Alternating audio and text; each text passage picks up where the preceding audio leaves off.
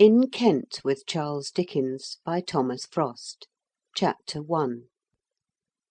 Some years ago, on a bright morning in the beginning of September, 3 men, each eager for the enjoyment of the pure air and eye-refreshing greenery of the country, and the invigorating breezes of the coast, were sitting in a dim and dingy room in Symonds Inn, the dimness and dinginess of which contrasted unfavourably even with such sunlight as could be found on the farther side of dingy Fetter Lane.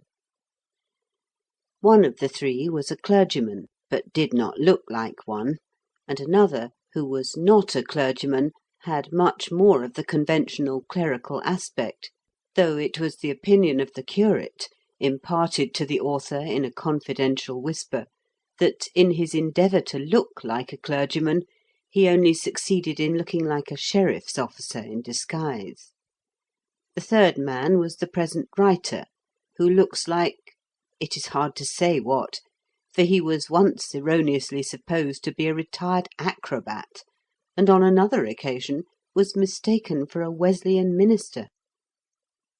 We were arranging the programme of a holiday trip to the seaside, and had no difficulty in determining that our destination should be the coast of Kent.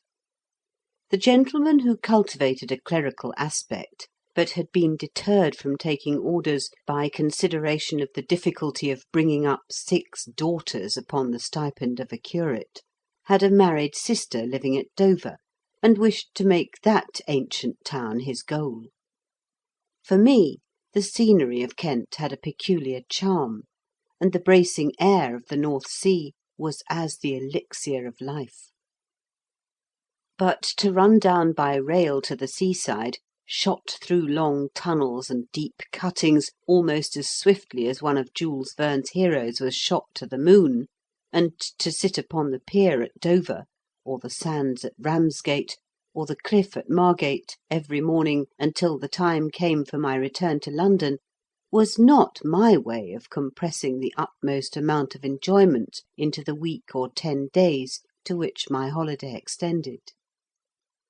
I love to turn my back upon the close streets of towns, to avoid even the dusty highways, and to explore the narrow tracks among the golden blossoming furze and broom, or purple flowering heath, of broad commons, to ramble through green lanes fringed with the feathery fern and fragrant with the scent of wild flowers, to thread the half-hidden paths through woods where furred or feathered fellow creatures run or fly in freedom, and the brick-and-mortar world is quite shut out, to wander by the banks of rivers far from towns, with the sound of water rushing over a distant weir to lure me on, to follow the windings of a rocky coast, where a new view is discovered as each bold point is rounded, and the receding tide forms little pools in which tiny crabs lurk, and narrow channels between seaweed-festooned rocks.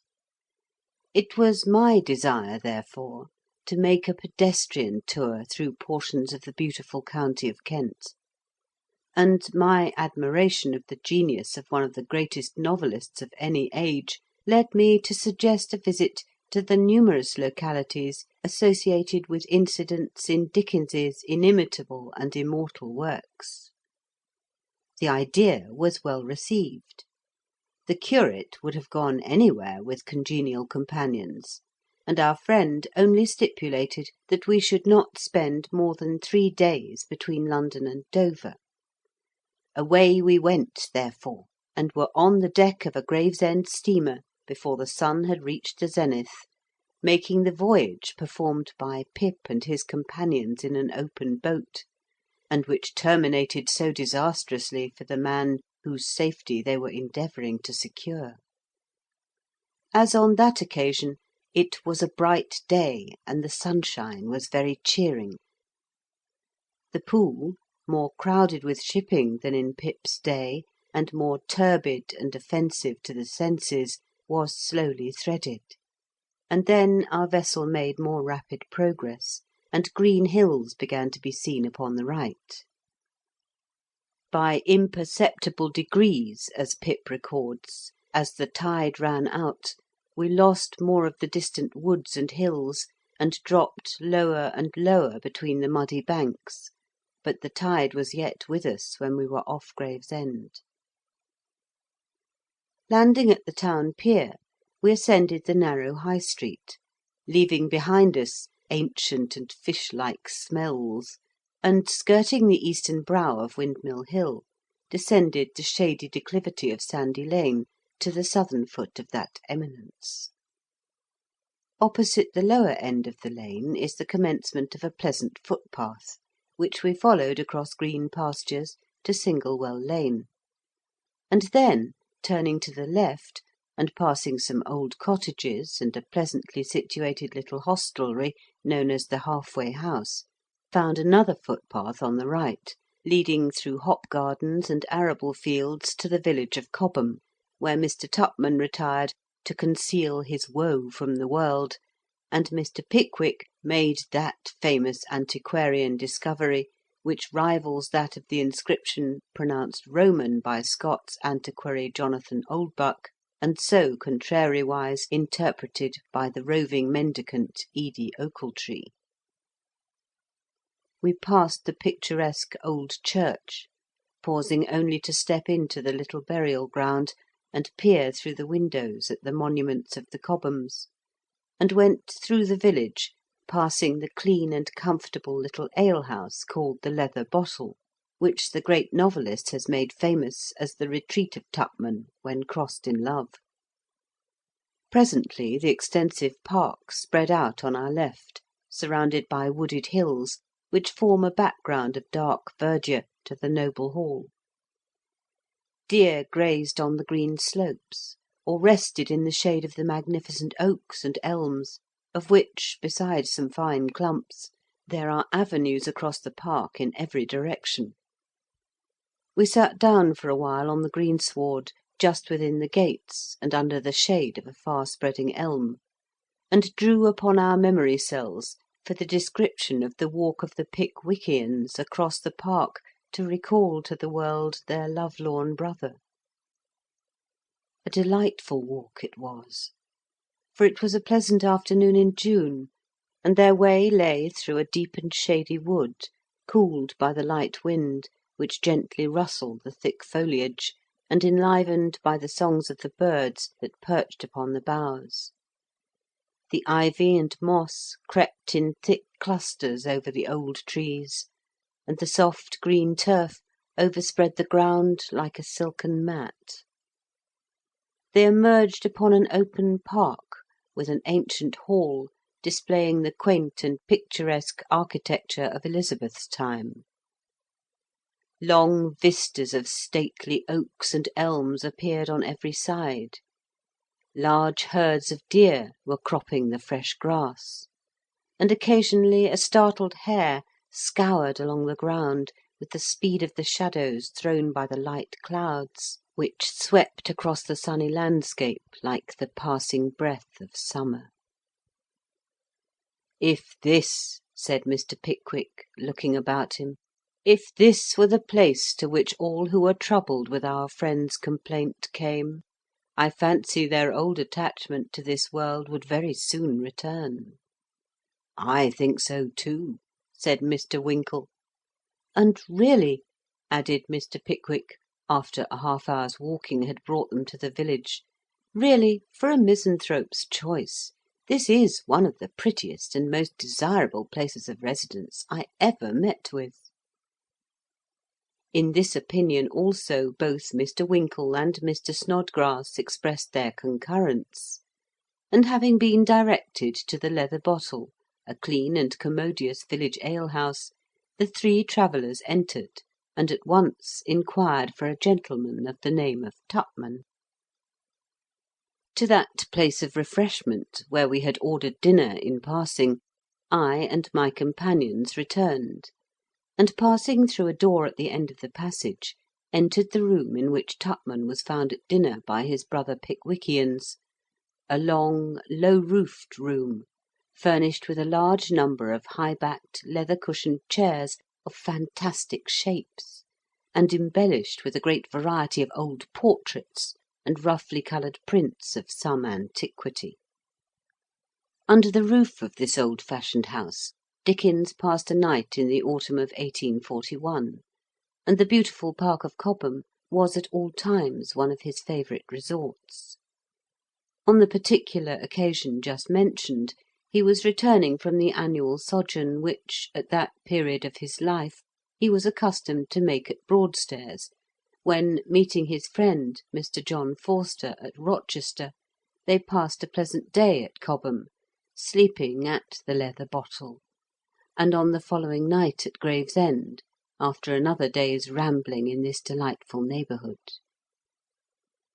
It seems probable, though the fact is not mentioned by the novelist's biographer, that they would not be 2 days in the neighbourhood without visiting Swanscombe Wood, where, according to tradition, the men of Kent made such a resolute stand against the troops of William the Conqueror on their march to London after the decisive battle of Hastings, that the victorious Normans granted them the confirmation of their ancient rights and customs.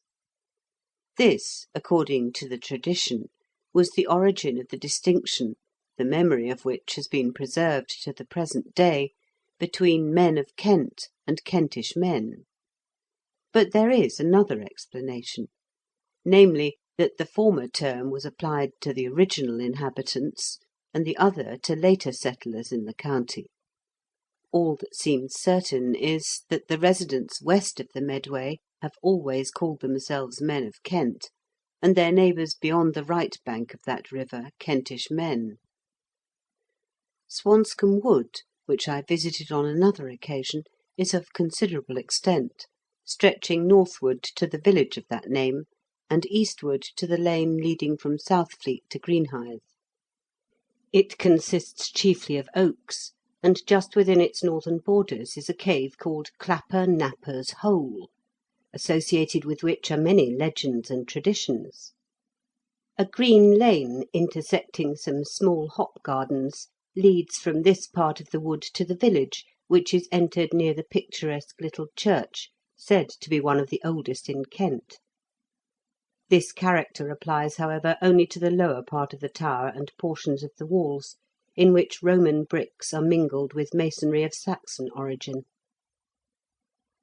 4 years later than the occasion to which reference has been made, Dickens drove to Cobham from Rochester, accompanied by his wife and her sister, and his friends Maclise, Gerald, and Forster.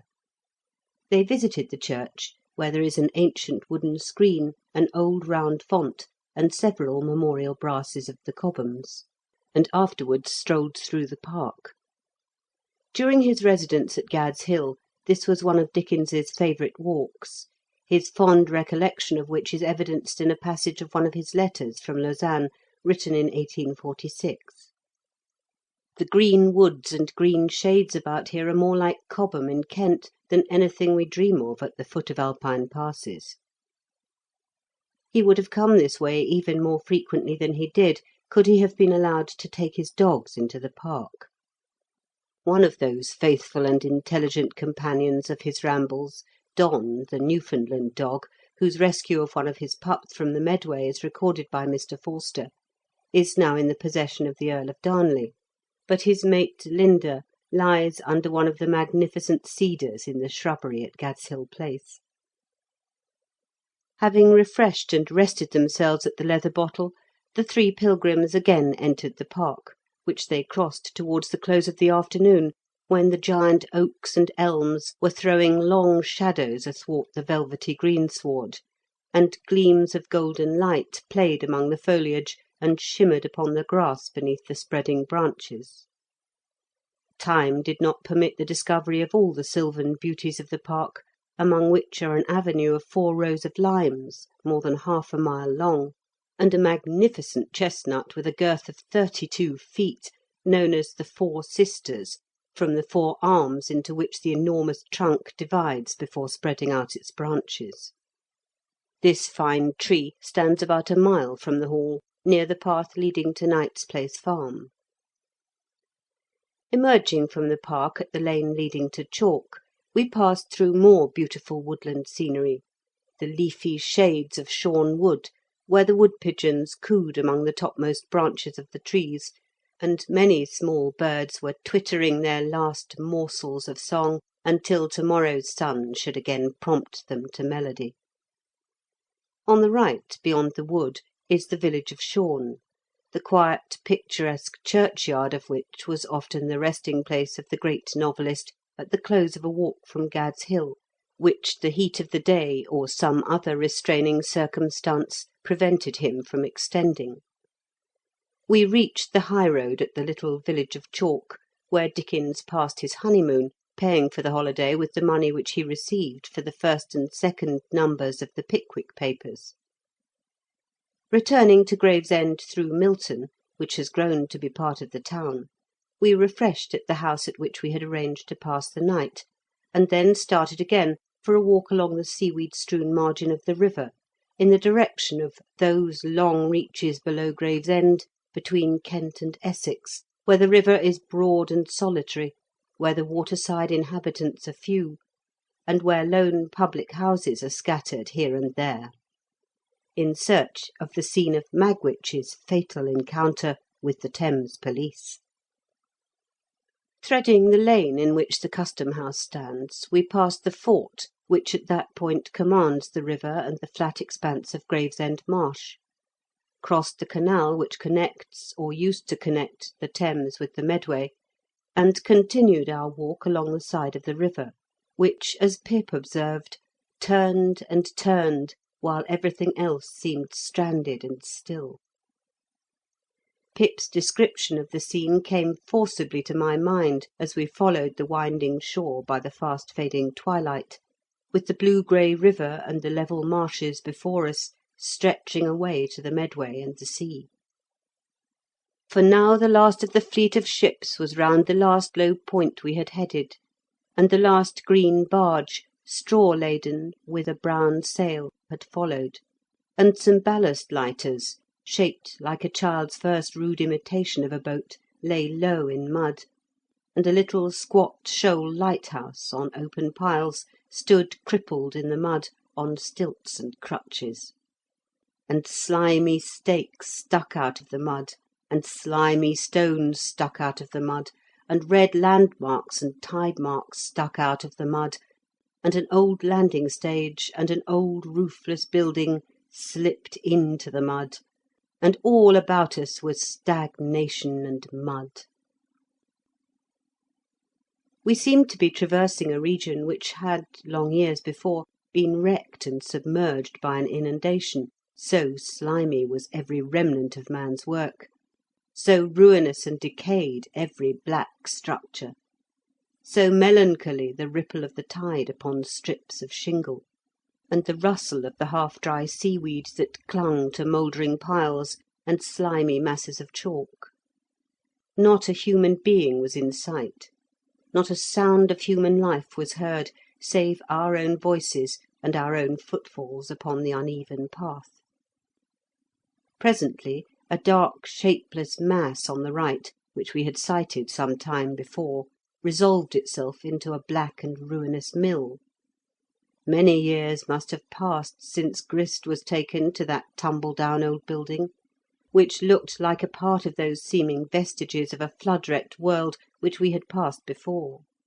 The sails were broken, there were large openings in the boarded sides, the interior showed only decaying and cobwebbed joists. Just beyond this wreck stood a public house with the sign of the Ship and Lobster swinging before it, and a light, the only one visible all around us, shining from one of the lower windows.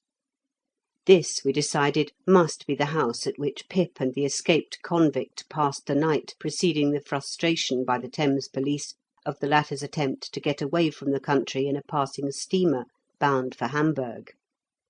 When I awoke, says Pip, the wind had risen, and the sign of the house, the ship, was creaking and banging about with noises that startled me. The curate and I lighted our pipes at this house, and having ascertained that there was a footpath across the marshes, if we could only find it in the obscurity that was now gathering over land and water, and having found it keep the track and not walk into the canal, we began to retrace our steps. A sharp look-out enabled us to find the track through the marshy pastures and the little wooden bridge over the canal, and by the time we reached the by-road from Chalk to Higham, the moon had risen, and the planet's silvery light reconciled my companions to my proposition that we should turn up the narrow sandy lane leading to Chalk Church, instead of going direct towards the village. This was one of Dickens's favourite walks from Gad's Hill, commencing at the lane leading to Higham, turning off to the left at that village, and following the by-road to Chalk, which we had just crossed, and returning by the highway. A short walk brought us to the ivy-mantled church, which stands about a mile from the village, as I have observed that a large proportion of the village churches in Kent do. It is of great antiquity, and moss-grown gravestones several centuries old may be found in the churchyard. Over the entrance are several grotesque figures carved in stone, one of which represents an old monk sitting cross-legged, holding a drinking vessel, which may be supposed to contain some fluid more exhilarating than water. Dickens was much interested in this old fellow, and is said never to have passed the church without greeting the quaint figure with a friendly nod and a jocular remark. There was light enough to enable us to discern this figure, and to note the ancient and moss-grown gravestones half sunken in the earth, and in some instances almost concealed by the luxuriant herbage. There are some fields between the churchyard and the high road, and having skirted these by the sandy lane, we turned to the right, and with pleasant talk of Dickens and his works beguiling the way, passed through Chalk and Milton into Gravesend. End of chapter 1.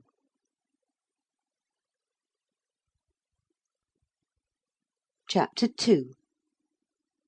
Our eyes opened next morning upon another bright day, and as, though the distance from Gravesend to Rochester, the predetermined goal of our second day's pilgrimage, is only 7 miles, there was much to be seen in that ancient city, we lost no more time before resuming our journey than was necessary to the satisfactory disposal of an excellent breakfast. Passing through Chalk once more, and turning to look at the little ivy-clad church when we had got a mile farther, we ascended a gentle rise, with occasional glimpses of the Thames on our left, and a charming panorama of woodland scenery on our right. Gad's Hill, now as intimately associated with the name of Dickens as with that of Shakespeare, was reached in about an hour, and those associations were held to justify a halt. Footnote: near the 27th stone from London is Gad's Hill, supposed to have been the scene of the robbery mentioned by Shakespeare in the play of Henry IV., there being also reason to think that it was Sir John Falstaff, of comic memory, who, under the name of Oldcastle, inhabited Cooling Castle, of which the ruins are in the neighbourhood. At a small distance to the left appears on an eminence the Hermitage, the seat of Sir Francis Head, and close to the road, on a small ascent, a neat building lately erected by Mr. Day. History of Rochester, 1772. On the Hermitage estate there are now 2 houses, called the Great Hermitage and the Little Hermitage, the former of which was the residence of Perry, of the Morning Chronicle, in the palmy days of that journal. The neat building lately erected by Mr. Day was at one time supposed to be Gad's Hill Place, but that supposition has since been found erroneous. End of footnote. The sign of the Sir John Falstaff swinging before a wayside hostelry was as suggestive of Shakespeare as was the comfortable-looking red-brick house called Gad's Hill Place of Dickens. Gad's Hill Place, which has been made familiar to the reading world by the woodcuts in Mr. Forster's biography of the novelist, is a plain, old-fashioned red-brick house of 2 stories, with a wooden porch and a bell turret on the roof. It was built in 1780 by a well-known character in this neighbourhood, an illiterate fellow named Stevens, who had been a hostler, and having had the good fortune to marry his employer's widow, became a brewer, made a fortune, and was elected mayor, or as he wrote it, M-A-R-E, of Rochester. At his death it was bought by a gentleman named Lynn, and leased to a sporting clergyman of the Regency days named Townsend, who was succeeded in its occupancy by another clergyman, the Reverend Joseph Hindle, then and still rector of Higham, in which parish the house is situated. Dickens bought the house towards the close of 1856, and obtained possession in the following March, becoming, as he wrote to Mr. Forster, "the Kentish freeholder on his native heath," a description which, while it evinced the exuberance of feeling which he experienced on becoming the owner of a house on which he had long had a longing eye, was not quite accurate, as, though he had been brought up at Chatham, he was a native of Portsmouth. His first act of proprietorship was to hang upon the wall of the landing the following framed inscription, illuminated by Owen Jones: "This house, Gad's Hill Place, stands on the summit of Shakespeare's Gad's Hill, ever memorable for its association with Sir John Falstaff in his noble fancy. But my lads, to-morrow morning by 4 o'clock, early at Gad's Hill. There are pilgrims going to Canterbury with rich offerings, and traders riding to London with fat purses. I have vizards for you all, you have horses for yourselves." Dickens made considerable additions and improvements both to the house and grounds. There was a shrubbery, of which 2 noble cedars were conspicuous ornaments, but the high road divided it from the grounds surrounding the house, and it was desolate and neglected.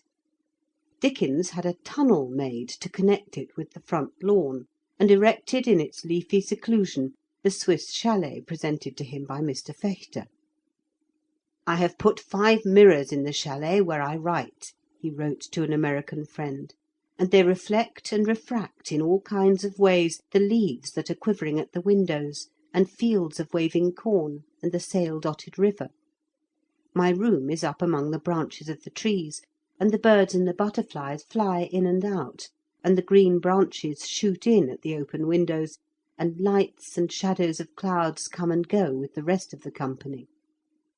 The scent of flowers, and indeed of everything which is growing for miles and miles, is most delicious." From Forster's Life of Charles Dickens.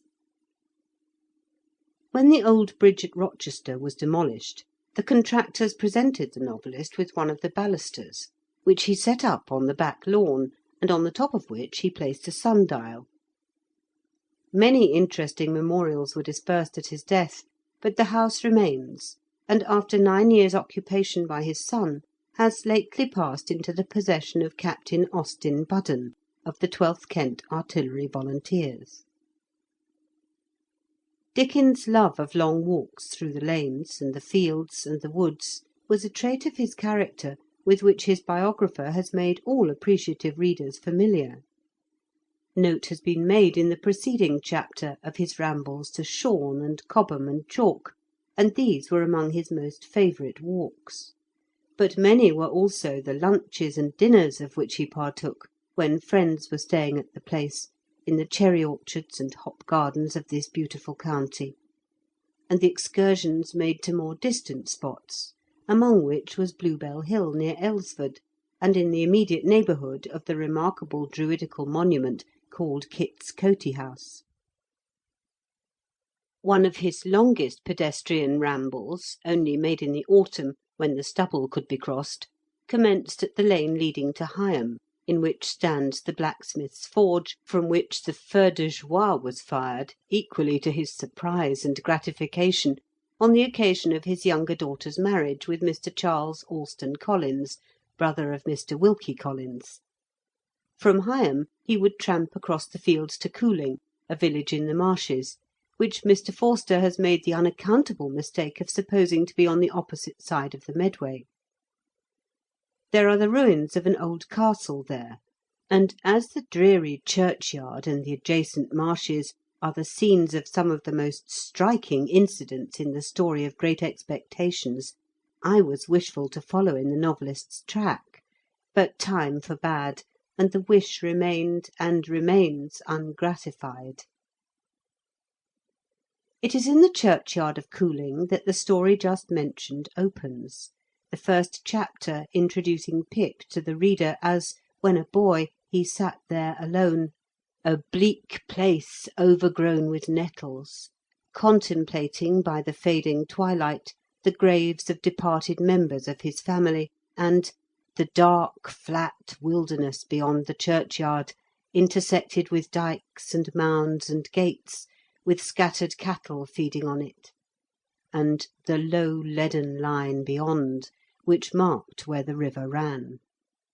Then the escaped convict Magwitch appears on the scene, and with fearful threats coerces the frightened boy into procuring for him a file from the workshop of his brother-in-law, Joe Gargery, with which to remove his fetters. The man and the boy part, to meet again at various turns of the story. And then we have a description of the prospect across the marshes, which brings the scene as vividly before the mind's eye as if we saw it in a picture. The marshes, Pip tells us, were just a long black horizontal line then, as I stopped to look after him, and the river was just another horizontal line, not nearly so broad, nor yet so black, and the sky was just a row of long angry red lines and dense black lines intermixed. On the edge of the river I could faintly make out the only two black things in all the prospect that seemed to be standing upright.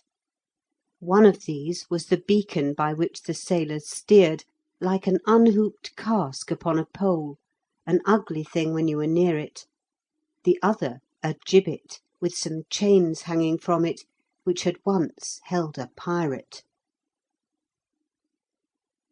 A visit to Cooling having been, reluctantly on my part at least, voted impracticable, we trudged on towards Strood, recalling as we went all the old stories about Gad's Hill that we had ever heard or read.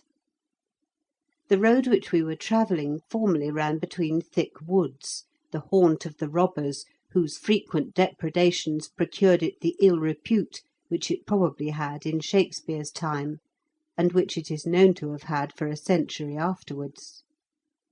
John Clavell, in his recantation of an ill-led life, published in 1634, mentions Gad's Hill and those red tops of mountains where good people lose their ill-kept purses.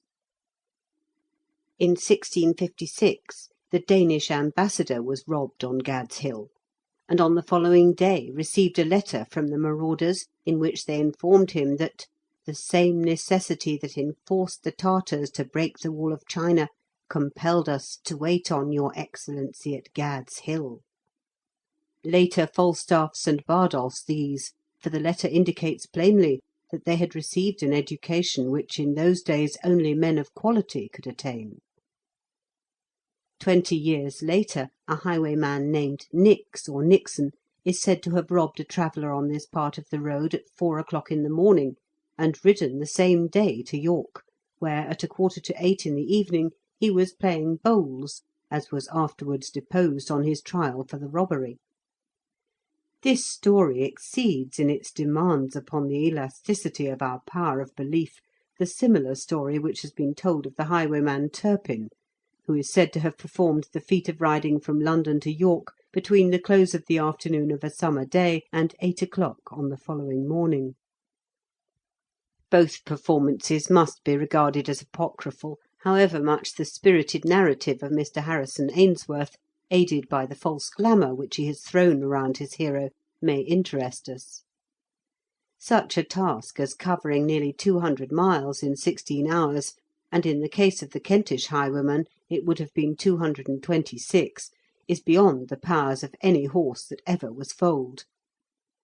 When the possibility of the feat was rediscussed on the occasion of the equestrian task accomplished by Lieutenant Zubowitz in riding from Vienna to Paris in less than 15 days, Mr. Harrison Ainsworth replied to those who questioned the possibility of the feat attributed to Turpin, that Osbaldiston was of a different opinion, and that the squire was a good judge of such matters.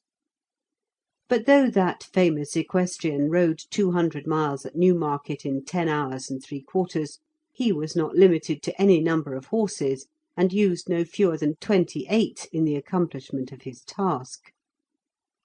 So also, when in 1759 a gentleman named Shafto rode 50 miles in less than 2 hours, the horse was changed 10 times; and when, 2 years afterwards, he made a bet that he would find a man who should ride 100 miles upon each of 29 consecutive days, it being stipulated that the rider was not to have more than one horse upon each day, John Woodcock, by whom the arduous undertaking was accomplished, used 14 horses.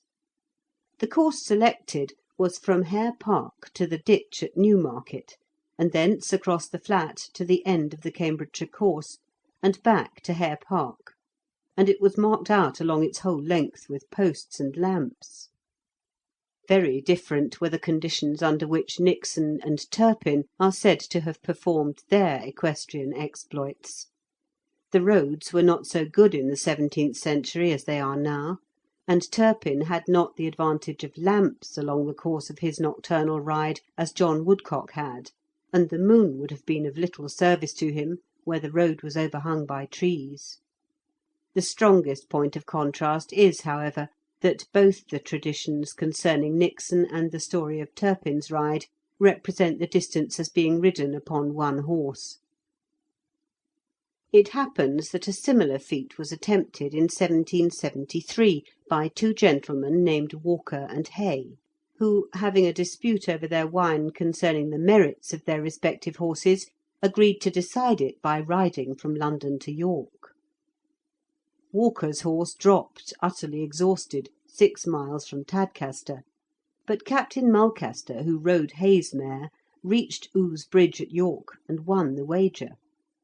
The time, however, was 40 hours and a half instead of 16, and the winner of the wager did not perform Turpin's feats of leaping over donkey carts and turnpike gates by way of interlude. From this digression let us return to the pilgrims on the dusty road to Rochester. Dickens has, in his paper on tramps, described a piece of Kentish road, which I think may be recognised in a section of the road which we were now travelling. "I have my eye," he says, "upon a piece of Kentish road bordered on either side by a wood, and having on one hand, between the road dust and the trees, a skirting patch of grass. Wild flowers grow in abundance, and it lies high and airy, with a distant river stealing steadily away to the ocean, like a man's life.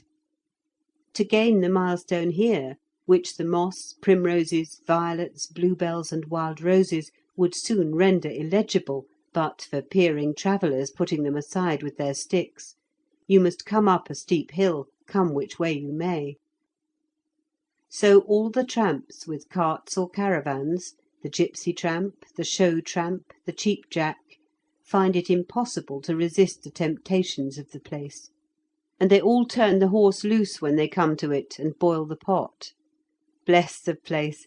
I love the ashes of the vagabond fires that have scorched its grass." On that strip of grass, blackened here and there with the ashes thus apostrophised, the novelist may have seen, and not improbably talked with, the originals of Dr. Marigold and Chops the dwarf, and the pink-eyed albino lady, and Codlin and Short, and many more of the characters that figure in his stories. There ran through the whole of his kindly nature a strong vein of sympathy with all strollers of this class, which reveals itself in many passages of his works, and in none more plainly than in the appeal of Sleary, the lisping circus proprietor, to Mr. Gradgrind: "People must be amused. They can't always be a-learning, nor they can't always be a-working. They aren't made for it. You must have us. Do the wise thing.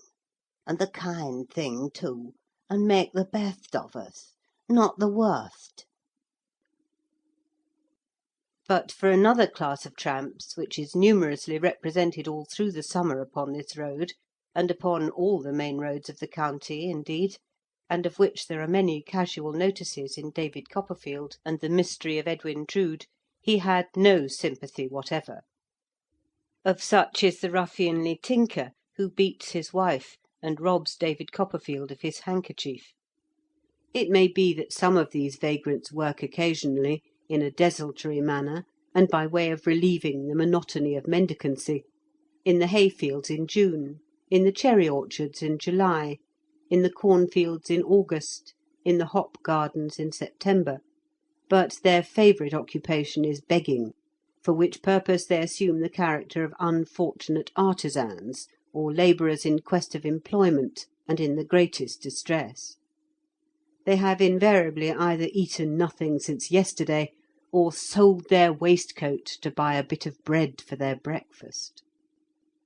20 years ago I met on this road, while walking from Gravesend to Rochester, a brace of rascals, who, asking my pardon for arresting my progress, told such a doleful tale of destitution and distress, journeymen tailors they called themselves, and assured me they had never begged before, but were driven to it by hunger, not having yet broken their fast, that I bestowed sixpence upon them, and they went their way, invoking the blessing of heaven upon me for my charity. Returning to Gravesend a few hours afterwards, I saw the same men sitting at a table before the Sir John Falstaff, with long pipes in their mouths, and a quart of ale before them, which one of them lifted on recognising me, calling in an impudent manner as I passed, "Will you drink, old man?" And at Gravesend I learned that these men lived during the summer by tramping backward and forward between that town and Strood, telling to unwary travellers the story they had told to me. The gipsy tramp, whose tent and little tilted cart was formerly so constantly present a feature on the wastes of Kent and Surrey, is now an almost extinct variety of the nomad tribes who perambulate the roads of the south eastern counties during the summer. The tent and the cart may still be seen on commons and in green lanes, but the owners will generally be found to be indigenous vagabonds, wandering from place to place, and obtaining a livelihood as hawkers or tinkers, and not veritable gipsies. The last specimens of the Romany tribe who came under my observation were 2 young women whom I saw 3 or 4 years ago, tramping over Thames Ditton Common; and I have not seen any considerable assemblage of gipsies since the days of my youth, when, upon one occasion, I smoked a pipe with a party numbering between 20 and 30 persons, being the only house dweller present. At that time I heard many stories of the gipsy Lees and Coopers, much of my early life having been passed in what was then the hamlet of Norwood, and a very favourite resort of these nomads, but has long been absorbed into the southern suburbs of the metropolis. The 2 Lees, father and son, who were hanged at Horsemonger Lane on conviction of a petty robbery at Hersham, notwithstanding a very general belief that they were innocent, and that the prosecutrix was mistaken as to their identity with the offenders, were well and not unfavourably known to many respectable members of a generation which has passed away. An old inhabitant of the village of Streatham told me 40 years ago that he and Adam Lee, the elder of those unfortunate men, had often played the fiddle together at balls given by farmers and others in that neighbourhood, and, familiar in their mouths as household words with that generation, were the stories of the gallon measure of gold which Adam Lee was said to have given to his daughter on her wedding day, and of the guineas and 7-shilling pieces which, fashioned into buttons, the old Romany wore on his coat and vest. A story very characteristic of the gipsy race used to be told, longer ago than I can remember, by a great uncle of mine, a Kentish farmer, concerning Tom Lee, the younger of the 2 men who suffered for the Hersham robbery. One of the farmer's horses had been stolen, and, almost as a matter of course in those days, a gipsy was supposed to have been the thief. The farmer, meeting Tom Lee one day, expressed to him this suspicion, and perhaps hinted a little too broadly that Tom was not unlikely to have been the offender. "Well, Master Sharp," said the gipsy, "I didn't have the horse, but I know where he is, and if you like I'll steal him for you." At a later period, Gipsy Stevens, a quiet, well-conducted man, was a well-known figure at the Kent and Surrey fairs, at which he was a regular attendant with a drinking and dancing booth, of which his two dark-eyed daughters were not among the least attractions, though I never heard the slightest imputation upon their fair fame. Another gipsy celebrity of that day was Mother Cooper, maternally related to the pugilist of that name, and of considerable renown as a fortune-teller, in which character she was allowed the entrée of the Beulah Spa Gardens, a fashionable resort of 40 years or more ago at Norwood, where she became a house-dweller, and died at an advanced age in very comfortable circumstances, as was often the good fortune of the gipsies of that generation. From these recollections, which arise naturally from reflection upon the ashes of the vagabond fires by the wayside, let us return to our pilgrims, who, telling old stories as they trudge onward, have by this time reached Finsbury Hill. What a scene opens before us as we reach the brow of the hill and begin to descend into the valley of the Medway! Before us, at the bottom of the hill, lies Strood, in which neighbourhood, which Mr. Forster calls "that prettiest, quaintest bit of English landscape," it was the original intention of Dickens to open the story of Bleak House. Beyond the old houses at our feet, Rochester Bridge spans the broad river, above the rocky right bank of which rises the massive ruins of the old Norman stronghold, which for ages has frowned upon the stream below. And beyond the ruins, backed by the clear blue sky, we see the towers of the yet more venerable cathedral. Such a view is to be found at few spots in England, and we feel, as we pause to gaze upon it, that it is of itself worth the pilgrimage. End of chapter 2.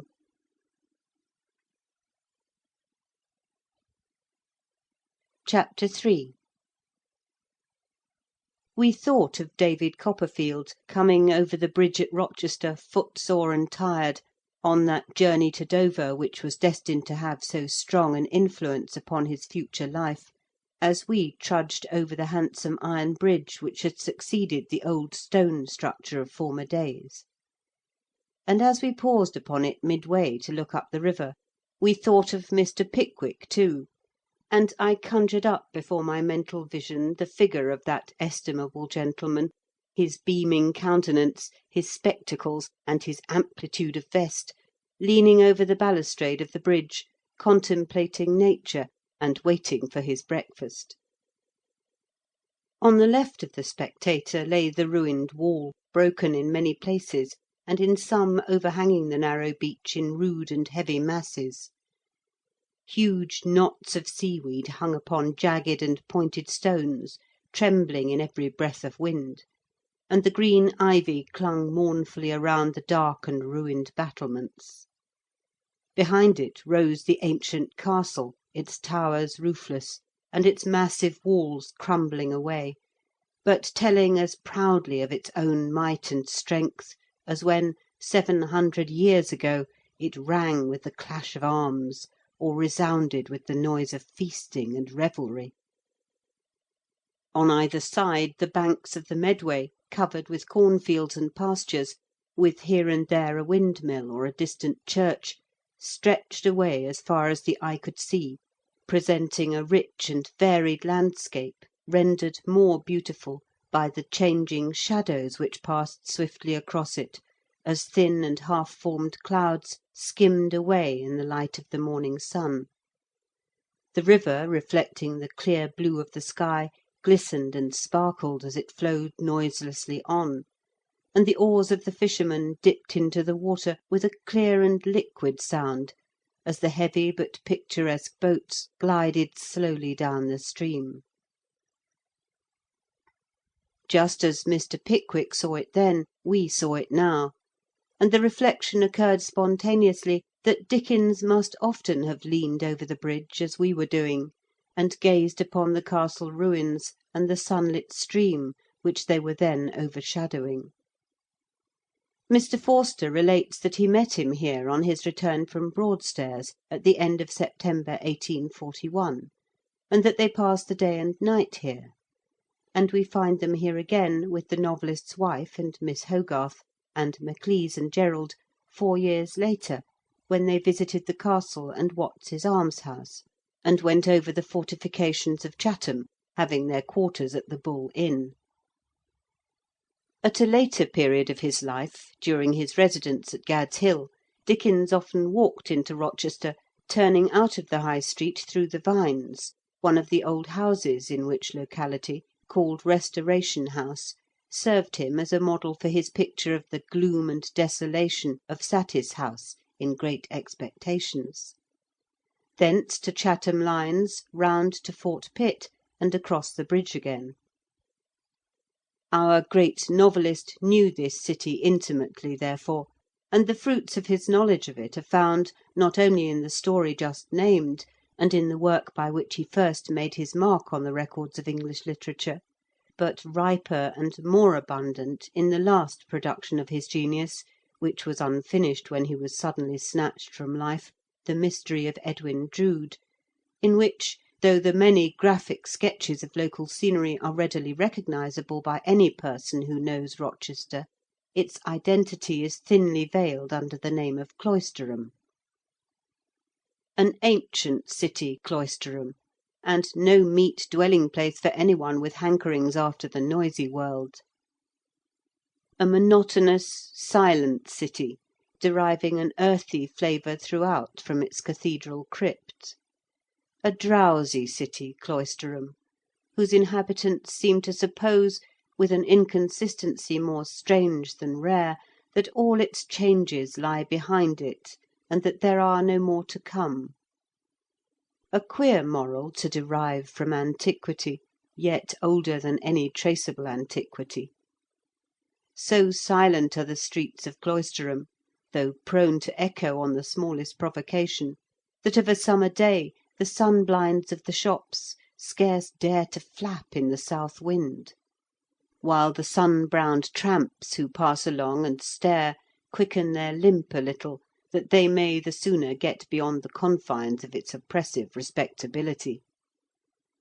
This is a feat not difficult of achievement, seeing that the streets of Cloisterham city are little more than one narrow street by which you get into and get out of it, the rest being mostly disappointing yards with pumps in them, and no thoroughfare, exception made of the cathedral close and a paved Quaker settlement, in colour and general conformation very like a Quaker bonnet, up in a shady corner.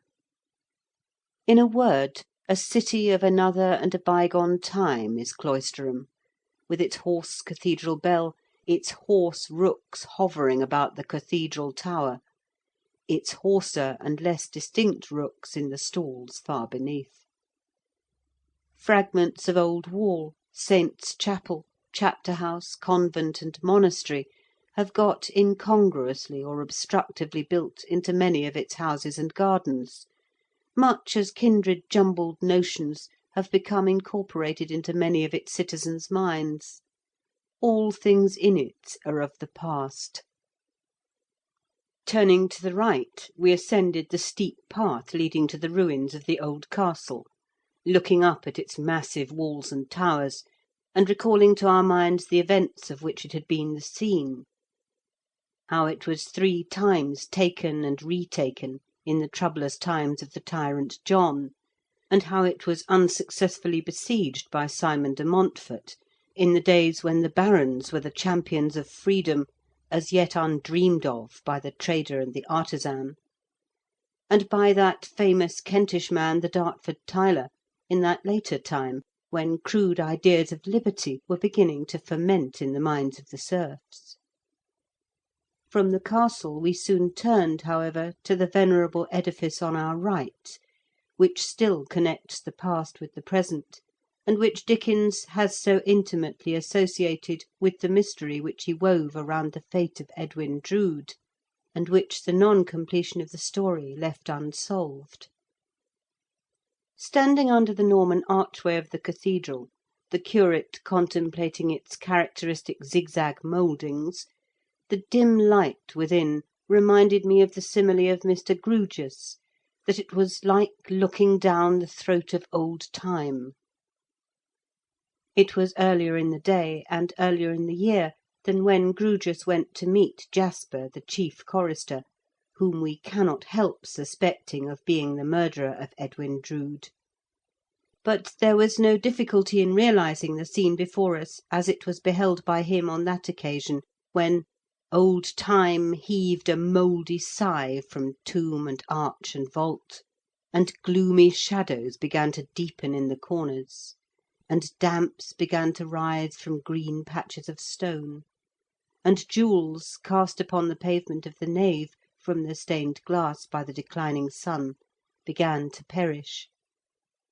Within the grill gate of the chancel, up the steps surmounted loomingly by the fast darkening organ, white robes could be dimly seen, and a feeble voice, rising and falling in a cracked, monotonous mutter, could at intervals be faintly heard. In the free outer air, the river, the green pastures, and the brown arable lands, the teeming hills and dales, were reddened by the sunset, while the distant little windows in windmills and farm homesteads shone, patches of bright molten gold. We entered the cathedral, and looked around upon the massive columns, the rounded arches, the stained glass windows, the oaken stalls, the sculptured tombs of bishops and abbots, the memorial brasses of barons and knights of the olden time. But the objects which chiefly attracted my attention were the quaint monument of the founder of Watts's Charity, which forms a prominent feature of the wall of the south-western transept, and the brass tablet beneath it, which bears the following inscription: Charles Dickens, born at Portsmouth the 7th of February 1812, died at Gadshill Place the 9th of June 1870, buried in Westminster Abbey. To connect his memory with the scenes in which his earliest and latest years were passed, and with the associations of Rochester Cathedral and its neighbourhood, which extended over all his life, this tablet, with the sanction of the Dean and Chapter, is placed by his executors. As we stood in the nave, looking up at the low-arched galleries and the sculptured corbels of the roof, I thought of that unaccountable expedition, as Dickens himself calls it, of Jasper, the opium-smoking chorister, and Durdles, the sottish mason, which seems to have some unexplained connection with the unsolved mystery of Edwin Drood's disappearance. Drood and Neville arrived separately at the chorister's house in the cathedral close, but of the time and manner of their leaving it we are told nothing, except by the mouth of Jasper, who declares that his nephew and Neville, rival aspirants to the affections of Rosa Bud, left his house together, and that of Neville, who deposes that they afterwards walked along the river above the bridge, and then parted. Drood is not seen again, but Neville finds his watch and chain on the weir. It is on this night that Jasper and Durdles, in fulfilment of a previously expressed desire of the former, ascend the winding stairs which lead to the summit of the great tower of the cathedral. As they toil up the stairs, turning and lowering their heads to avoid the stairs above, or the rough stone pivot around which they twist, Durdles makes such frequent applications to Jasper's brandy flask, from which the chorister is evidently disposed to allow him to imbibe as much as he pleases, that by the time they have got down again he is helplessly intoxicated. He lies down, sleeps heavily for a couple of hours, and awakes at daybreak to find himself shivering with cold, and Jasper pacing the stone pavement by his side. In the manner of the chorister's occupation during these 2 hours seems to be the solution of the mystery. The great tower, which rises on the north side of the choir, is named after Bishop Gundulph, who in the 11th century built or rebuilt the nave. The ascent and the view from the summit, as seen by Jasper by moonlight, are thus described by Dickens. "Their way lies through strange places. Twice or thrice they emerge into level low-arched galleries, whence they look down into the moonlit nave, and where Durdles, waving his lantern, shows the dim angels' heads upon the corbels of the roof, seeming to watch their progress.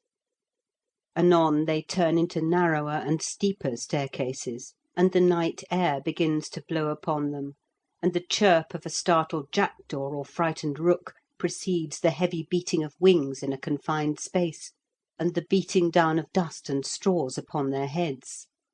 At last, leaving their light behind a stair, for it blows fresh up here, they look down on Cloisterham, fair to see in the moonlight, its ruined habitations and sanctuaries of the dead at the tower's base, its moss-softened red-tiled roofs and red-brick houses of the living clustered beyond, its river winding down from the mist on the horizon as though that were its source, and already heaving with the restless knowledge of its approach towards the sea.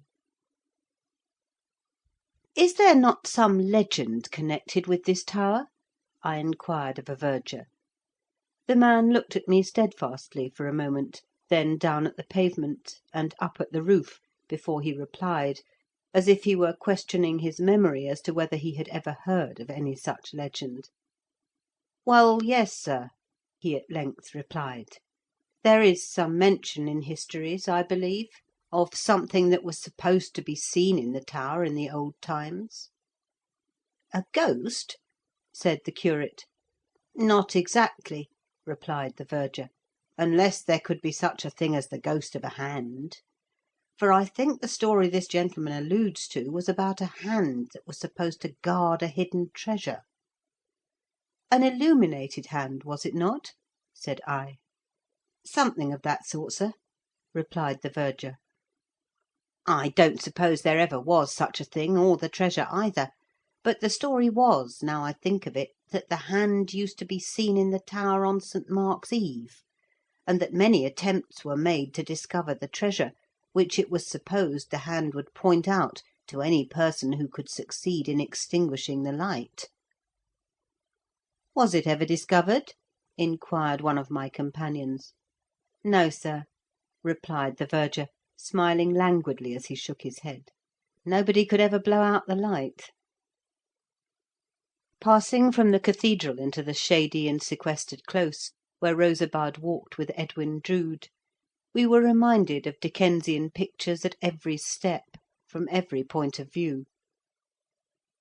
The sun was high in the unclouded sky, and there were no puddles on the uneven pavement, but the Virginia creeper was turning red upon the cathedral wall, and a few yellow leaves had fallen from the old elms.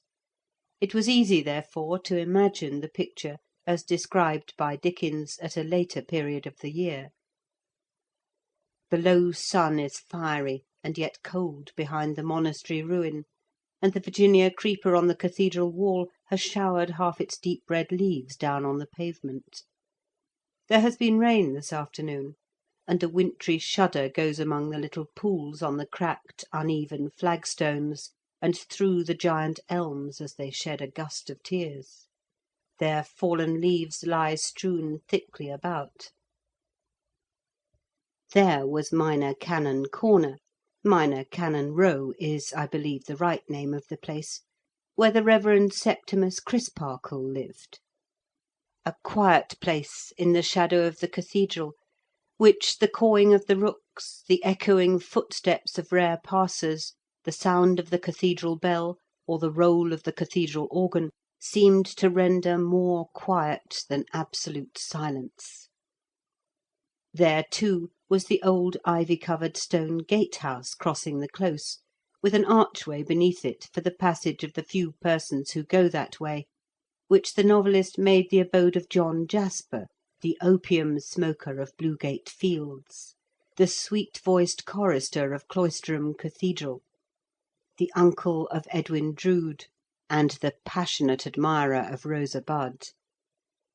Dickens describes it as seen on an autumn evening, when through its latticed window a fire shines out upon the fast darkening scene, involving in shadow the pendant masses of ivy and creeper covering the building's front. As the deep cathedral bell strikes the hour, a ripple of wind goes through these at their distance, like a ripple of the solemn sound that hums through tomb and tower, broken niche and defaced statue, in the pile close at hand.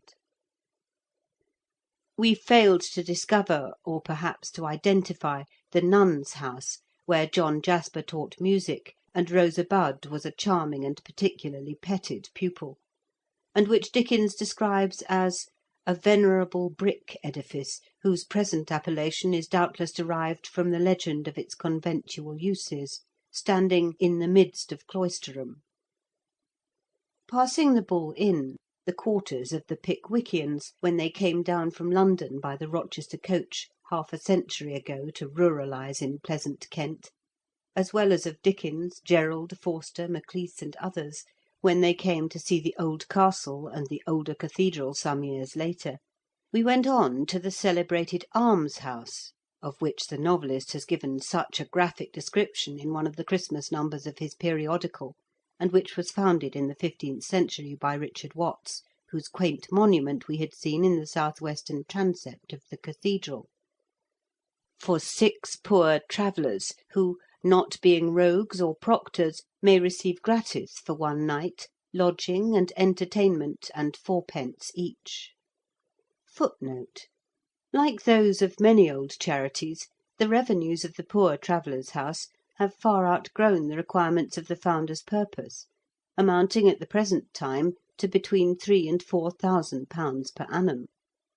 This increase induced the trustees, about a quarter of a century ago, to submit to the Court of Chancery a scheme for the erection and endowment of an almshouse for 10 men and 10 women, and for empowering the trustees to contribute £4,000 towards the erection of a general hospital for the benefit of the city and neighbourhood, and an annual donation of £1,000 towards its support. The scheme received the sanction of the court, and was carried out by the erection of a handsome block of almshouses, in the Tudor style of architecture, on the Maidstone Road, at a cost of nearly £10,000, with 2 magnificent gateways, which cost £700 more. The hospital portion of the scheme was part of a plan for the reconstitution of St. Bartholomew's Hospital, originally founded by Bishop Gundulph in 1078 for the benefit of lepers returning from the Crusades, but which had been many years in abeyance. A handsome general hospital was erected on the New Road, and opened in 1863, and is maintained partly from the revenues of Bishop Gundulph's endowment, and partly from the annual donation from the funds of Watts's charity, aided by voluntary subscriptions. End of footnote.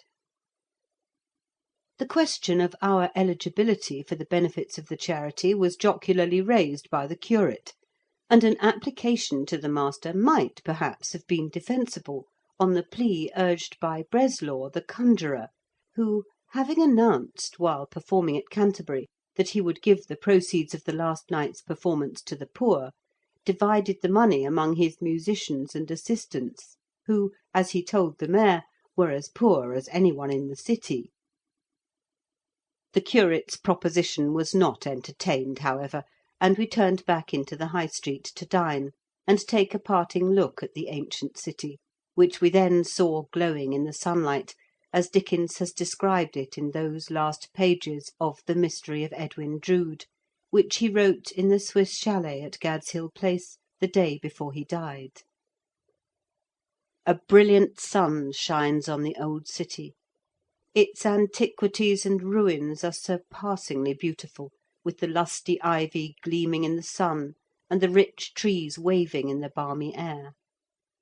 Changes of glorious light from moving boughs, songs of birds, scents from gardens, woods, and fields, or rather from the one great garden of the whole cultivated island in its yielding time, penetrate into the cathedral, subdue its earthy odour, and preach the resurrection and the life.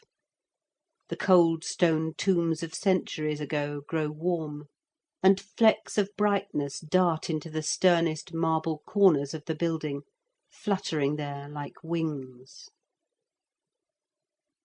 Those were the last lines the hand and pen of the great novelist ever traced, and the deep interest which the knowledge imparted to the description when I first perused it was revived as we took our last look at Rochester before trudging into Chatham.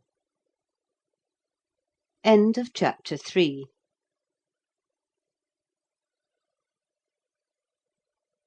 Chapter 4. When the Pickwickians had their headquarters at the Bull Inn, High Street, Rochester, their immortal leader entered in his diary a few brief remarks upon Strood, Rochester, and Chatham, which evince his close observation of everything which came under his notice in the course of his travels. The principal productions of these towns, he wrote, appear to be soldiers, sailors, Jews, chalk, shrimps, officers, and dockyard men. The commodities chiefly exposed for sale in the public streets are marine stores, hardbake, apples, flatfish, and oysters. These characteristics are especially observable in walking through the streets of Chatham, of which we did considerable on that September afternoon and evening in our search for localities associated with the early years of Dickens. And Mr. Pickwick might have added to them that the most numerous shops in all parts of that town are gin shops, beer shops, rag shops, and second-hand furniture shops. In one street which we traversed, every third house was devoted to the sale of intoxicating liquors, and we had no difficulty in finding the shop where poor little David Copperfield sold his jacket on the morning after he trudged weary and footsore into Chatham, which in that night's aspect was a mere dream of chalk and drawbridges, and mastless ships in a muddy river roofed like Noah's arks, and slept upon a sort of grass-grown battery overhanging a lane, where a sentry was walking to and fro. Our first inquiries were directed to the discovery of St. Mary's Place, otherwise the Brook, by which name the place is now generally known and designated. Here, in a small plaster-fronted, unpretentious-looking house, with a small garden before it, Dickens passed 5 years of his childhood, his parents exchanging Chatham for the metropolis when he was in his 10th year, when, as Mr. Forster says, the Kentish woods and fields, Cobham Park and Hall, Rochester Cathedral and Castle, and all their wonderful romance, including the red-cheeked baby he had been wildly in love with, were to vanish like a dream. But only for a time. The world knows now how fondly he cherished the memory of the scenes amid which his early years were passed, how often he visited them in after life, and how in his manhood's prime he returned to end his days among them, becoming a Kentish freeholder on what he had learned to regard as his native heath. From the Brook we strolled to Rome Lane, a portion of which still remains, but the house in which the future novelist and his sister Fanny attended a preparatory school had disappeared, having long before been pulled down for standing in the way of the Chatham and Dover Railway. Clover Lane, now improved into Clover Street, was the next place visited. But there also the demolisher had been at work, and the playground of Dickens' second school, to which he was transferred in his 8th year, had become a portion of the site of Chatham Station. This was the school kept in those days by the Reverend William Giles, minister of the Baptist Chapel in St. Mary's Place, of whom Dickens retained a not ungrateful sense in after years that this first of his masters, in his little cared-for childhood, had pronounced him to be a boy of capacity. And when, about half-way through the publication of Pickwick, his old teacher sent him a silver snuff-box, with an admiring inscription to "the inimitable Boz." It reminded him of praise far more precious obtained by him at his first year's examination in the Clover Lane Academy, when his recitation of a piece out of the Humourist's Miscellany about Dr. Bolus had received, unless his youthful vanity bewildered him, a double encore. [Footnote: From Forster's Life of Charles Dickens.] In Chatham he found the originals of several of the characters who live deathlessly in his novels. The half–starved little drudge of the Bevis Marks household, whom Dick Swiveller, in the grandiloquent style proper to the perpetual chairman of the Glorious Apollos, calls the Marchioness, was suggested by a girl who was taken from Chatham workhouse when the Dickens family removed to London, to perform the menial service of their new home. Gaffer Hexam, who plies the ghastly trade of fishing corpses out of the Thames, and his son, the selfish brother of the loving and brave Lizzie Hexam (where did Dickens find her, I wonder?), had their originals in a dockyard labourer and his son, whom Dickens mentions, in a letter which has been given to the world by Mr. Forster, as "the uneducated father in fustian, and the educated boy in spectacles, whom Leach and I saw in Chatham." Our search for brick and mortar mementoes of the novelist's early years having been attended with some amount of disappointment, and there being yet some available daylight, we found our way to the river, and strolled along its marshy banks in the direction of Brompton. There, as we turned towards the broad stream, which makes a very acute angle at the extreme point of our view southward, we saw the towers of Rochester Castle and Cathedral change from red to grey in the fading twilight, and, looking northward, the extensive marshes between the estuaries of the Medway and the Thames growing more dim and indistinct as we gazed. On such a spot as that whereon we stood was washed ashore, one day towards the close of the 13th century, the corpse of that drowned mariner whose finding and burial formed the first link in the remarkable chain of sensational incidents comprised in the legendary story of Sir Robert Shurland and his horse. According to the version of the legend which I followed, in repeating it to my companions as we strolled towards our quarters, the drowned sailor was cast ashore at Chatham, and interred in the burial ground of a little church dedicated to St. Bridget, of which, however, no trace can be found at the present day. Its red bricks and Kentish ragstone cannot, therefore, be pointed out as mute evidences of the verity of the story, as Gaffer Hexam pointed to the Jolly Fellowship Porters as proof of his statement that Rogue Riderhood had confessed to him that he had murdered John Harmon. It would seem at first sight that there could have been no connection by way of cause and effect between the burial of a drowned mariner at Chatham and the death of the Knight of Shurland in the Isle of Sheppey some years afterwards. But according to the legend, St. Bridget, resenting the interment of the corpse in the burial ground of a church dedicated to her saintship, on the ground of the sailor having died without receiving priestly absolution from his sins, appeared to the clerk and commanded him to disinter it and throw it into the river. The saintly order was obeyed, and the ghastly and unwholesome subject drifted down the river with the tide. For several days the horrible thing was carried backward and forward, every flood and ebb, between Sheerness and Gillingham Reach, but at length a strong breeze from the north–west wafted it round the point, and caused it to be washed ashore near the village of Minster, on the foreshore of the extensive domain of Sir Robert Shurland. On the unwholesome presence of the grim waif becoming known to the knight, he gave directions for its burial in the parish churchyard; but the story of its rejection by St. Biddy had reached Minster, and the priest refused compliance with the knight's order. Sir Robert insisted, ordered a couple of his serfs to dig a grave in the churchyard and lower the corpse into it, and went himself to see that the order was obeyed.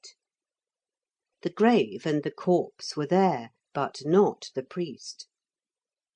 Irritated by his absence, for knights were not accustomed in those days to have their orders disobeyed, whether lawful or not, he sent for the priest, who presently stood beside the grave.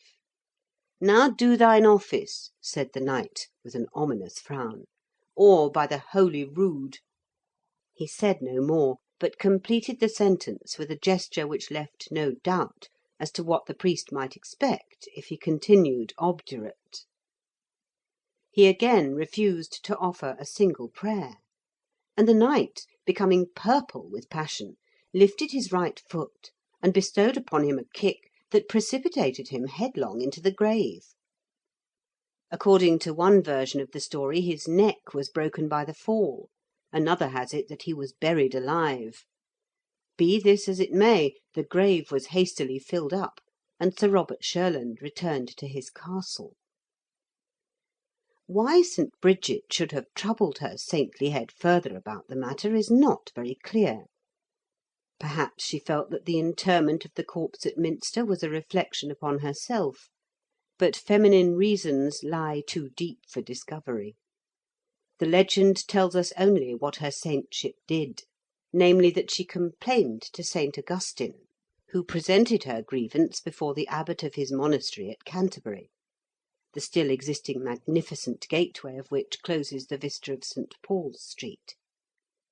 Then the abbot called upon the Sheriff of Kent to set the law in motion against the sacrilegious Knight of Shurland, and the sheriff summoned the posse comitatus, and presenting himself before the gates of Shurland Castle, commanded Sir Robert to surrender and be hanged. The knight ordered the drawbridge to be raised and the portcullis to be dropped, and bade the sheriff go and be hanged himself.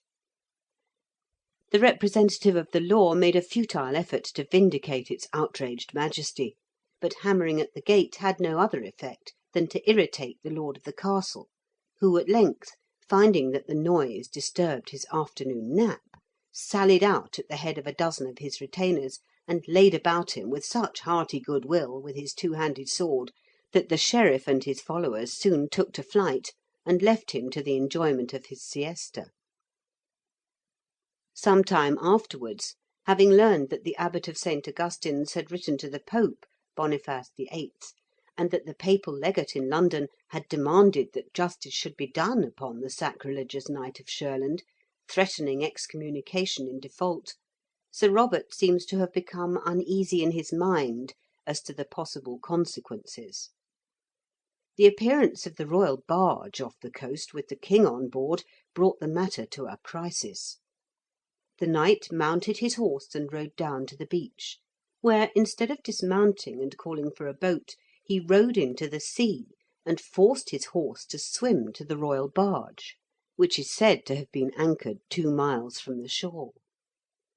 Perhaps he thought that the feat would win him the favour of the king. Perhaps it was only the freak of a man addicted to exploits of an uncommon character. What he urged in palliation of his offences is not told, but he received the royal pardon, and returned to the shore in the same manner as he had reached the ship. Then, as one version of the legend runs, he heard the croaking voice of an old woman, who gave utterance to a prophecy that his horse would some day be the cause of his death. But another version has it that, as he rode up the beach, he heard mutterings that such an exploit could only have been performed by the aid of the Evil One, who was supposed to have taken possession of the horse. Whatever he was moved by, the knight sprang from the saddle, drew his sword, and at one blow struck off the gallant steed's head. The date of this occurrence and the circumstances of the knight's death are variously stated. As Philipot says, Sir Robert's tomb in Minster Church has "become the scene of much falsehood and popular error, the vulgar having digged out of his vault many wild legends and romances." According to one account, the remarkable feat of equine natation was performed when Edward I. was preparing for the invasion of Scotland, and it was on Sir Robert Shurland's return from the war that, landing on the beach with the remnant of his retainers, and coming upon the bleaching skeleton of the slain horse, he gave the skull a contemptuous kick, and in so doing wounded his foot with one of the bones. The inflammation of the wound produced mortification of the injured member, and the knight died. But according to another version of the story, it was the French war for which preparations were then being made, and the knight's death was caused by his horse, while bearing him in the chase, stumbling at the spot where the skeleton of the horse lay, and throwing the rider from the saddle upon the skull, from which he thus received the fatal injury. How much of this story is truth, and how much fiction, it would now be very difficult to determine. Sir Robert Shurland was knighted by Edward I. for his gallant conduct at the siege of Caerlaverock Castle. His name survives in Shurland House, a mansion near Eastchurch, on the right of the lane leading from Minster to Warden. His tomb is shown in Minster Church, and there can be no doubt that the horse's head sculptured above the recumbent figure of the warrior, and which also figures in the vane which surmounts the spire of the church, commemorates some memorable circumstance of his life. But we may be permitted to be sceptical concerning those portions of the story in which St. Bridget and St. Augustine figure. Another brave Kentish soldier was knighted for like services at the same time, namely Sir John Hadlow, who derived his name from the village now called Hadlow, near Tunbridge, and whose castle and estate at that place afterwards passed into the possession of a family named Fane. Those who would see the remarkable monument, which either commemorates some such feat as tradition affirms to have been performed by Sir Robert Shurland, or, as Philipott suggests, has been the foundation upon which the legend has been built up, will find, in an excursion to Minster, much to interest them, irrespective of that which attaches to the knight's tomb. Minster may be reached either from Queenborough or Sheerness by a walk of less than 3/4 of an hour, or by a walk of about 2 hours and a half from Rainham, at which place there is a station on the railway from Chatham to Dover. Though it was not on the occasion of the Dickens pilgrimage that I explored some of the most interesting portions of the Isle of Sheppey, the reader will probably not object to accompany me in a ramble from the spot where the corpse of the drowned mariner was first washed ashore, to the churchyard where it ultimately found burial, and the ancient church which contains the tomb of Sir Robert Shurland. Opposite Rainham Church there is a lane, which, passing under the railway, follows the indentations of the creeks and marshes on the right bank of the Medway. This amphibious tract extends from Gillingham to the Swale, and is intersected by numerous creeks and channels of the estuary, which, including the low islands, is more than twice as wide here as it is where the batteries of Sheerness command its mouth. Between two of these creeks, and about 1.5 miles from Rainham, is the village of Upchurch, famous for its deposits of Roman pottery, and the ancient cemetery, on the ridge behind the marsh, to the east of Otterham Creek, in which the potters and their families were interred. These deposits extend about 3 miles along the marshy banks of the river, and it seems, from their extent and nature, that the field of operations was changed as the clay became exhausted, and that the broken pottery was left in heaps on the ground.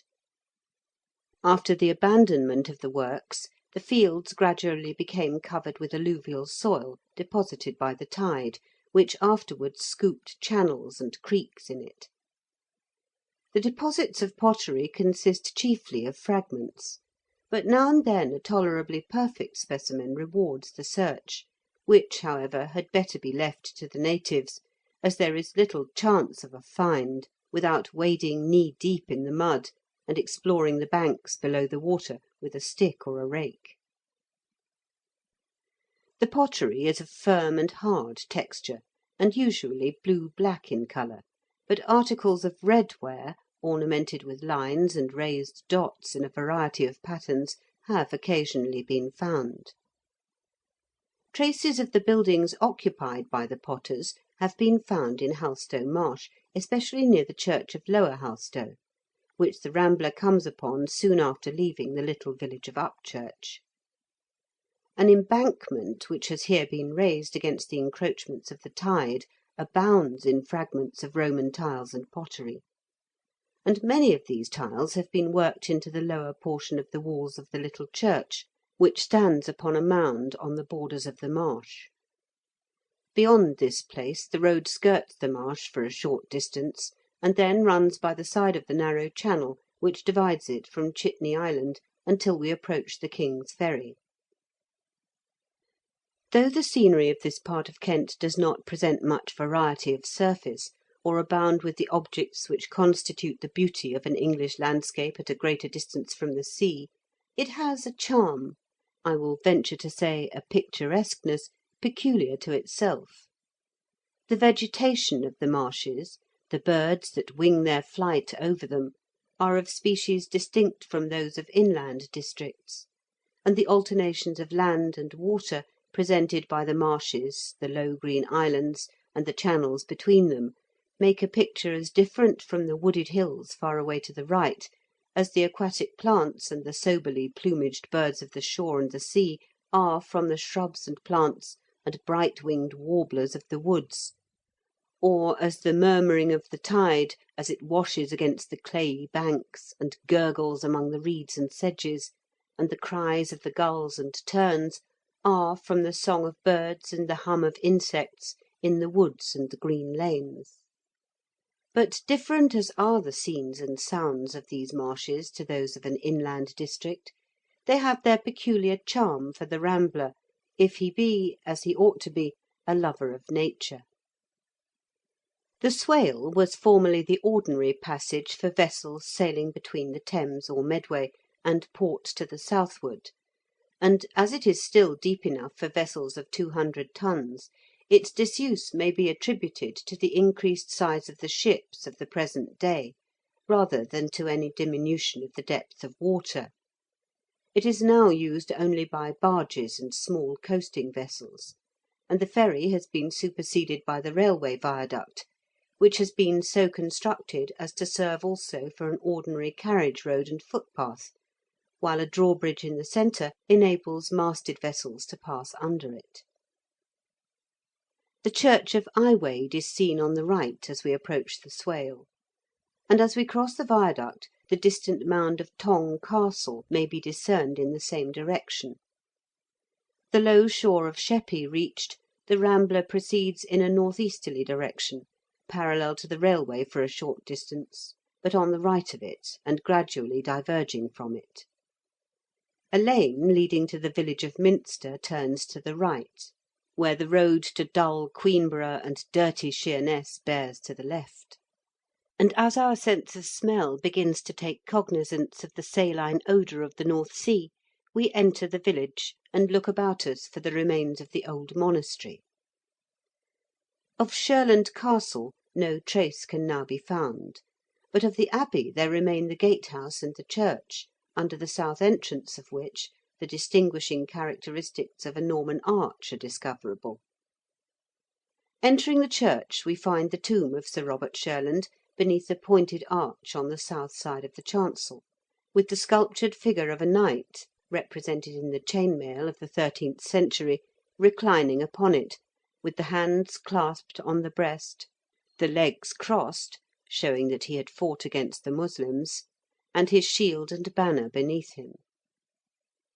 The sculptured head of a horse, do not forget to look for this, projects from the wall at the back of the recess in which the tomb stands, just above the recumbent figure of the knight, and it will be observed that it seems to be emerging from stony waves, as if in the act of swimming. Philipott thinks it probable that the horse's head was added to the monument because the manor of Shurland had attached to it, among other privileges, a grant of the wrecks on the coast of Sheppey within its limits, which grant was "esteemed to reach as far into the water as at low tide a man can ride in and touch anything with the point of a lance." But this explanation is somewhat far-fetched, And though incredulity as to the knight's ride through the waves may be natural, neither of the generally received versions of the story, the supernatural features excepted, are, in other respects, unfeasible. Leaving the village of Minster, we proceed towards the beach, from which the brown alluvial cliffs rise to a height varying from 80 to 100 feet. Under the combined operations of the waves, the brickmakers, and the searchers for the fossils and the nodules of pyrites embedded in the clay, they are rapidly diminishing, and, though time has shown great exaggeration in the estimate of Sir Charles Lyell, in 1834, that, calculating by the rate of destruction during the previous 20 years, the whole of the island would be washed over by the tide in another half century, the face of the cliff has receded considerably to the south. On the occasion of my visit to this part of the coast, I had scarcely set my foot on the beach when the roughness, exceeding even that of the shingle of Dover and Deal, drew my attention from the pea green sea to the stones at my feet, and the remarkable appearance of one of them prompted me to pick it up. It was the petrified fruit of an extinct palm, similar to several species now abundant in the tropical regions of the Far East. Another and another arrested my gaze as I walked on. I could not step without setting my foot on some water-worn remnant of the organic life of a former period, which the waves had washed out of the cliff.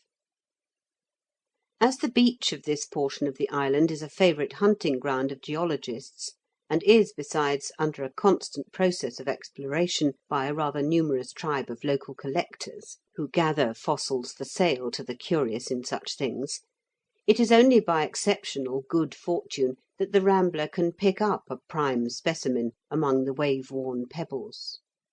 Fossil fruits, fragments of the carapaces of tortoises and turtles, vertebrae of crocodiles and serpents, teeth of large sharks, may be discovered, but if rarer relics of the antediluvian world are desired, and cannot be found upon the beach, recourse must be had to the aforesaid collectors, most of whom live in the cottages about Scapsgate, in the lane leading from Minster to the Royal Oak, near Hensbrook, and at Warden Point. From these men may be obtained at moderate prices bones of an extinct vulture, carapaces and plastrons of the tortoise, and skulls of an extinct species of fish. My ramble under the brown cliffs of this rich fossil-yielding shore was made at low water, and the inexperienced explorer will do well to ascertain the state of the tide before setting out, or he may be caught by it and shut in between two projecting points, with the rising sea on one side of him and the crumbling and precipitous cliff on the other. It has been my fortune to be twice caught in this manner on the Kentish coast, one of which adventures will be told in another chapter. The little hamlet of Hensbrook is situated above a picturesque opening in the cliffs between Minster and Warden.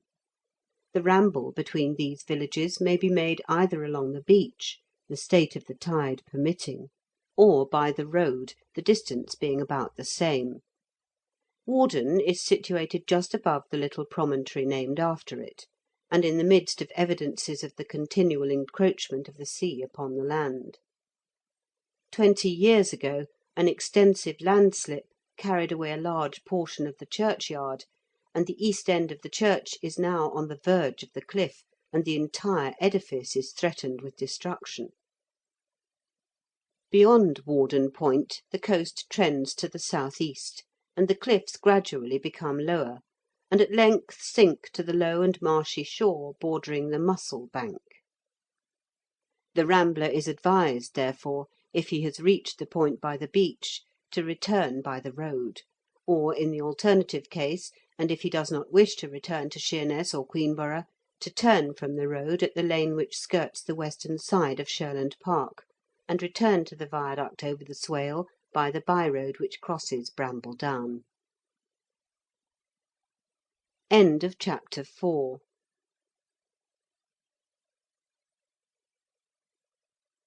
Chapter 5. Sir Robert Shurland and his horse have kept me away from Chatham long enough, and I must now return to our pilgrims' quarters. I lay awake some time that night, thinking of the phantom hand and the hidden treasure in Gundulph's Tower, and imagining a variety of incidents which might have arisen in the olden time out of the search for the supernaturally guarded gold. The thoughts that came and went as I lay in that strange room, sometimes with my eyes closed, sometimes watching the changeful lights and shadows produced by the passing of light clouds over the moon, crystallized just before I fell asleep into something like the form given to them in the following tale. The Phantom Hand. Bishop Gundulph, in whose time the nave and tower of Rochester Cathedral were erected, had been in his grave 400 years, and the era was younger by as long a period than it is now, when there lived in that city, in a crazy old wooden house at the foot of the bridge, an old man named Roger Rainham. In that old house Roger had lived many years, the only other occupant since the death of his wife, which had occurred a long time before the period at which he is introduced to the reader, being his only child, a maiden over whose head 20 summers had passed at that same epoch, leaving their roses and lilies reflected upon her fair face, their blue skies in her eyes, and the sheen of their suns upon her golden hair. Roger had no definite occupation. He owned some shops in the High Street, and a score of cottages in the lanes and yards adjacent, where the harshness he displayed in collecting the rents from the poor tenants made him a particularly unwelcome visitor. Widow Joyner, who lived in one of his poor tumble-down houses in Five Bells Lane, used to say that his beetle brows cast a shadow over the street whenever he entered it. He was known, too, to lend money to the needy at high rates of interest, and, as he took good care to have good security for the repayment of the principal, he had the repute of being as wealthy as he was known to be avaricious. On the evening on which this story opens, a fine evening in April, the old miser might have been seen protruding his head from the door, and with his thin hand shading his eyes from the level rays of the westering sun, looking across the bridge and up the street. Muttering inarticulately, owing to a sound which he emitted when displeased, and which can be compared with no other in nature except the subdued growl of a carnivorous beast, he closed the door and returned to his seat by a barred window. "I won't have it," he growled, striking the oaken table with a stout ash stick. "She shall marry the miller, or she shan't have a penny of my money. I will leave it all to St. Bartholomew's Hospital, rather than it shall be squandered by a young fellow who, having nothing of his own, doesn't know the pleasure of possessing money." His soliloquy was interrupted by the quiet lifting of the latch, and the entrance of as lovely a specimen of the feminine moiety of humanity as could have been found in Rochester, ay, or in Chatham and Strood besides. "So you have got back at last," said Roger, with a distrustful glance at the young beauty. "Have I been long?" she returned, as she set down a basket which she had been carrying, and removed her hat. "Long?" growled the miser. "You have been loitering, you jade. You've been talking to that young popinjay Hubert, the bowyer's son." "Indeed I have not loitered, father," returned his daughter. "And with Hubert I only exchanged a fair evening, as I passed his father's shop." "I warrant me your eyes said a good deal more than fair evening, minx," said Roger. "But I won't have it. Mind me, Mildred, I won't have it.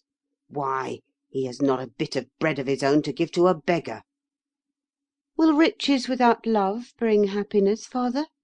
Mildred inquired, raising her azure eyes to the miser's sordid countenance. "Love! Bah!" returned the old man, with a gesture of contempt. "When poverty comes in at the door, love flies out at the window." "I can never love the miller," said his daughter, with a sigh. "And you shall never have a penny of mine if you don't," exclaimed Roger, striking the table with his stick. as if to give weight to his words. "Mind that, Mildred, not a penny. Why, Gaffer Gillingham has the best mill within a dozen miles, and some goodly pasture land, with fat beeves grazing on it, and he has saved money, Mildred. Think of that, girl. Money that will buy everything that heart can desire." "It cannot buy love, father," rejoined Mildred. "Love!" ejaculated the miser, stamping on the bare floor with his stick. "How the girl talks! I haven't patience to listen to her. Look you, Mildred, you will be the wife of Gaffer Gillingham in a month from now. Mark that.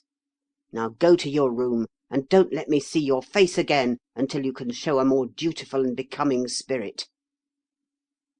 Mildred obeyed, and on the following day did not leave her chamber, the window of which looked upon the pleasant path beneath the castle wall. Hubert, the bowyer's son, walking that way in the evening, heard the casement opened very quietly, and glancing upward, beheld Mildred's tearful countenance. "Hush!" she whispered, touching her lips with her finger. "You must not speak to me.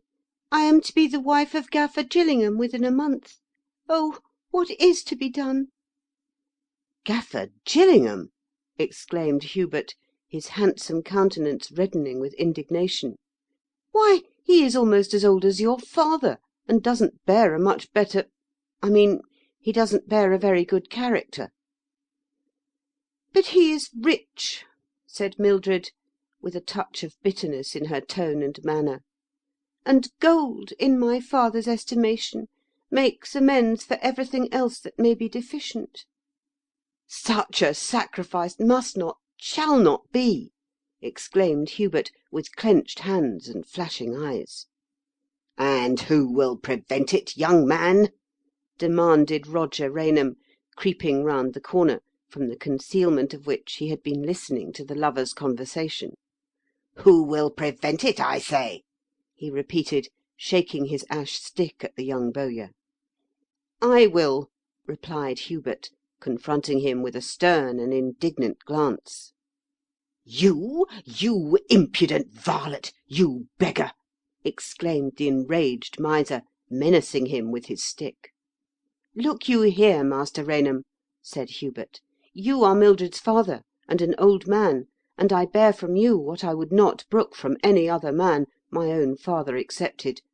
But I am an honest man, and no beggar. And if you touch me with that stick, by all the saints in that calendar, I will pitch you into the river." The ash stick was slowly lowered, and the miser turned away, first raising his eyes to the casement, which had been closed during his brief altercation with the young bowyer. Hubert stood motionless for a moment, and then hastened after the old man, whom he overtook as he was about to enter the house. "Master Rainham," said he, subduing his indignation by a strong effort, "if I, in a week's time, can show you as much money as the miller can put down, will you give Mildred to me?" "You show as much money as Gaffer Gillingham!" said the miser, regarding him with mingled wonder and contempt. "You! Why, who are you going to rob?"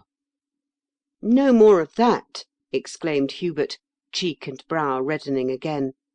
"Or you will make ground bait for the fishes yet. Will you promise?" "Oh, yes," returned Roger Rainham, in a jeering tone. "When you can show as much money as Gaffer Gillingham can, you shall have her." He entered as he spoke, and closed the door. Before he reached his accustomed seat by the barred window, however, he paused, and leaned upon his stick, suddenly becoming thoughtful. "What can his impudence mean, I wonder?" he muttered. "As much money as the miller? Why, where is he to get it? Can he be going to rob somebody? It would be a good thing now to find out his game, to make him hand over a part of the plunder, and then to hang him and marry the girl to the miller." Every word of the last sentence was uttered very deliberately, as if each was a stone of the edifice of guilt, the erection of which he was contemplating. Hubert was walking slowly towards the cathedral, looking as thoughtful as the man from whom he had just parted. He was revolving in his mind a bold enterprise, born of desperation, and as yet shadowy and undefined. A stroll in the precincts of the venerable temple would, he thought, enable him to give it form and substance. 2 or 3 monks were walking in the cloisters of the monastery, but their presence seemed to give nothing of life to the gloom that pervaded the sacred precincts, so sombre and silent were they. And even the rooks cawed drowsily, and the flapping of their wings was scarcely heard. There was nothing to distract his mind from the idea which was there being elaborated. He walked there for about 1/4 of an hour, and then passed under the arched portal of the precinct and returned to his father's house, over the door of which a couple of arrows crossed upon a target served for a sign. In that 1/4 of an hour he had resolved upon an enterprise which he trusted would enable him to claim the fulfilment of the miser's promise, and to win the miser's fair daughter for his wife. On the following night, just as the deep-toned bell of the cathedral boomed 11, Roger Rainham alighted from a sorry-looking steed which had carried him to the distant homestead of a farmer whom he had been dunning for arrears of interest, and delivered the animal to the hostler of the Golden Cross. "You have ridden him pretty hard, Master Rainham," said the man, as he noted the steaming and mud-splashed flanks and legs of the animal. "Hard!" rejoined the miser. "Ay, it was hard work to get him along, or I should have been home before this." "You could have had a better beast, master," said the hostler, as he led the horse towards the stable. "Ay, but the charge," returned Roger, who, as the man and horse disappeared under the arched gateway of the inn-yard, glanced upward at the darkening sky, which seemed to presage a storm, and proceeded towards the bridge as fast as he was able to walk, muttering, "Does the varlet suppose that I am made of money?" The long narrow street was silent and deserted, and from one end to the other not a light was visible. He had not gone far, however, before he discerned through the gloom 2 persons who were walking slowly in the same direction, but somewhat in advance of him. "Hold up, Stephen," said a voice which he recognised as that of Hubert Bowyer. "You will soon be at home now. Don't leave me till I'm safe home, there's a good young fellow," rejoined the bowyer's companion in the thick accents of inebriation. "That is the sacristan's voice," muttered the miser. "It is not in keeping with the character of an official of the cathedral to be drunk, and it is a late hour for that young blade to be out. I will see the end of this." Just keeping them in sight, he followed them until they disappeared within the sacristan's abode, and then ensconced himself in a doorway to watch and wait. Hubert closed the door, groped his way to the chimney-nook, and deposited his helpless companion upon a settle. Then he struck a light with flint and steel, lighted a small brass lamp which stood upon an oaken table, and sat down upon the settle beside the drunken sacristan, who blinked at the light like an owl. "Are the keys safe, good fellow?" the latter asked, fumbling at his girdle. "Great 'sponsibility, you know, office of sexton." "All right, Stephen," said Hubert, making the keys rattle for the sacristan's satisfaction. "Loosen my girdle, good fellow," said the drunken man. "I am as full as an egg, and as tight as a drum." Hubert more than complied with the request, adroitly unbuckling the sacristan's belt, and slipping off the ring to which the cathedral keys were attached. "Let me help you to your bed, or you will be falling on the hearth," he then said; and the sacristan, staggering to his feet, with a scarcely articulate "good fellow," he supported him to his truckle bed, upon which the drunken man seemed to fall asleep almost immediately. Hubert then extinguished the lamp, and went out with the keys in his possession. Silence and darkness reigned around the cathedral, silence as unbroken, darkness as profound, as in the long columned aisles and low-arched galleries within. Hubert paused and listened as he approached the nearest door, for he had thought more than once that he heard footsteps in his rear, but the sounds ceased, as they had ceased before, when he stood still, and he concluded, therefore, that they were the echoes of his own.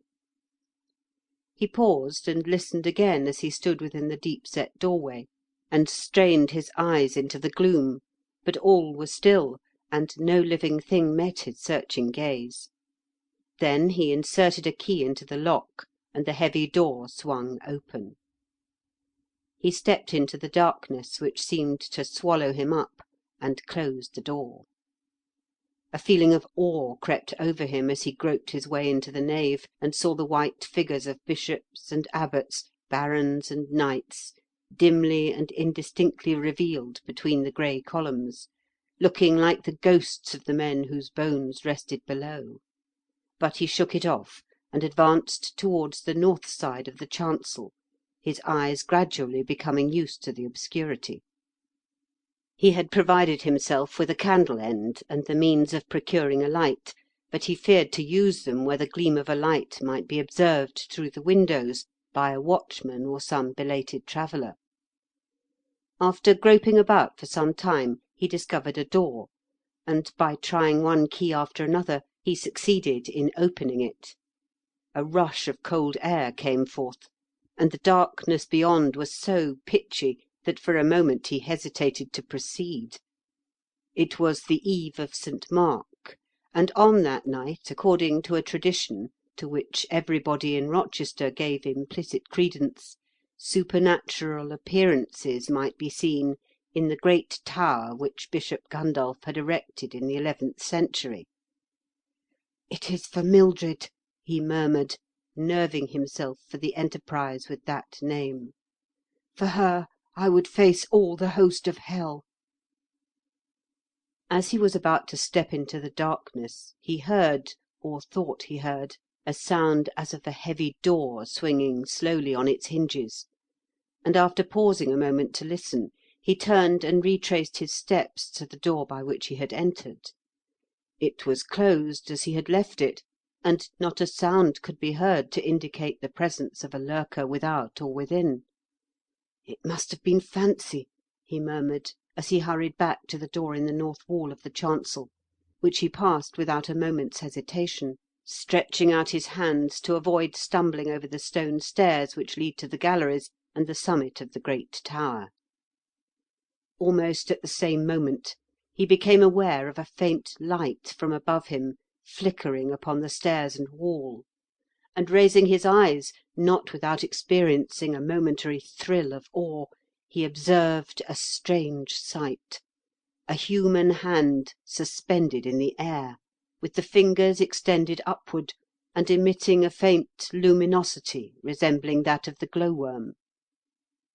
As he paused for a moment, gazing at the startling spectacle with widely dilated eyes and one foot on the lowest step, the phantom hand began to ascend slowly, seeming to float before him as the thistledown is wafted on the summer air.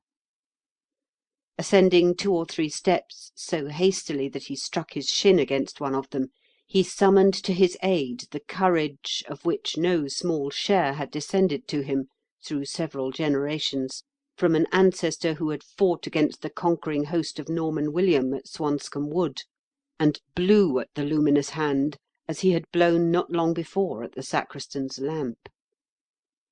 The light wavered, but was not extinguished, and the hand continued to float slowly up the stairs.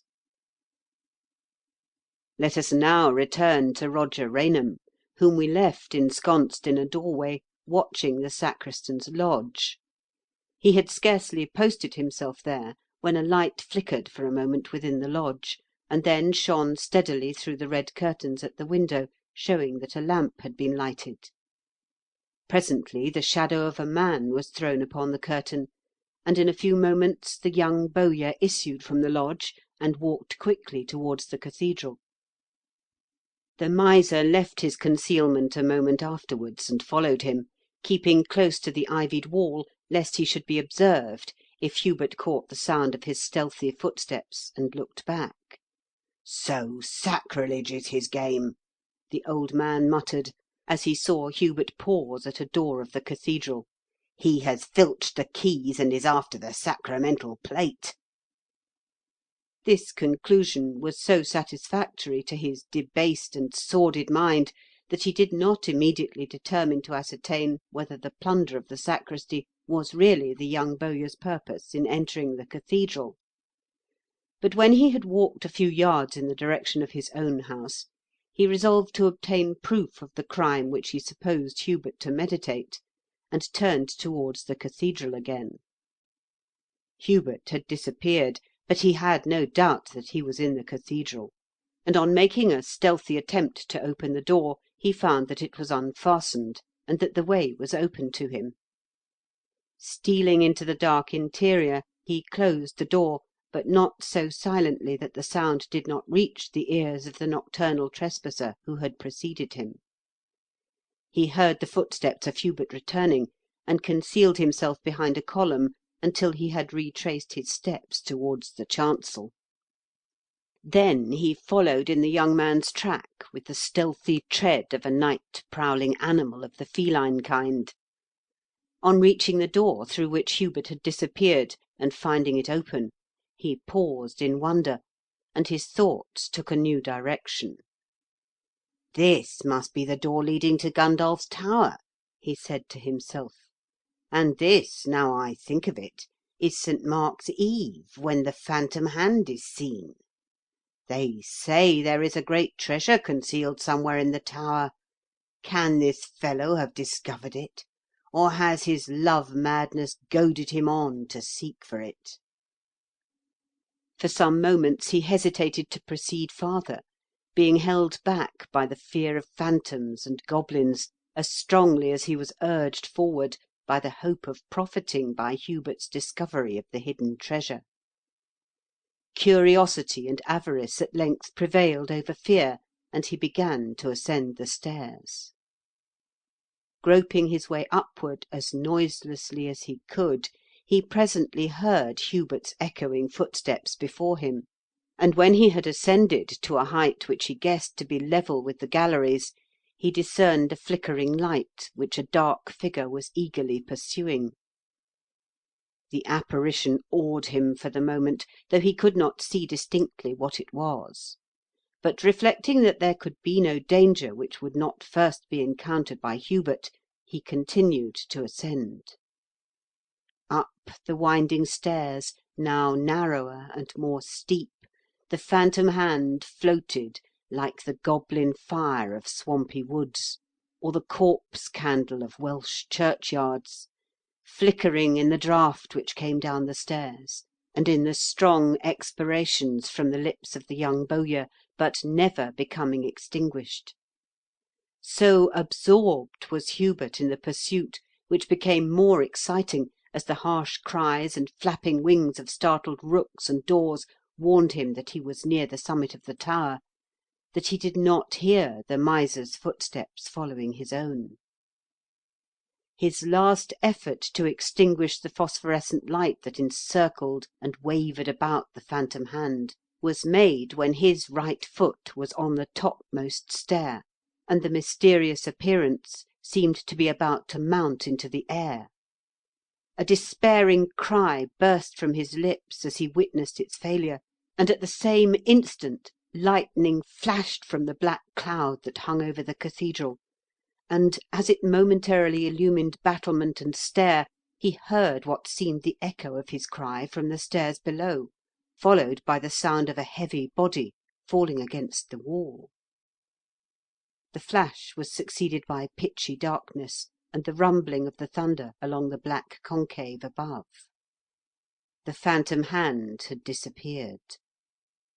Hubert stood motionless for some moments, and then, imagining that its disappearance might be a sign that the flagstones on the summit of the tower concealed the hidden treasure, he struck a light, lighted his candle, and with feelings alternating between hope and despair, examined the stones around him. Not a trace of any removal could he find, and he was unprovided with tools for a further prosecution of the search. He had not abandoned it, however, when he was startled by a groan from the stairs below. Starting to his feet, with cold perspiration distilling from every pore, he held his light above the stairs, listening intently for a repetition of the sound that had startled him. Some dark object was lying upon the stairs below, at a point where they wound round their supporting column. "Can I have been followed?" he asked himself, as he looked down, lowering the light and holding it forward. Then he descended, and found upon the stairs an old man whose coarse features he recognised as those of Roger Rainham. The face of the miser was deathly pale. Blood was trickling from a ghastly wound upon the head, and no sign of life could be detected. The grovelling spirit had departed with the groan which had attracted Hubert's attention to him. The conviction that the old man was beyond mortal aid was succeeded in Hubert's mind by the serious and perplexing question, how was he to act? Should he call up the head borough and tell him that there was a man lying dead in the cathedral? Or should he leave the corpse where it was, and say nothing about the matter? If he adopted the first course, he would be called upon to account for his own presence in the cathedral, and perhaps be accused of having murdered the old man. If there had been any life left in Roger Rainham, humanity would have prompted that course, and Hubert would not in that case have been the man to listen to the suggestions of selfishness. But he saw no reason why he should imperil his own life to enable Roger's corpse to be removed before it stiffened. So he descended into the chancel, left the door at the foot of the tower open, with the key in the lock, and quitted the cathedral, closing the outer door, but leaving it unlocked. Great was the excitement in Rochester next morning when the news spread through the city that the keys of the cathedral had been stolen, and the corpse of Roger Rainham, with the skull fractured, found on the stairs of Gundulph's Tower. As all the ecclesiastical plate was found safe in the sacristy, and the miser was shown by the evidence of the hostler at the Golden Cross to have been abroad at a very late hour, and to have been going towards the cathedral at the same time that the sacristan was staggering homeward from the Bull's Head, it was surmised that the deceased had robbed the drunken man of the keys, entered the cathedral with the intent of searching for the traditionary hidden treasure, and fallen down the stairs in Gundulph's Tower, a fractured skull being the result. Of course, the pretty Mildred did not become the wife of Gaffer Gillingham. She was sole heiress of all the miser's possessions, and she conferred them with her hand upon Hubert Bowyer, to whom all her heart had long been given. The bells of St. Margaret's never rung a merrier peal than on the day they were married, and their future lives passed so happily that Hubert often remarked that he possessed a greater treasure in his wife than he could possibly have discovered in Gundulph's Tower. End of chapter 5.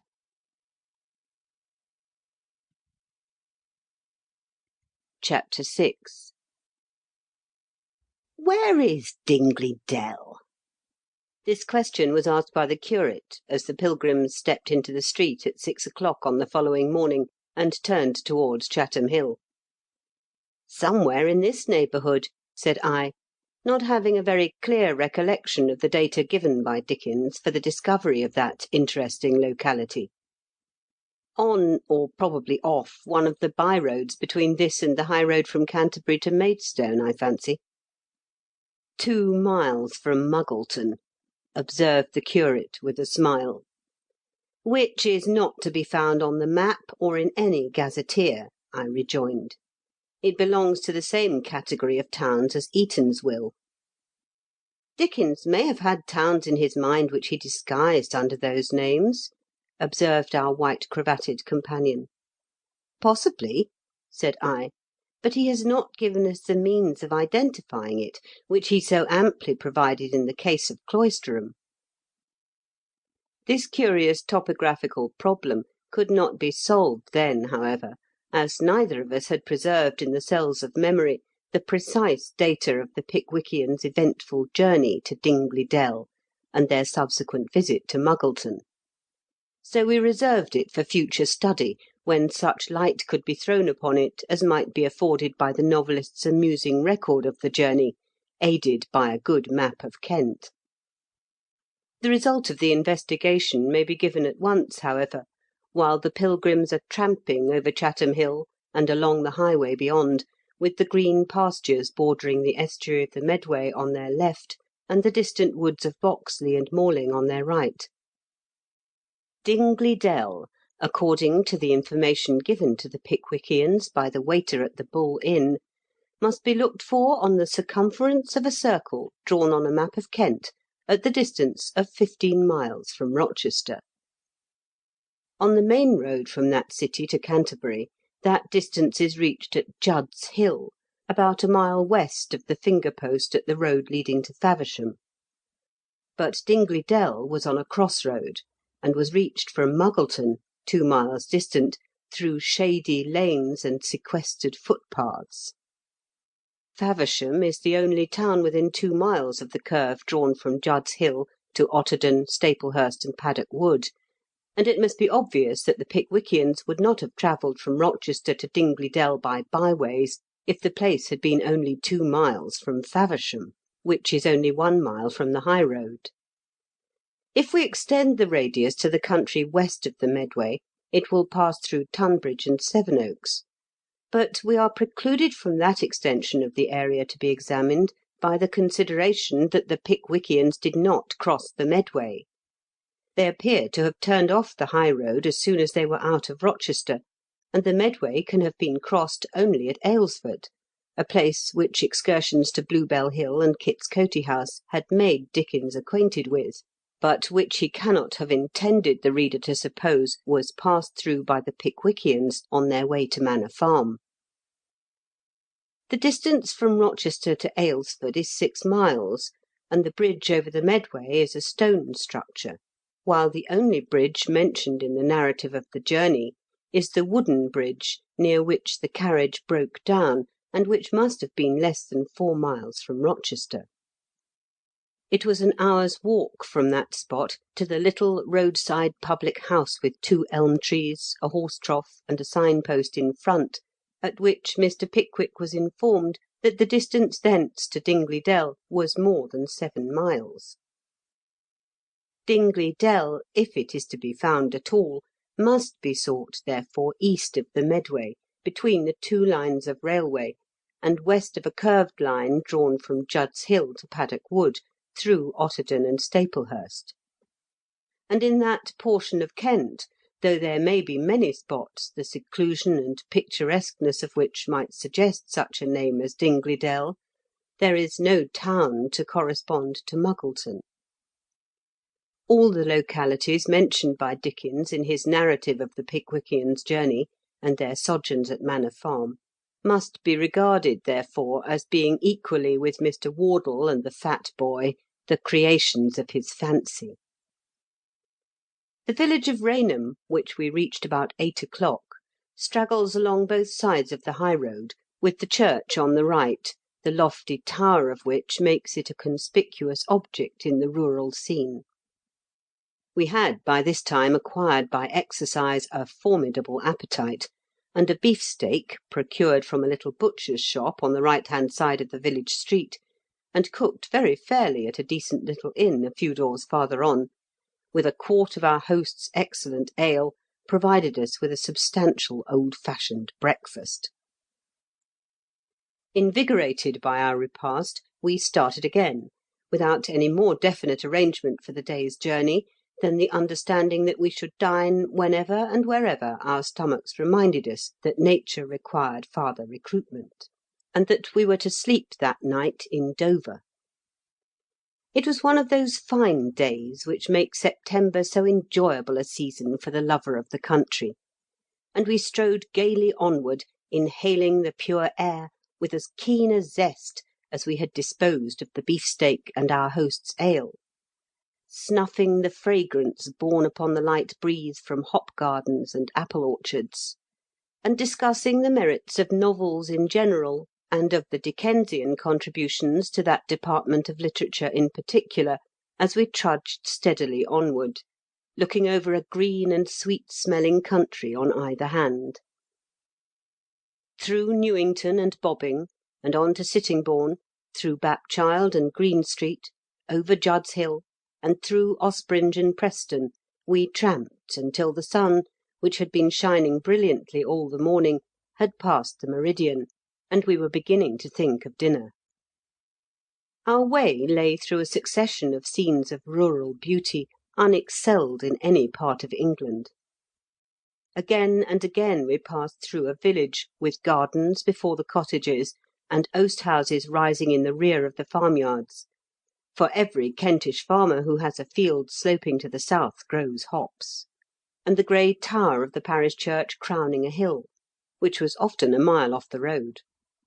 Then came hop gardens, with the pendant clusters of hops hanging in rich profusion from the long lines of poles, and orchards where the red-streaked apples gleamed amidst the foliage, hops and apples combining to load the air with a delicate fragrance. Then a roadside inn, with farmers' waggons and carriers' tilted carts before it, and more orchards and hop gardens, or perhaps a wood, where the hazelnuts and the ripe brambleberries hung in tempting clusters, and the orange-red hips glowed upon the trailing briars. A Kentish hop garden in the month of September is one of the prettiest scenes to be witnessed in any part of the country. Above a hawthorn hedge surmounting a mossy bank, fringed with the feathery fern, rise the tall poles, each encircled with a luxuriant growth of large dark green leaves and trailing bunches of pale green flowers, each petal of which is charged at its base with golden dust. Up the long arcades of waving greenery comes the murmur of voices, those of women and children predominating. Presently an open gate is reached, and the wayfarer, looking in the direction whence the sounds come, sees a portion of the ground cleared, and a double line of pickers, chiefly women and children, along the margins of the standing poles, still festooned with the green leaves and trailing clusters of hops.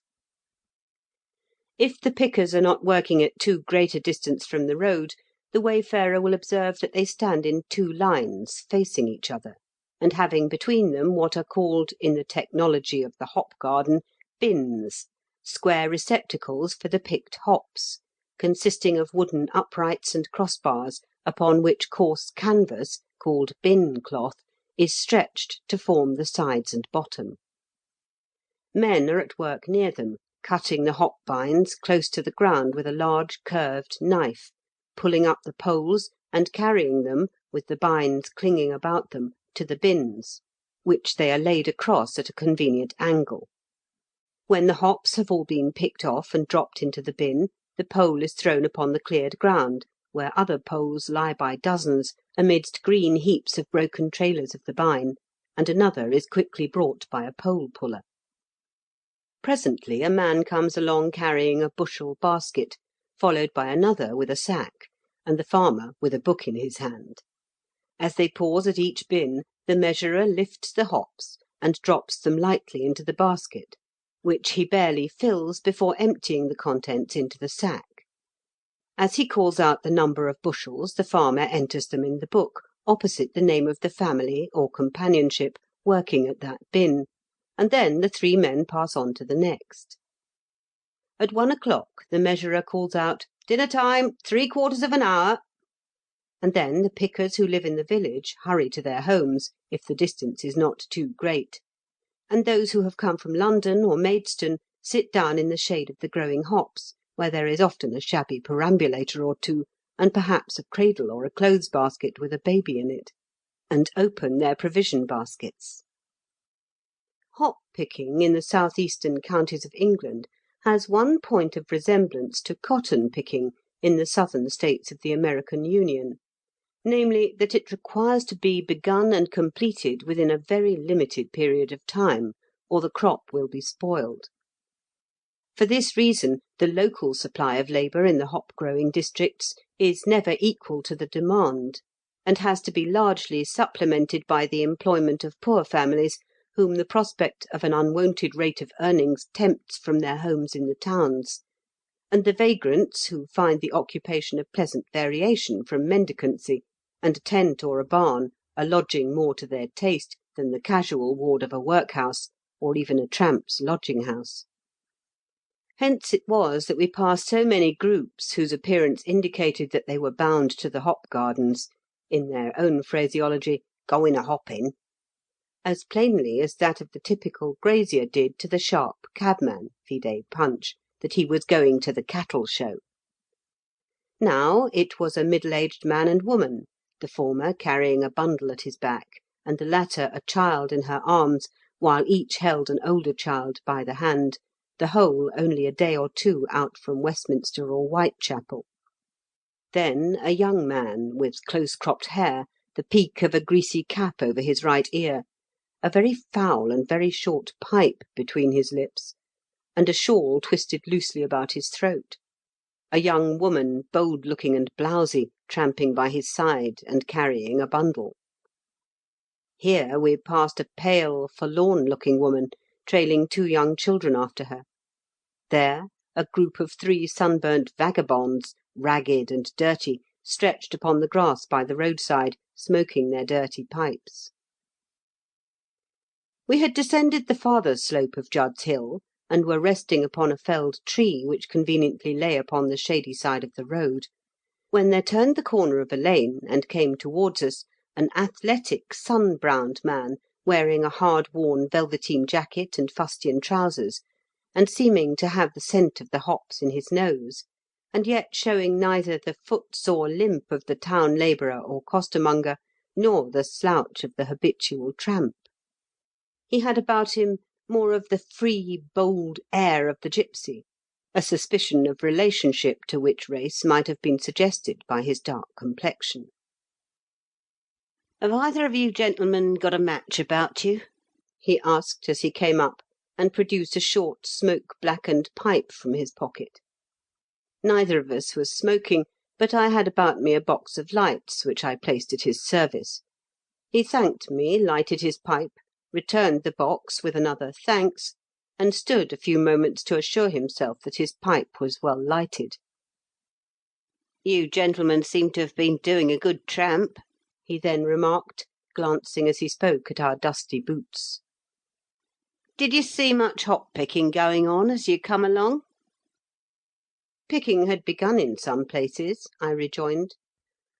"Well, it is fine weather for it," said he, sitting down upon the bank in our rear, which was clothed with the sweet-scented ground ivy.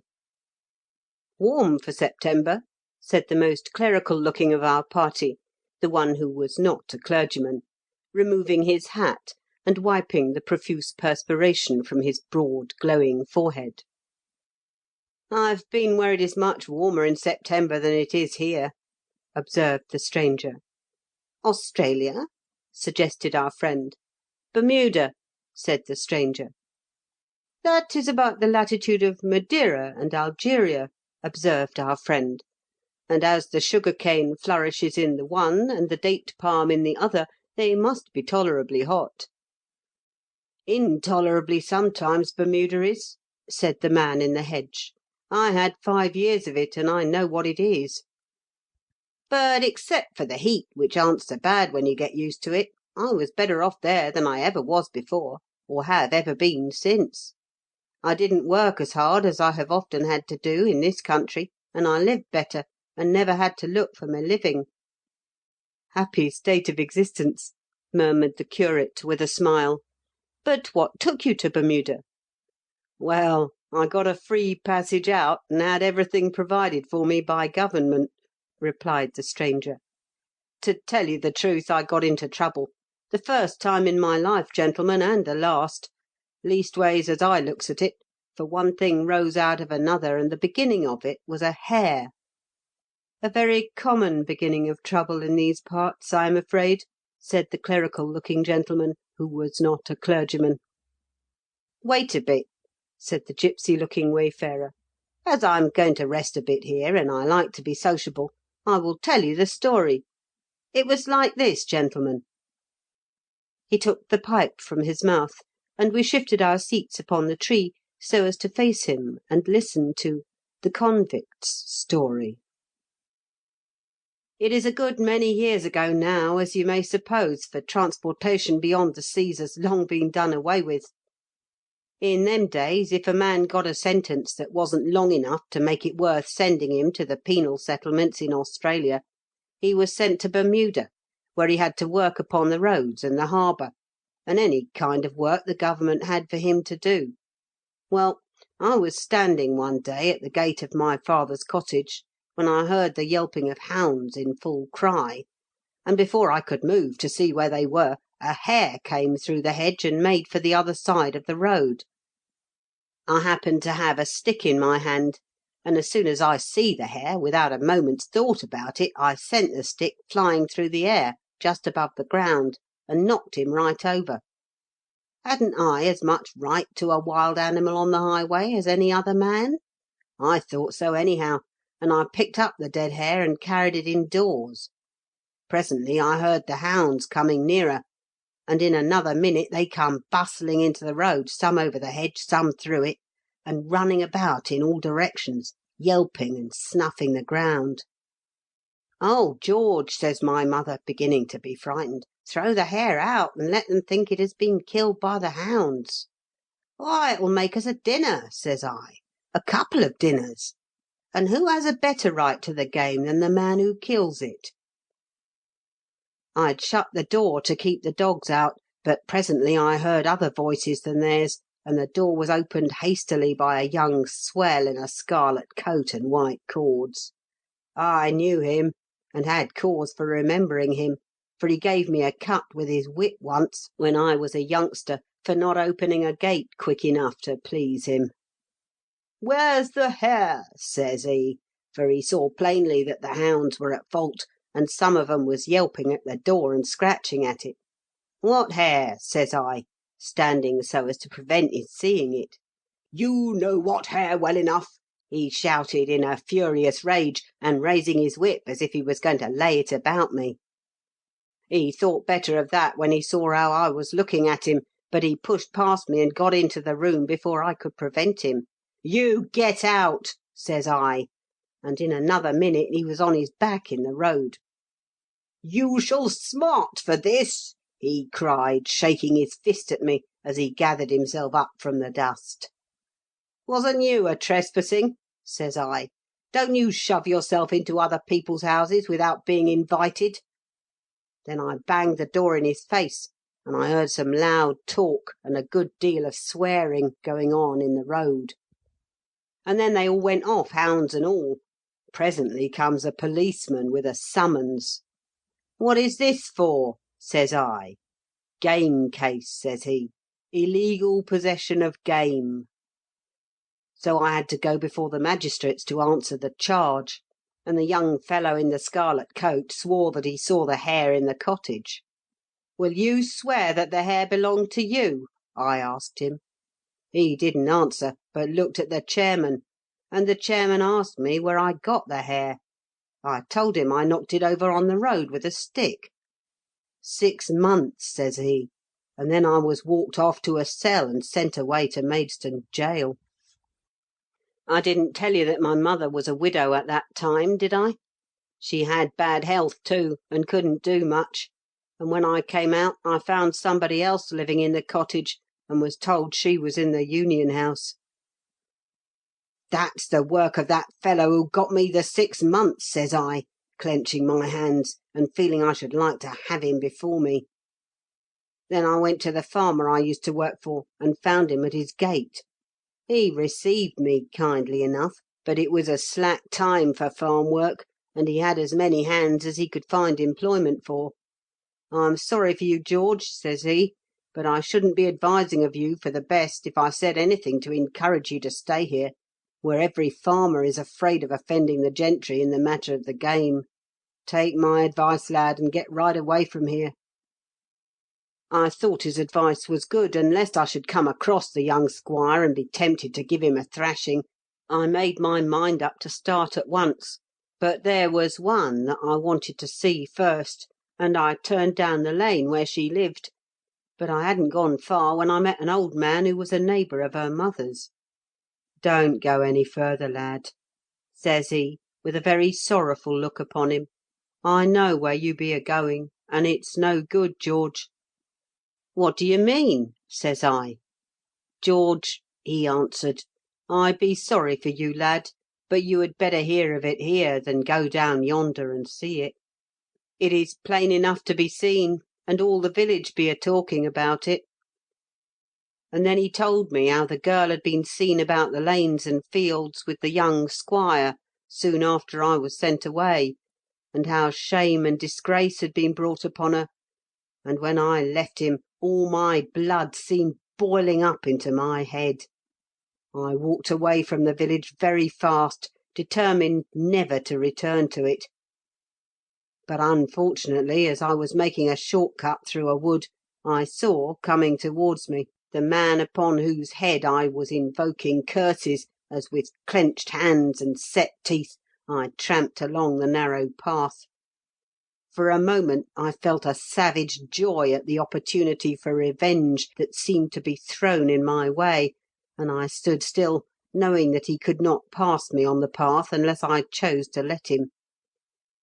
The next moment I was struggling hard against the temptation, and to avoid it I dashed into the wood. Whether he knew me I was never able to say. He said afterwards that he did not, and that may have been the truth. The path was a public one, but the wood was part of the squire's estate, and there was a board at each end of the path warning those who used it not to trespass. Whether he knew me or not, he dashed into the wood after me, and in a few minutes we were face to face, for when I heard him crashing through the bracken and the brambles, I turned like a stag when the hounds are close upon him. "So it is you, jailbird," says he.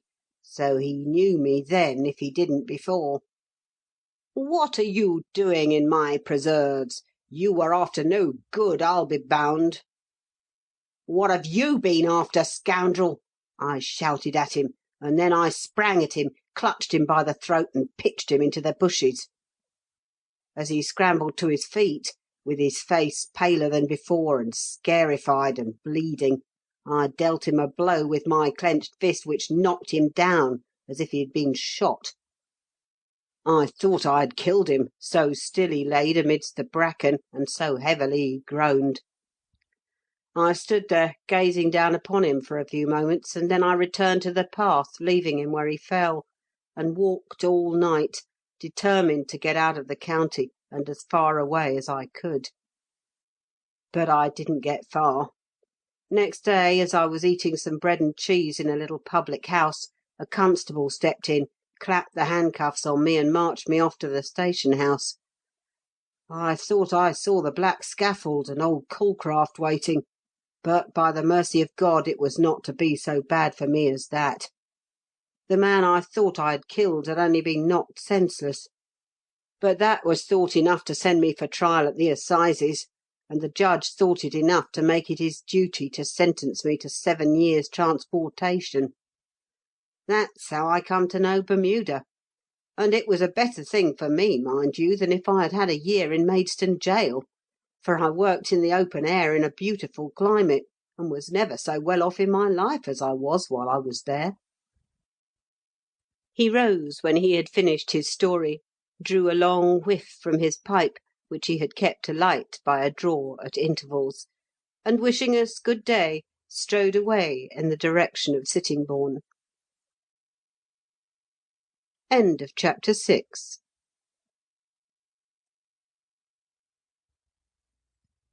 Chapter 7. About an hour after noon we reached the village of Boughton, where the servant of Chaucer's rich canon, the alchemist who could have paved with gold all the road to Canterbury town, overtook the pilgrims bound to the shrine of Thomas Becket.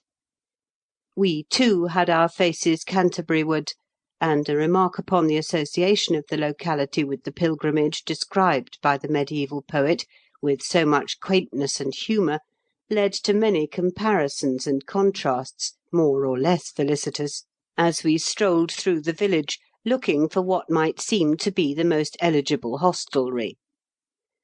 Having made our selection, we sat down in the sanded parlour, which the curate said reminded him by its furniture and decorations of the leather bottle at Cobham, and awaited the serving of dinner with appetites sharpened by our long walk and the pure air. There are certain features of the public rooms of village inns in the south of England which are common to most of them. The same hard chairs, the same stuffed birds in the same square cases, the same varnished engravings in the same black frames, may be found in a very large proportion of the guest parlours of hostelries of this class. In how many, as I asked the curate, should we not find that old print of "The Stopper stopped," representing a rustic going through the woods on the eve of a fox hunt, to close the apertures by which Reynard might run to earth, and finding himself, to his dismay, confronted with the Evil One. Our hostess was not long in producing a juicy and well-cooked steak, a dish of the mealiest potatoes, and a quart of bright amber-hued ale. Praise to the Bonifaces of Kent! Just such a dinner I once had served at a moment's notice at a little hostelry in Sandwich. Beefsteaks for breakfast at Rainham, beefsteaks for dinner at Boughton. At a little town in the south-western corner of Dorsetshire, I was once unable to procure a steak because it was not market day, and at the best inn in a neighbouring village I could obtain nothing but bread and cheese, the latter comestible as white and almost as hard as chalk, being presumably made of skimmed milk. What a contrast, and how loudly it proclaims the prosperity of Kent! "Beautiful weather, gentlemen," said our host, bringing us in some tobacco and a further supply of the amber-hued ale. "Fine weather for the hops," responded my clerical-looking non-clerical friend. "Yes, sir," responded Boniface, who was a very jolly-looking fellow, "and if it lasts there will be a splendid crop this year." "Such weather at this season ought to make glad the hearts of the farmers," observed my companion. "It did ought to," rejoined our host, "but somehow or other the farmers never do seem satisfied, much less thankful, whatever the weather is, and however the crops are. Hop growers especially. If the crop is light and prices are high, as they are apt to be, they grumble because they have so few to sell. If the crop is heavy, they grumble because prices are low." "You think that the farmers are a discontented section of the community?" said I, anxious to gather the views of a man living in the midst of an agricultural district. "The farmers, sir," returned Boniface, striking a large hand sharply on the beer-stained table, "are the most discontented men on the face of the earth. Always a grumbling. If they see a cloud, they shake their heads at it and prophesy a bad harvest. If the sun shines, they declare the crops are being scorched up. And who ought to be better off than the Kentish farmer? The hops pay the rent, and the cows keep the pot boiling. They pay only half as much tax on their incomes as tradesmen do, and they are allowed a horse and a sheep-dog tax-free, while I can't keep a horse or a dog without paying taxes on them. Yet they grumbles. Rents is too high, taxes is too high, wages is too high.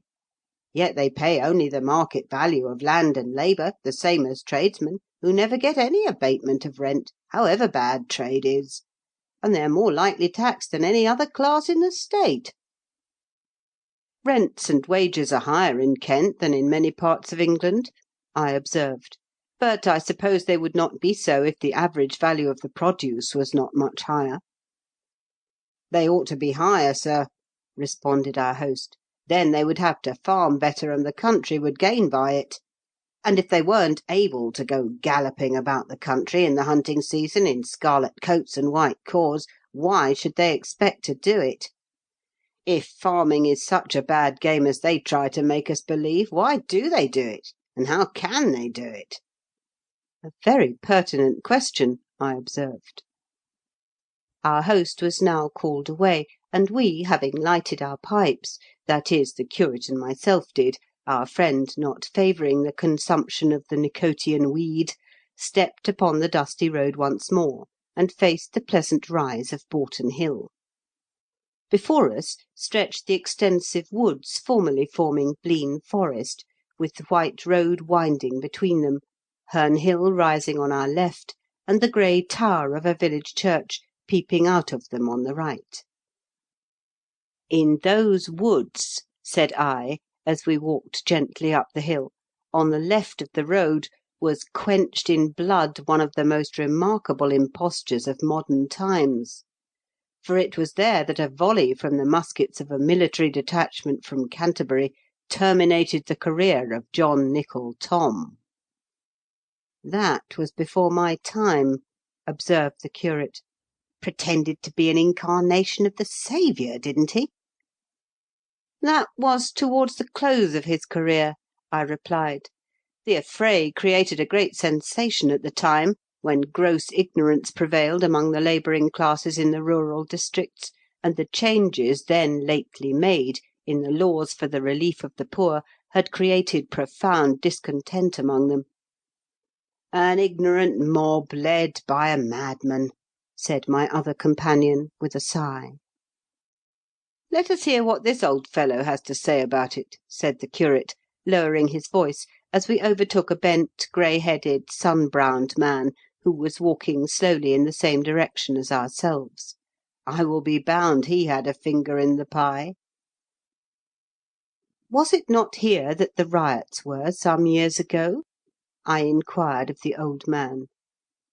"You mean when the men were killed in the wood yonder?" he rejoined, after a momentary hesitation. "When the redcoats were sent for from Canterbury, and Lieutenant Bennett was shot by Sir William Courtenay?" "Yes." "Yonder's the wood where the fighting was, there on the left hand. If you go through the gate on the top of the hill, Courtenay's Gate it has been called ever since, you may find the very spot, with Courtenay's name, and the names of the men who were shot down with him, cut in the bark of the trees." "I suppose you knew some of them?" the curate observed. "Them as belonged to this place I did, but they come from all the villages round about. It was a terrible sight, sir, and I hope as I may never see such a sight again." "What did you think you were going to do?" the curate asked. "Well, sir," said the old man, hesitating a little before he replied, "we was poor and ignorant, and we thought we couldn't be worse off come what might. And Sir William he told us there should be an end of it all, and all wrongs be righted, and no harm come to any of us if we stood by him." A few more questions elicited from him a narrative of the exciting incidents which preceded the fatal affray in Bossenden Wood, which the reader will understand the better for first learning something of Thom's life and previous connection with the neighbourhood. Except that he was a native of Truro, very little is known of the former until his first appearance at Canterbury in 1832, when he quartered himself at the Rose Inn on the Parade, calling himself Sir William Courtenay, and assuming the style and title of King of Jerusalem and Knight of St. John. He was a man of singularly striking appearance, closely resembling the ideal portrait of Jesus of Nazareth, as depicted by the old masters, and affecting in his costume the flowing robes of Eastern countries. Nothing was known about his antecedents, and no information concerning them was ever volunteered by himself, but by his manners and language he impressed those with whom he came in contact with the idea that he was an intelligent and well-informed foreigner, possessing almost unlimited wealth. The first general election under the Reform Act was then impending, and just as the sitting members were congratulating themselves on the prospect of an uncontested and inexpensive return, the Oriental-looking stranger at the Rose announced himself as a candidate.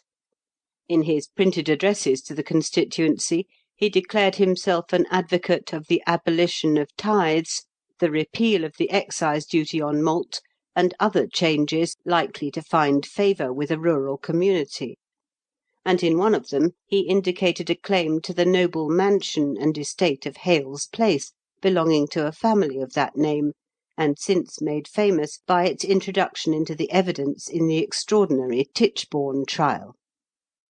His candidature was, as might have been expected, a failure, but it elevated him into a certain degree of local importance, which was probably all that he anticipated from it. His next public appearance tended, however, less to his advantage. He gave evidence at Maidstone against some men who were charged with smuggling, and, his statements being proved to be unfounded, he was prosecuted for perjury, and committed, on the ground of insanity, to the county lunatic asylum at Barming Heath, near Maidstone. His subsequent actions tended strongly to support the view then taken of the state of his mind, but it is difficult, in the analysis of such a character, to determine how much is due to mental aberration, and how much to inordinate self-approbation and wild ambition. However insane he may have been, he had craft enough to conceal the manifestations of a diseased intellect, and in a few years he obtained his release and returned to Canterbury, where he again established himself at the Rose. The amendment of the laws relating to the relief of the poor was at that time exciting the minds of the labouring classes throughout the country, especially in the rural districts; and Tom incited the poor people of the neighbourhood against it by long and violent harangues, delivered sometimes from the balcony of the Rose, and sometimes on the wastes of Blean.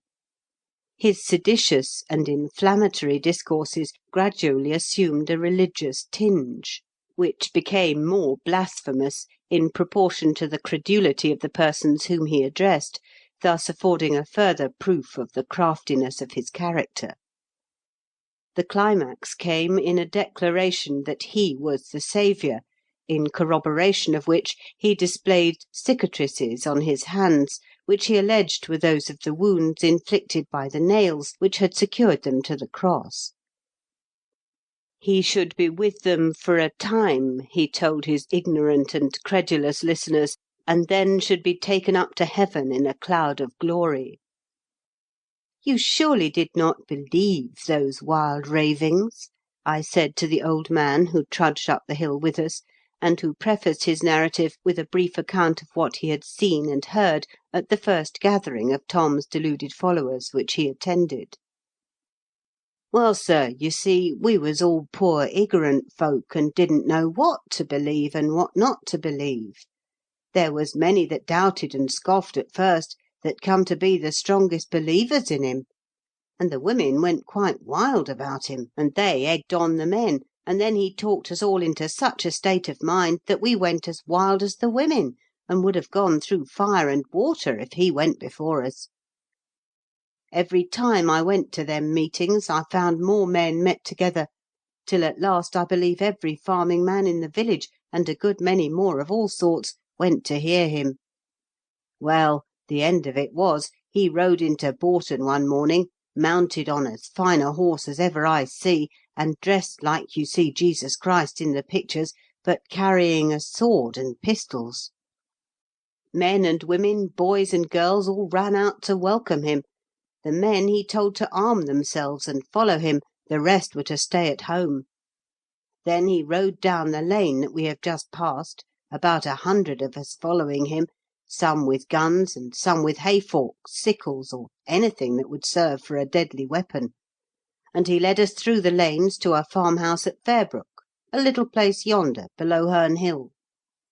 There he set up a blue and white flag with a lion on it a-rearing up like, and he made a speech telling us that neither steel nor lead could harm him, and that, if we had faith in him and followed wherever he led us, we should overcome all opposition, and not a hair of our heads should be hurt. It seemed true, for he fired a pistol at his own head, and then at the heads of 2 or 3 more, and nobody was harmed. When we saw that, we believed on him more than ever, and we swore to follow wherever he led. Then we marched off to Goodnestone, a village this side of Faversham, and then round to Herne Hill again, where bread and cheese and ale was served out to us at a farmhouse. When we had rested a bit, we went to Dargate Common, just beyond the hill, where we all went down on our knees, while Sir William offered prayer for half an hour, as well as any minister as ever went into a pulpit. Then we went to a farm in the woods, where we had more bread and cheese and ale, and slept in the barns. About 3 o'clock next morning, while the sky was yet grey, we were moving again, tramping over Herne Hill and startling the blackbirds and thrushes from their sleep, and scaring the rabbits that were cropping the herbage on the skirts of the wood. Tramp, tramp, tramp, all along the byway, setting every place we passed through in a commotion, wondering where we were going and what we were going to do. We got into Sittingbourne about 6 o'clock, and there we had breakfast, Courtenay paying for all.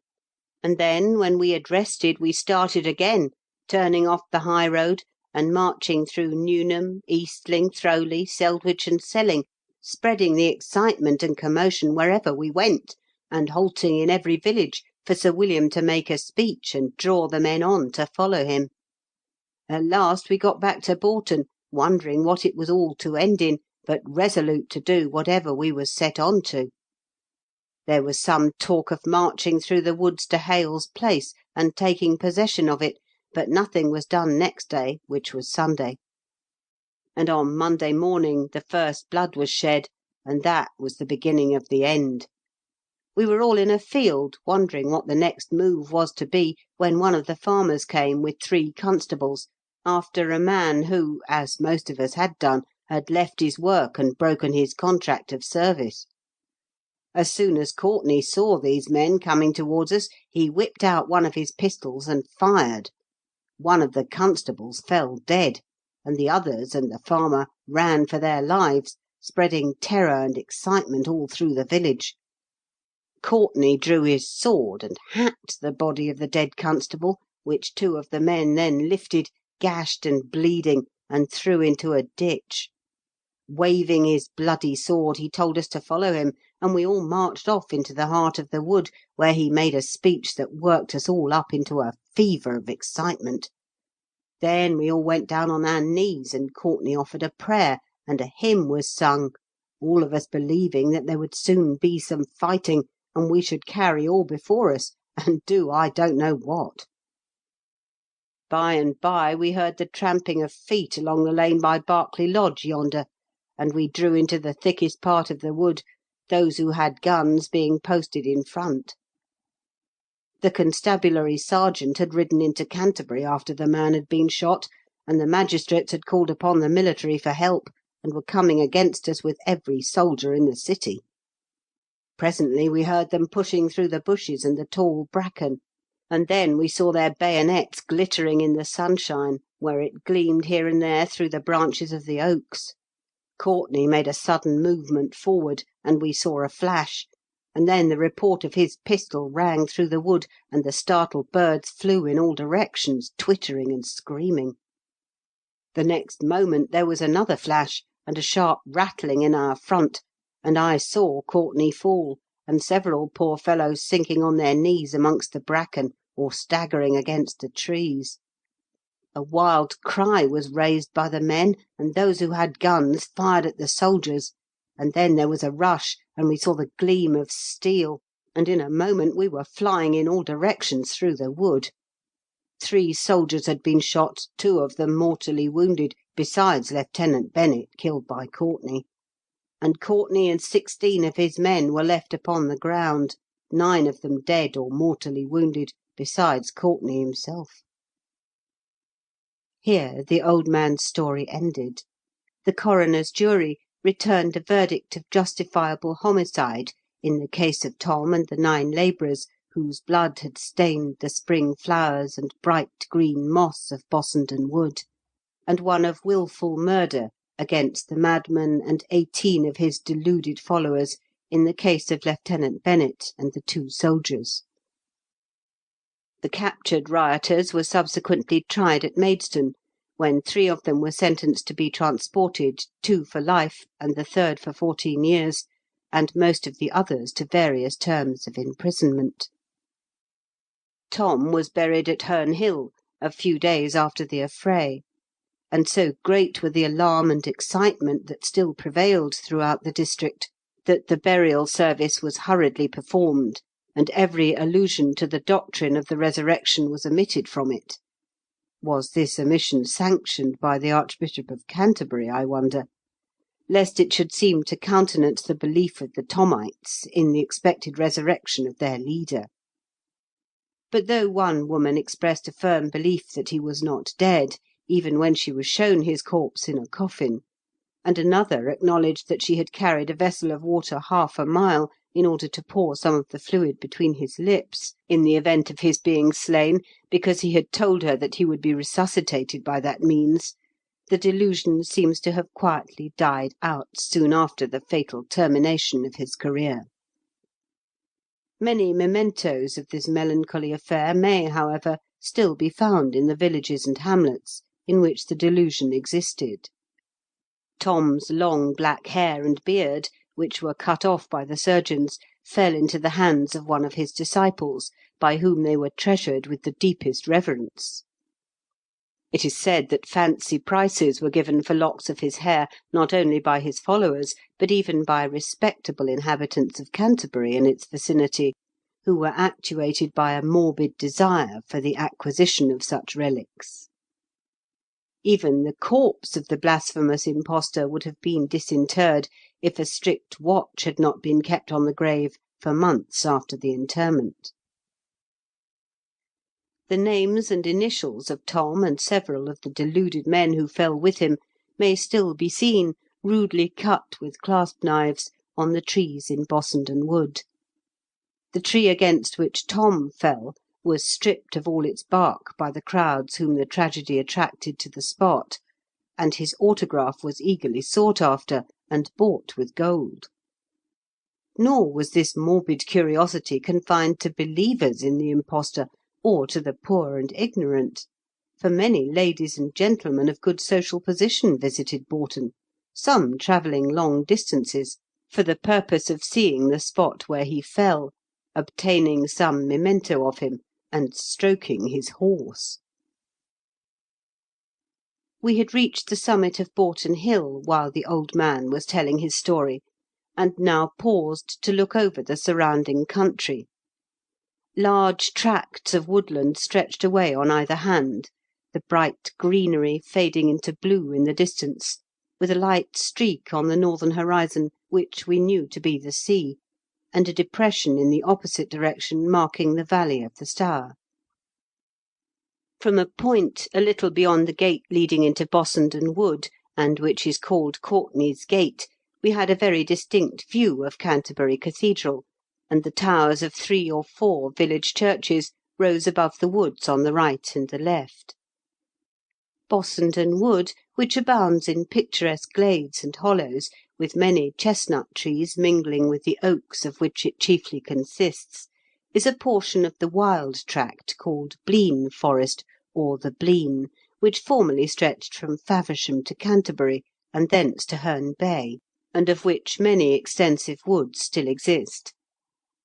There the badger, which is now seldom seen either in Kent or Surrey, still has its haunts; and there, too, may sometimes be seen the rare yellow-throated variety of the martin, commonly called the pine martin, which resembles the weasel in form, but is larger than that fierce little carnivore, and has a bushy tail like that of the squirrel. These extensive woods seem, indeed, to abound with attractions, not only for the naturalist, but also for lovers of the picturesque, and for ramblers who wish for shade and seclusion far from the madding crowd of the seaside resort and the shriek of the railway whistle.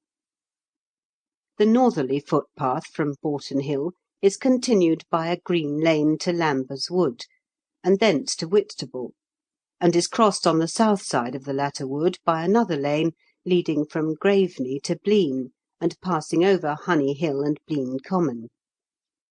By bearing to the right, and following the course of the stream which rises in Bossenden Wood and flows into Herne Bay, a little to the eastward of Whitstable, the latter lane may be struck, and followed to the road which connects Canterbury with Whitstable, from which point there is a footpath which, leaving Blean Church to the right, passes through Thorndon Wood and thence to Herne Bay. It will be needful, however, to bear in mind that woods, like commons, do not always bear the same name on all parts of their borders, and that Bossenden Wood is sometimes called Blean Wood, and the eastern portion bordering on Harbledown, Short Wood, while the western portion of Thorndon Wood bears the name of Blean Lower Wood, and another Blean Wood may be found farther east, near the village of Herne. The tall campanula, known as the Canterbury Bell, blooms abundantly in all these beautiful woods. End of chapter 7.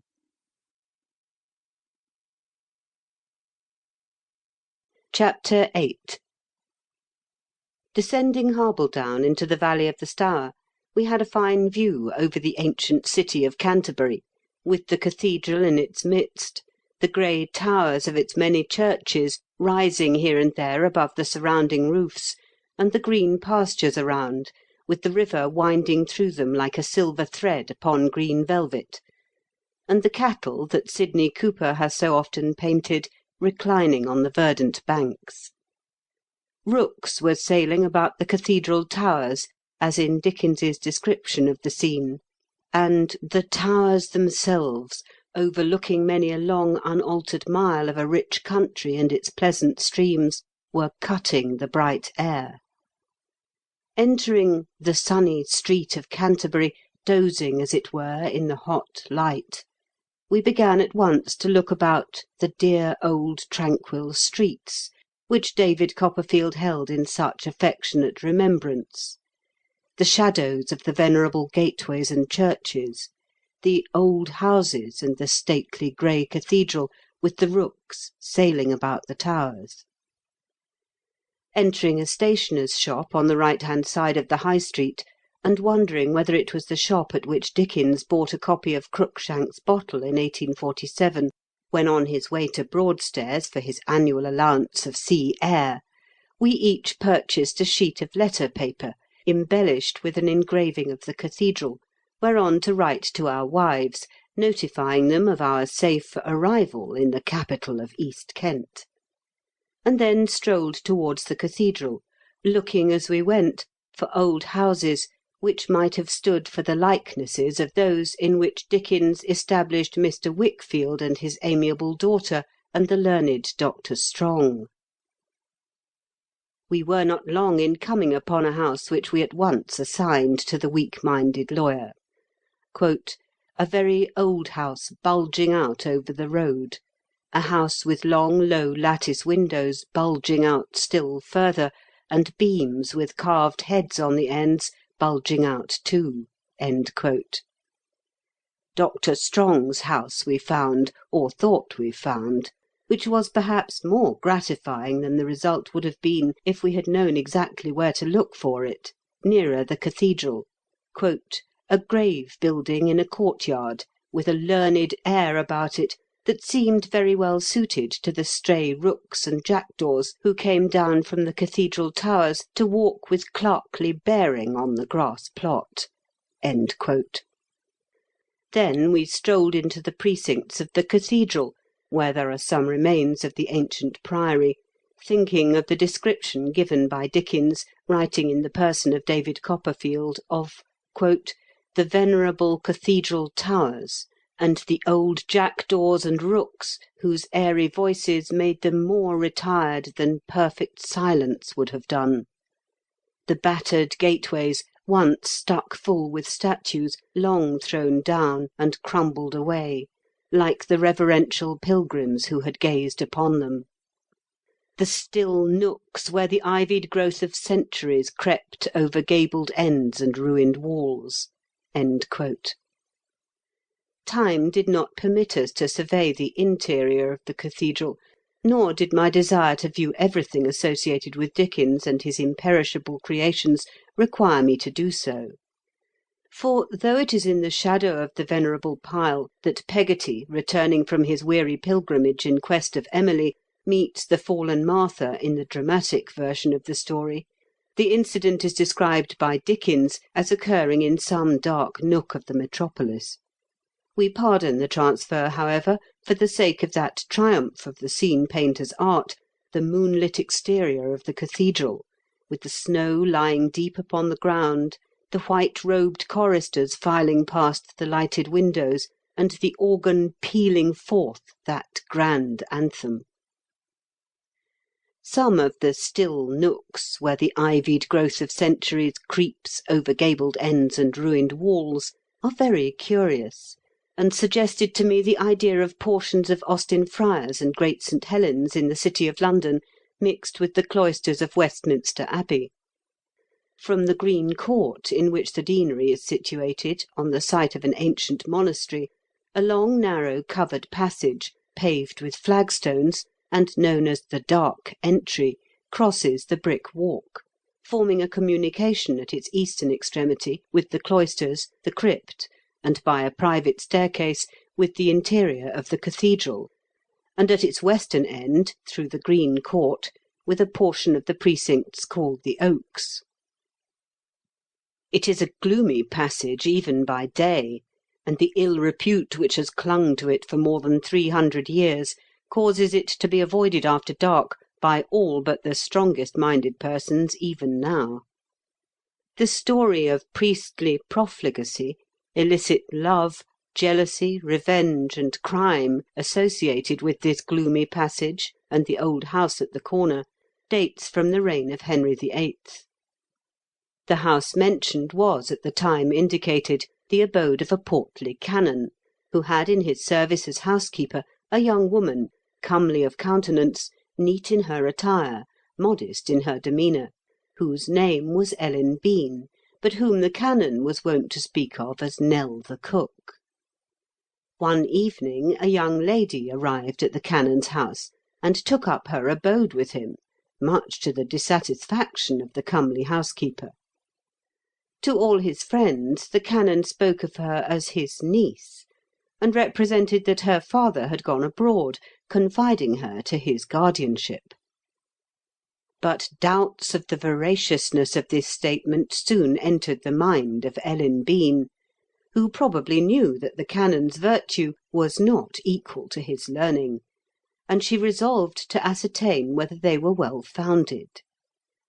A series of surreptitious listenings at doors, and peeping through keyholes, raised her suspicions to moral certainty. But the pretty housekeeper, though her countenance was overcast with gloom, and her manner became moody, would take no action upon them until she had obtained stronger confirmation. Then she would have a terrible revenge, which should be talked of in Canterbury for many a year afterwards. For the modest look and the prim manner of pretty Nell were but as the snow on Hecla, which seems to forbid the notion that hidden fires rage beneath.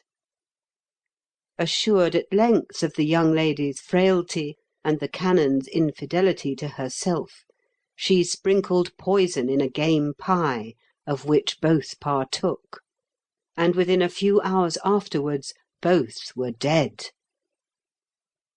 The canon and the lady were buried in the nave of the cathedral, and the clergy did their utmost to prevent their fate, and the circumstances which had brought it about, from becoming the subjects of scandalous comment. Ellen Bean was never seen afterwards, and was supposed to have been sent away. Her victims were yet unburied when it was rumoured through the city that persons passing along the Dark Entry had heard subdued groans, which seemed to proceed from beneath the flagstones, one of which, beside the canon's house, appeared to have been removed and relaid, the freshness of the mortar being remarked by the persons whom the rumour attracted to the spot. These crossed themselves and shuddered with horror when they heard the groans, and then went their way, and after 3 days the dreadful sounds were no longer heard. Just a week after the day when they had first been heard, it was on a Friday, a man who passed through the dark entry during the hours of darkness reached his home pale with terror, declaring that he had seen the ghost of the canon's housekeeper. From that time the gloomy passage was avoided after dark.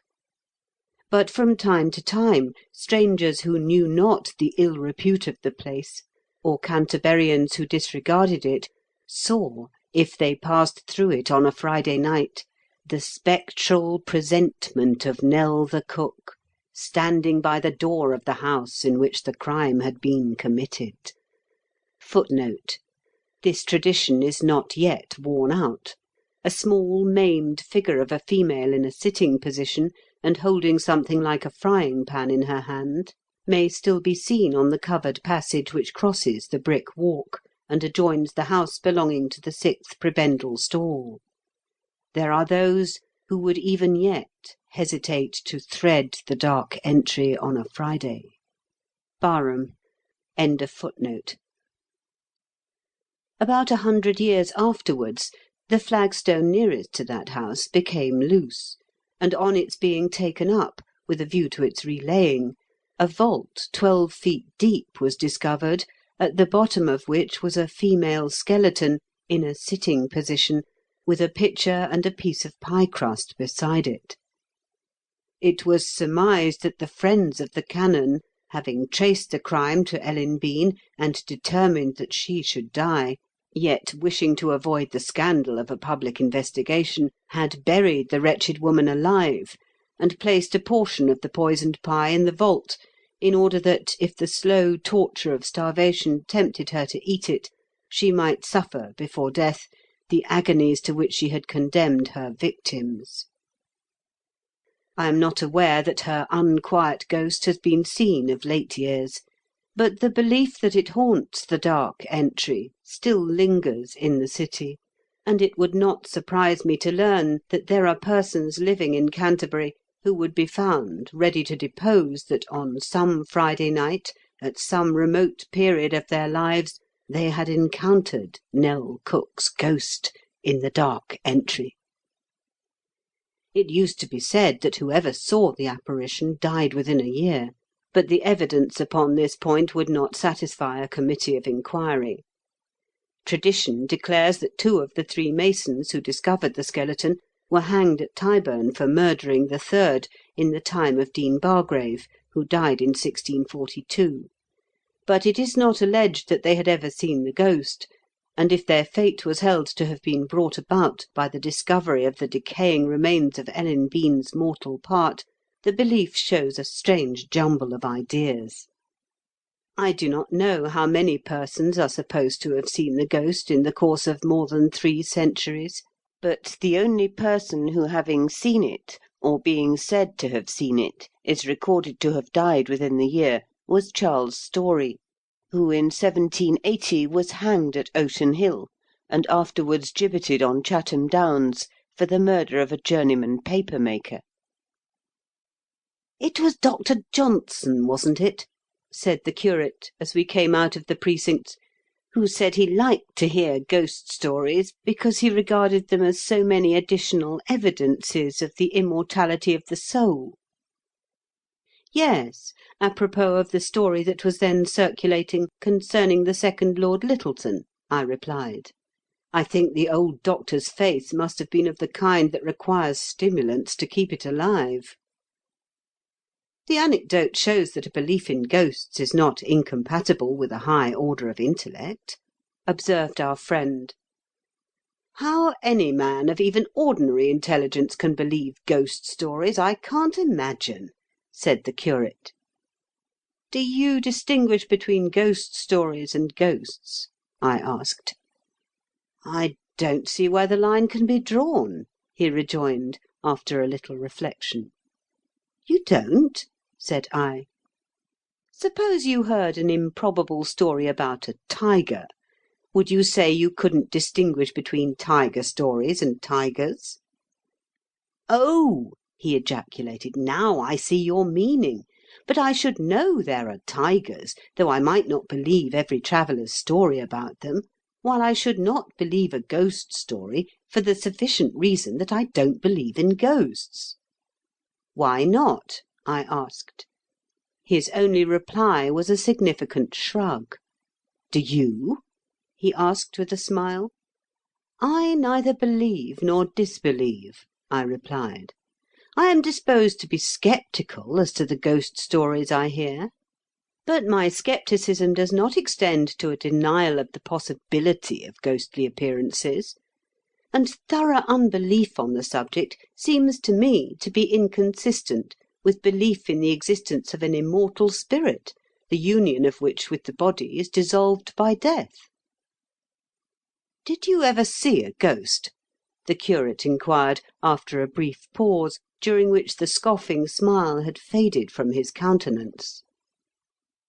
"No," I replied, "though I was once sitting in a room with a friend who seemed to see something which I did not see. It was evening twilight. Opposite to us were two doors, the one on the left hand opening from another room, and the other from the open air. Both were just ajar. There was scarcely a breath of air stirring, yet the left-hand door swung slowly open until it stood at a right angle with the wall, and, almost at the moment that it ceased to move, the other door swung open in precisely the same manner. It was just as if some person had entered invisibly at one door and passed out at the other."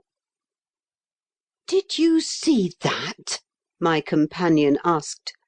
I had seen nothing, and he didn't say what he had seen, but his look and manner conveyed the impression that he had seen something strange and inexplicable. "That is something like the delusion of Nicolai, the Berlin bookseller, who thought he saw persons whom others in the room could not see," observed our friend.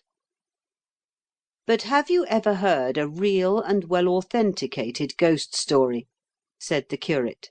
"I mean an instance in which a ghost, or supposed ghost, has been seen, or been supposed to have been seen, by the person who told the story." "I can tell you one which fulfils all your requirements," I replied. I heard it many years ago from a maternal aunt, whose remains now rest in Beckenham churchyard. She was then on the shady side of 50, and neither imbued with superstitious beliefs, nor gifted with the imaginative powers which sometimes invest very trivial and prosaic circumstances with an air of romance and mystery. She was returning one night from a visit to a sister, when she saw, or thought she saw, between the churchyard and a thick plantation, a figure draped in white, standing motionless in the middle of the road. Slightly accelerating her pace, she went forward, not without a nervous tremor, and when she had walked a few yards beyond the mysterious object, she ventured to look back. The figure had disappeared, though not the faintest sound had reached her ears. The ghostly figure had previously been seen by several other persons, and was supposed to be the disembodied spirit of a young man who had recently committed suicide, in consequence of a disappointment in love, at the house which the plantation concealed from the road.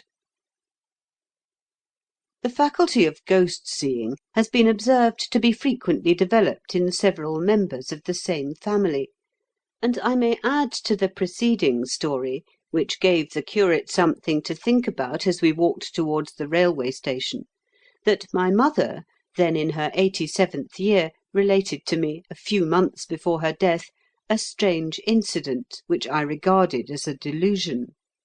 She said that while lying in bed, but in broad daylight, she suddenly became aware of the presence of a double of herself, standing between the foot of the bed and the open door of the chamber, in the full light of the morning sun, the door being midway between the window of her chamber and that of another room, into which it opened. The figure stood there several minutes without the slightest movement. My mother regarded it attentively, 3 times closing her eyes and opening them again to test its reality. Twice she beheld it still standing on the same spot, but when she opened her eyes the 3rd time, it was gone. Such visitations are usually held by the superstitious to portend the speedy death of the person who sees the fetch, but my mother lived several months afterwards. How recollections of the long past are evoked from the cells of memory! Let me tell another ghost story. About 15 years ago, I had my abode for a time on the 2nd floor of an old house in one of those Westminster streets in which many of the aristocracy once had their town residences, and which still retain an air of faded gentility. The primary tenant was a middle-aged widower, morose of manner and of irregular and dissipated habits. He lived there alone, keeping no servant, and but for the occasional presence of a pale young woman who moved silently about the house and was scarcely ever heard to speak, seeming to be his own housekeeper. This occasional visitant was said to be a married daughter of the morose man, whose wife had died a few years previously. 2 discoveries were made by me very shortly after I became a lodger in that house. The first was that the house had the reputation of being haunted. I found that my children would not leave the rooms after the evening twilight began to darken the landings and staircases, at no time very light, and that this disinclination to enter the gloom below was shared, though less openly exhibited, by my servant.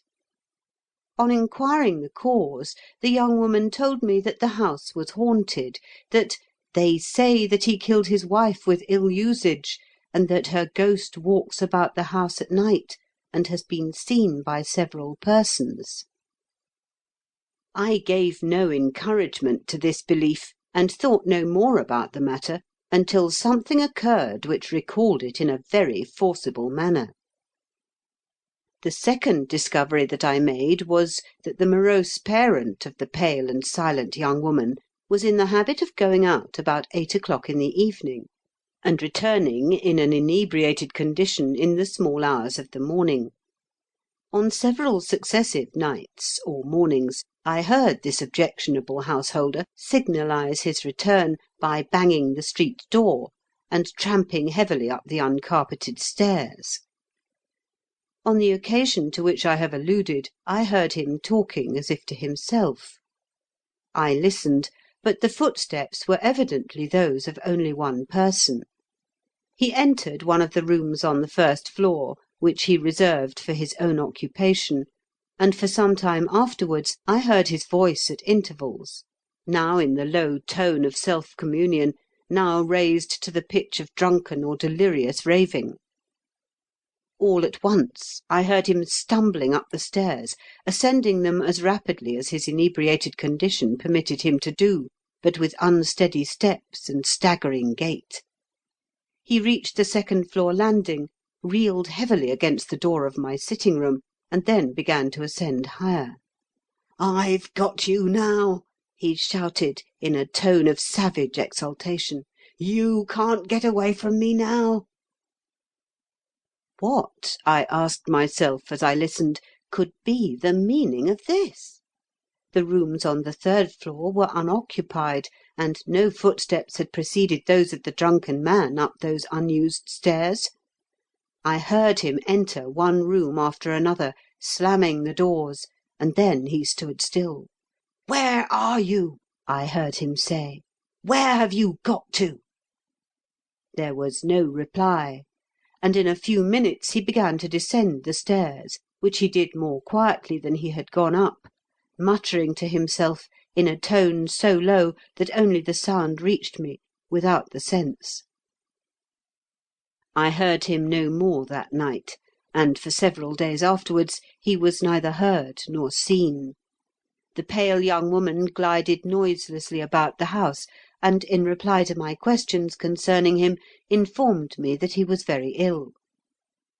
When he was able to leave his chamber, he was pallid and nervous looking, and his hands shook so much that he could scarcely raise to his lips the glass of ale that was before him in his counting-house, when I saw him for the first time after the strange incident I have related.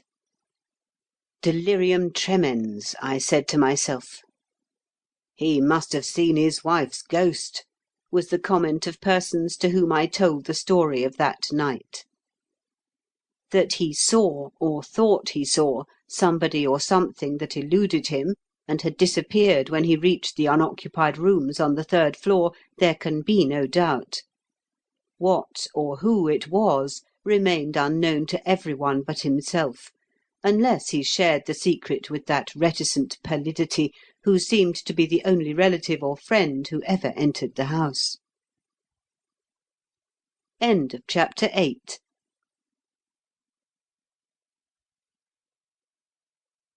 Chapter 9. As the train rushed through the cuttings to Dover, recollections of a former journey from Canterbury to the old Cinque-Port rose vividly before my mind. Then I had left the ancient city on the top of a coach, and a shower having laid the dust before we started, my eyes were refreshed with the cool greenery of the Bishopsbourne Woods and Barham Downs, and the blue ridge on which the white spire of Ash Church rises on the left, and the more distant hills stretching south-easterly from Wye to Lyminge on the right. Now we obtained only momentary glimpses of the scenery we passed through from the narrow windows of a stuffy carriage, and those only at intervals, much of the line running along the bottom of deep cuttings in the chalk hills, the almost perpendicular sides of which rise so high in some places that the sky can be seen only by protruding the head from the window. Nothing to see, even while the daylight lasted, but those white walls, with a brief glimpse now and then of a rich cultivated country with blue hills in the distance, while an incessant rattle of railway joinery, varied by the harsh grating of railway mechanism and the shrill shriek of the railway whistle, rendered intelligible conversation impracticable. So I leaned back in my corner, and while the curate made an attempt to read a morning newspaper which he had bought at the bookstall at Canterbury Station, and my other companions slept, passed in review the traditions concerning the haunted passage in the precinct. The superstition that made death within the year the doom of any unfortunate person who encountered the ghost of Nell Cook was haunting me, like the ghosts of sounds that so troubled the mind of a certain vicar that, on one Sunday morning, he was obliged to go into the garden and sing the Lass of Gowrie before going to church, lest he should give out, instead of a hymn, "'Twas on a summer afternoon," and on another actually added to the sentence beginning, "When the wicked man," the fish-hawker's cry, "All alive, alive, oh!" I could not get out of my head the man who was gibbeted on Chatham Downs, and whose fate was attributed by tradition to his having seen the ghost in the dark entry. I had heard of that apparition, and of the superstition associated with it, from a Canterburyan young lady many years before, even before Barham had made it the subject of one of the inimitable Ingoldsby Legends. But that was before the cacoethes scribendi had brought out a periodical eruption of fiction. Now the idea of a tale was working in my mind, and before the train reached Dover, the characters and incidents were dimly outlined. It was growing dark when we were whirled through or under the bare wide downs near Dover, over which David Copperfield trudged, weary and footsore, hungry and ill-clad, on the occasion of his visit to his aunt, Miss Betsy Trotwood. Clouds had gathered during the evening, and when we alighted at the Priory station and sniffed the briny air of the Strait, they increased the obscurity of the hour so much that the night was more than ordinarily dark. Our walk of 25 miles from Chatham to Canterbury had left my companions no desire to proceed farther by a foot than was necessary that night, But I could not repress my desire to see the sea, and dark as the night was, I strolled down to the beach before retiring to rest, and smoked a cigarette upon one of the black piles. The scene was sublime in its wild, weird dreariness and solitude. The dry seaweed that hung about the piles rustled in the light breeze, as if responding to the hoarse murmuring of the tide upon the shingle. The smooth sea stretched far away from me, with only a line of faint light separating its darkness from the darkness of the sky. A bright speck, like a distant star, shone upon the horizon, and away to the right there gleamed another, and these I knew to be the lights on Calais Pierhead and on Cape Grisnez. But no sound of human life reached my ears, and those lights were so distant that they aided rather than diminished the effect of the dark and solemn sea. Lodgings had been found for the curate and myself near the house of our friend's brother-in-law, and there, before retiring to rest, I sketched the outlines of the following story. The Doomed of the Dark Entry. A quiet old city is Canterbury. Its old houses, its ivied churches and gateways, its venerable cathedral, its solemn cloisters, give it an old-world air suggestive of its having been cut off from the rest of England for 2 or 3 centuries.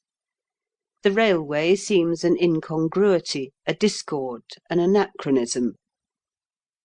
But for that, there would be nothing of an architectural nature about the place to indicate to a Canterburyan Rip Van Winkle, who had fallen asleep 100 years ago, that any changes had taken place during his long nap. Such care has been taken in making changes necessitated by time that they should not jar with old associations and old-world notions, that Rip would not observe that the Arundel Tower and All Saints' Church have been restored, while the Norman architecture of the new building in which the Archiepiscopal Library is located harmonises well enough with its surroundings. As Canterbury presents itself to the eye of the tourist to-day, so, therefore, was it seen by Walter Gilson just a century ago, as he sauntered along the shady side of the High Street, with his friend and former schoolfellow Arthur Dorling. Young Gilson was an orphan, and his father having died in indigent circumstances, though he had once had a good business in the city, he had been indebted from childhood to an uncle for a home. Uncle Barton being in tolerably affluent circumstances, his orphan nephew had received what was then esteemed a good education, had been taken into his office, and was generally expected to succeed him in the business. "You're a lucky fellow," said young Dorling, cracking nuts as he spoke, and throwing the shells into the road. "You come out of every trouble like a duck out of water, none the worse for it. Left an orphan at an early age, you were adopted by a well-to-do uncle. Making your appearance at the Guildhall on a charge of, what was it, Walter? Embezzlement? Forgery?" "Let that alone, Arthur," said Gilson, reddening. "It is time that was forgotten." "So be it," rejoined Dorling. "I meant no offence, Walter. I was only going to observe that you got over that as you have over every other trouble or difficulty, and here you are, soon to be your uncle's son-in-law, and some day his successor in the business, and finally the inheritor of all he possesses. I say again, you are a lucky fellow, Walter." "So lucky that I sometimes fear it will not last," said Gilson, unconsciously giving expression to a pagan notion with which his education had not been classical enough to make him acquainted. "Why not?" asked Dorling. "That is a question I can't answer," replied Gilson, with the cloud still upon his rather well-favoured countenance. "I wish I could. It would be something to know the quarter from which the blow is to come." "My eye and Betty Martin!" exclaimed a voice, at the sound of which Gilson started perceptibly. "Do my eyes behold Walter Gilson? And like a gentleman, I declare." Both the young men turned instantly towards the half-open doors of the George and Dragon, whence the voice proceeded, and beheld Gilson with ill-concealed fear and openly expressed disgust, Dawling with mingled curiosity and surprise, a shabbily dressed and dissipated-looking man, a few years the senior of both. "Bless my stars, how proud we're getting!" exclaimed the shabby man, stepping into the street. "Makes believe he don't know me. His old pal, Miles Delaney." "Oh, Delaney," said Gilson, as if he had not recognised him, and in an unmistakable tone of coldness and dislike. "So you have come back to the old city?" he added, on finding that the fellow was unwilling to accept the cut. "Yes," returned Delaney. "I am a rolling stone, you know." "And you seem to be another instance of the proverb," observed Gilson. "Well, we can't all be as lucky as you have been, Walter Gilson," returned Delaney. "And you didn't seem likely to stand in the shoes you do now when I last saw you, at the Guildhall, you know. But you got out of that mess very tidily, and now the first one I asks about when I comes back to Canterbury is you. 'How's young Gilson a getting on?' says I. And says Andrew Jobson, 'Why, he's going up to the top, going to marry Rose Barton and have all the old man's tin, and die Mayor of Canterbury.'" "I don't feel at all flattered by your interest in me, Delaney," said Gilson, with a displeased look. "Well, well," ejaculated Delaney, with an aggrieved air. "It's the way of the world. When a fellow is down, kick him.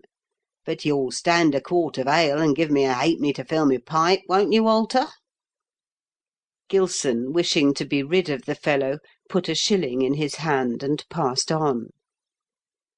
On his return to his uncle's house, a note was given him by the servant, which she said had been left by a shabby-looking man with red whiskers, and which contained only the following brief communication, written upon dirty paper in an almost illegible scrawl: "I want to see you very particular. I didn't like to say what I got to say afore young Dawling. Come to the cloisters after dark. It's about the cheque you was had up to the Guildhall about." There was no signature, but its tenor left no doubt in his mind of its having been written by Miles Delaney, with whose not very prepossessing personal appearance that of the bearer corresponded. He became a shade paler as he read the last sentence, but the soft silvery tones of his cousin's voice reached his ear from the passage, and crushing the note in his hand, he thrust it into his pocket. There was a cloud upon his brow when he left the house that evening, just as the oil lamps in the High Street were being lighted, and proceeded towards the cathedral. A stern resolve shone in his dark eyes, and his lips were compressed, the entire expression of his countenance indicating that, with the utmost unwillingness to hold any intercourse with Delaney, he felt constrained to meet him, and that, while he apprehended evil, he was resolved not to attempt to avert it by any dishonourable concession. 9 o'clock sounded from one grey old tower after another as he entered the cloisters, which he walked round twice, the first time quickly, the second more slowly, without meeting Delaney or any one else. 3/4 of an hour elapsed before he left the cloisters, hurrying with long strides towards the green court, with a dark flush upon his brow, his nostrils dilated, and his lips quivering as with unwonted excitement. As he reached the gloomy covered passage leading into the brick walk, he stopped suddenly, gazing into the obscurity before him with widely dilated eyes. Just within the passage known as the Dark Entry, he could dimly discern the shadowy outlines of a female figure, clad in a fashion which had been obsolete for a couple of centuries, standing motionless, with the head bent down, the arms drooping, the hands clasped before. For a few moments Walter Gilson stood as motionless as the figure. Then he advanced a pace or two and gazed again. The figure moved not, and seemed unaware of his presence. A strange awe crept over him, and his feet seemed rooted to the broad flagstones on which he stood. Once or twice he strove to address the apparition, but his tongue seemed to be glued to his mouth. "Who are you?" he at length contrived to articulate, but his voice sounded strange even to himself. There was no response. The head remained bowed, the arms straight and rigid, the white fingers clasped. "Speak!" he exclaimed. Not a sound came from the pale lips, not the slightest movement could be discerned, but the outlines of the figure began to grow more indistinct, and in a few moments it had faded to just a perceptible luminousness, which could be described only as a white shadow. This too faded out, and only darkness filled the space where it had been. With a face as pale as that of the figure which had vanished, with every nerve trembling and a cold perspiration distilling from every pore, Walter Gilson crept past the spot on which the apparition had stood, not without the awe-inspiring apprehension that it might reappear in close contiguity to him, and then hurried into the brick walk. "Walter!" exclaimed Rose Barton, regarding him on his entrance with an expression of mingled solicitude and surprise. "How pale you are! Are you ill? What has happened?"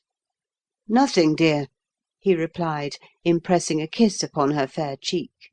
"And I am not ill, but I have been walking fast, and I met Miles Delaney, and he was insolent, and it has excited me a little."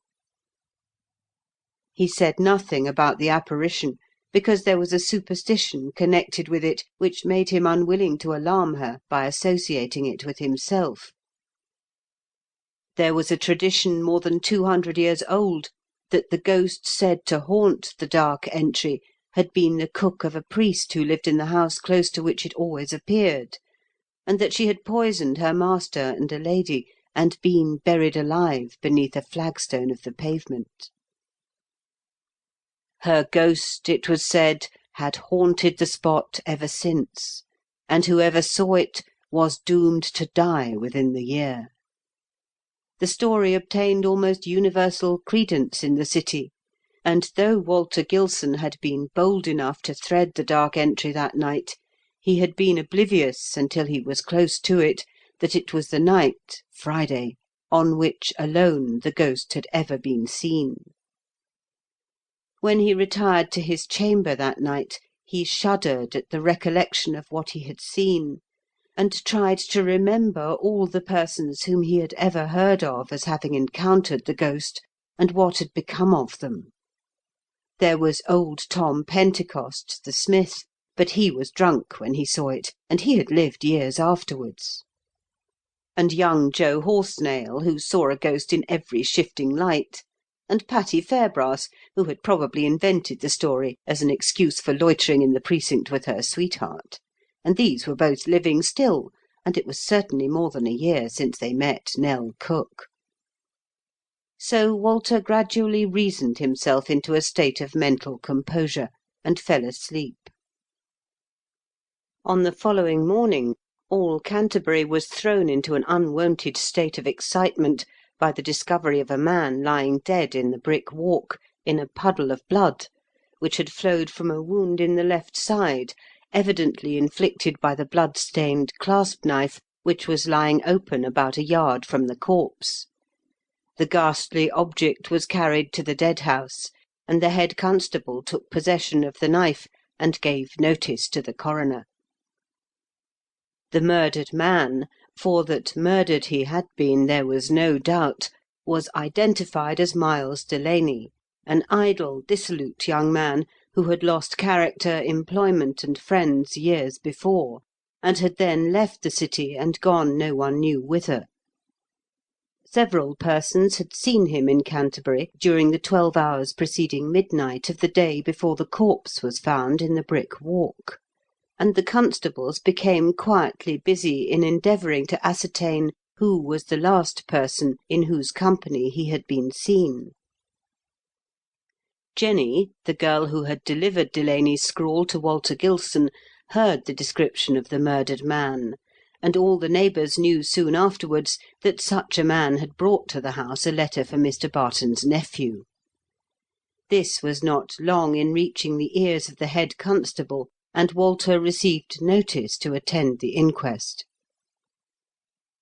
Being asked if he knew a man named Miles Delaney, he replied in the affirmative, and to the further question whether he had seen him on the day preceding the discovery of the murder, he answered that he had met him in the High Street in the afternoon, and that he had seen him again between 9 and 10 that night in the Cloisters. "What took you to the Cloisters?" inquired the coroner, regarding him very intently. "I had received a note from Delaney asking me to meet him there after dark," he replied. "Have you that note about you?" the coroner inquired. Walter hesitated for a moment, both because he could not remember on the instant what he had done with the note, and because he felt a natural unwillingness to have it read, and his countenance reddened as he produced the crumpled note from his pocket, smoothed it out, and gave it to the usher to hand to the coroner. "You say you met the deceased in the Cloisters between 9 and 10," said that official, when he had read and re-read the scrawl very attentively. "Can't you tell us the time more nearly than that?" "The clocks were striking 9 when I entered the Cloisters, but I waited there some time before Delaney came," Walter replied. "What time did you part?" "It must have been on the stroke of 10," replied Walter, after a few moments' reflection. "Where did you leave the deceased?" "In the Cloisters." "I will not ask you what was the nature of your conversation, but there is one question I must ask you. Did you quarrel?" "Some angry words passed between us before we parted," Walter replied. "He tried to extort money from me, and threatened me, and I told him he might do his worst, but should have nothing." "And then—" The coroner paused, as if he wished the witness to say more. "Then I left him." "Show the witness the knife," said the coroner, and then the clasp knife with which the crime had been committed was handed to Walter by a constable. "Do you recognise it?" he asked, as the young man examined it with an air of interest. "It is like my own, and has the same initials engraved upon it," said Walter. "It is your own, is it not?" "Mine?" exclaimed Walter, with a start. "Is it possible that you suspect me of this foul crime? My own knife is in my pocket." His heart stood still for a moment, and his colour came and went in rapid alternations, as he vainly searched his pockets for his knife. It was gone. It was in vain that he tried to remember where he had left it. "I have no more questions to ask you," said the coroner, and he fell back, bewildered by the incident of the knife, among the eagerly listening auditors.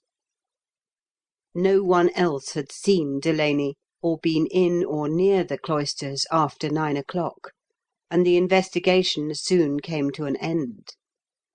The coroner summed up the evidence briefly, dwelling particularly upon the incident of the knife, and upon the admission of Walter Gilson that there had been a quarrel between the deceased and himself before they parted; and against that young man the jury returned a verdict of wilful murder. He was removed at once to Maidstone gaol, protesting his innocence, and sorrowing more for the grief and anxiety of Rose Barton than for himself, having no doubt that Providence would make his innocence manifest on his trial. Rose wept, but declared her firm assurance that he could not be guilty of so foul a crime. Her father expressed the same belief, but was far less confident than Walter or herself that the result of the trial would disprove the conclusion of the coroner's jury. Friends and neighbours merely shook their heads and said they could not have believed it. There was no new evidence offered on the trial. The prisoner had racked his memory in vain to remember where he had last used his knife, which had been searched for in every nook and corner of his uncle's premises without being found. He was prepared, therefore, for the verdict of guilty, and for the dread sentence which followed. I have only to say that I am innocent of this man's death, and to express my confidence that the Almighty will, at some time or other, make my innocence manifest to the world, he had said, when asked whether he had aught to say in arrest of judgment. How shall I find words that would adequately express the anguish of poor Rose Barton? Like the Greek sculptor who found himself unable to represent to his satisfaction the grief of Agamemnon, I must draw over it a veil. 3 days after his conviction, Walter Gilson was hanged. Rose Barton shed no tear, but she secluded herself in her chamber, where she spent the day in prayer, and when she left it she was pale, but calm and resigned. From that day she was never seen to smile until... But to name the occasion would be to anticipate the sequel of my story. Lovely still, though pale and grave, she had many offers of marriage during the slow years that followed the great trouble of her young life, but she declined them all. Secluding herself in a great measure from society, she seldom left her home, but when she did, her chosen walk was nearly always the precinct of the cathedral. One evening in autumn, several years after the execution of her lover, she was walking in the cloisters when she heard a sharp and sudden cry from the direction of the brick walk, and as if wrung from the human breast by fear or pain of no ordinary degree. Running that way immediately, she found a man, tolerably well dressed, lying upon the walk as if in a fit.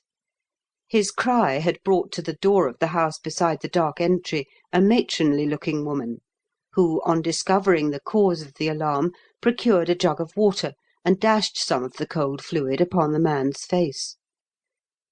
"Doomed, doomed," he muttered, when the power of utterance returned, but without thorough consciousness of the situation. "Where do you live?"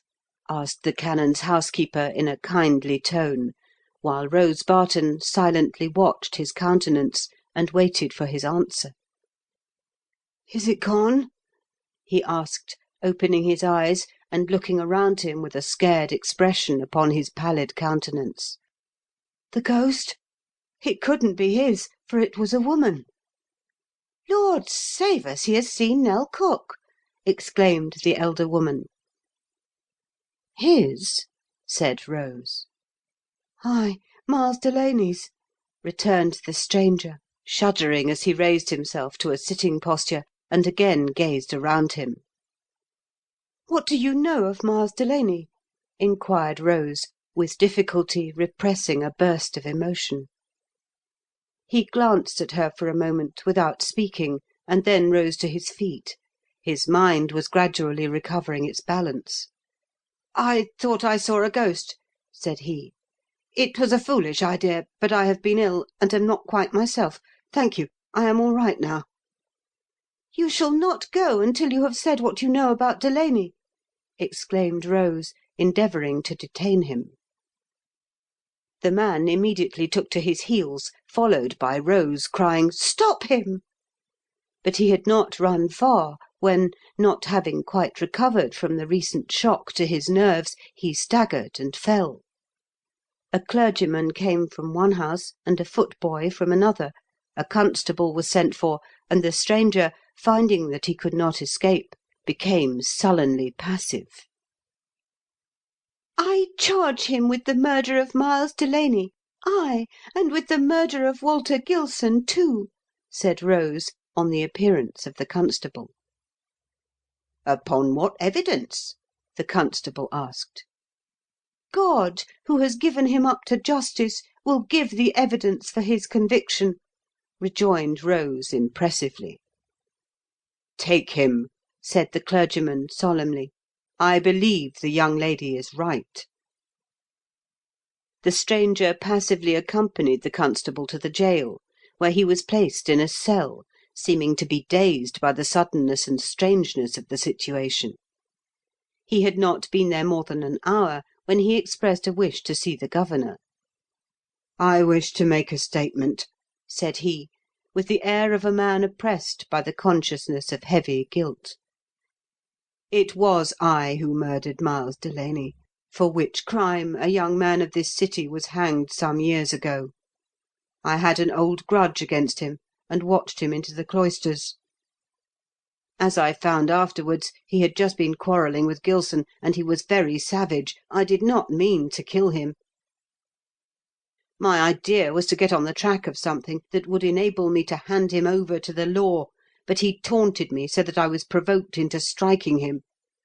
Then he caught me by the throat, and I thought I should be strangled, so I whipped out my knife, opened it with my teeth, and let him have it between his ribs." "Where did you get that knife?" the governor of the gaol asked. "The initials on the haft were not yours." "I found it," replied the self-confessed murderer. "Then it may have been Gilson's after all," observed the governor. "Poor fellow!" There was no more to be said. The prisoner signed his confession, and the governor withdrew. When the gaoler visited the stranger's cell in the morning, he found him hanging from a bar of the grated window, and quite dead. Then it was that Rose Barton, on hearing of his confession, smiled once more, and raising her blue eyes heavenward, murmured, "The Lord has heard my prayer, and lifted the cloud from the name of the innocent." End of chapter 9.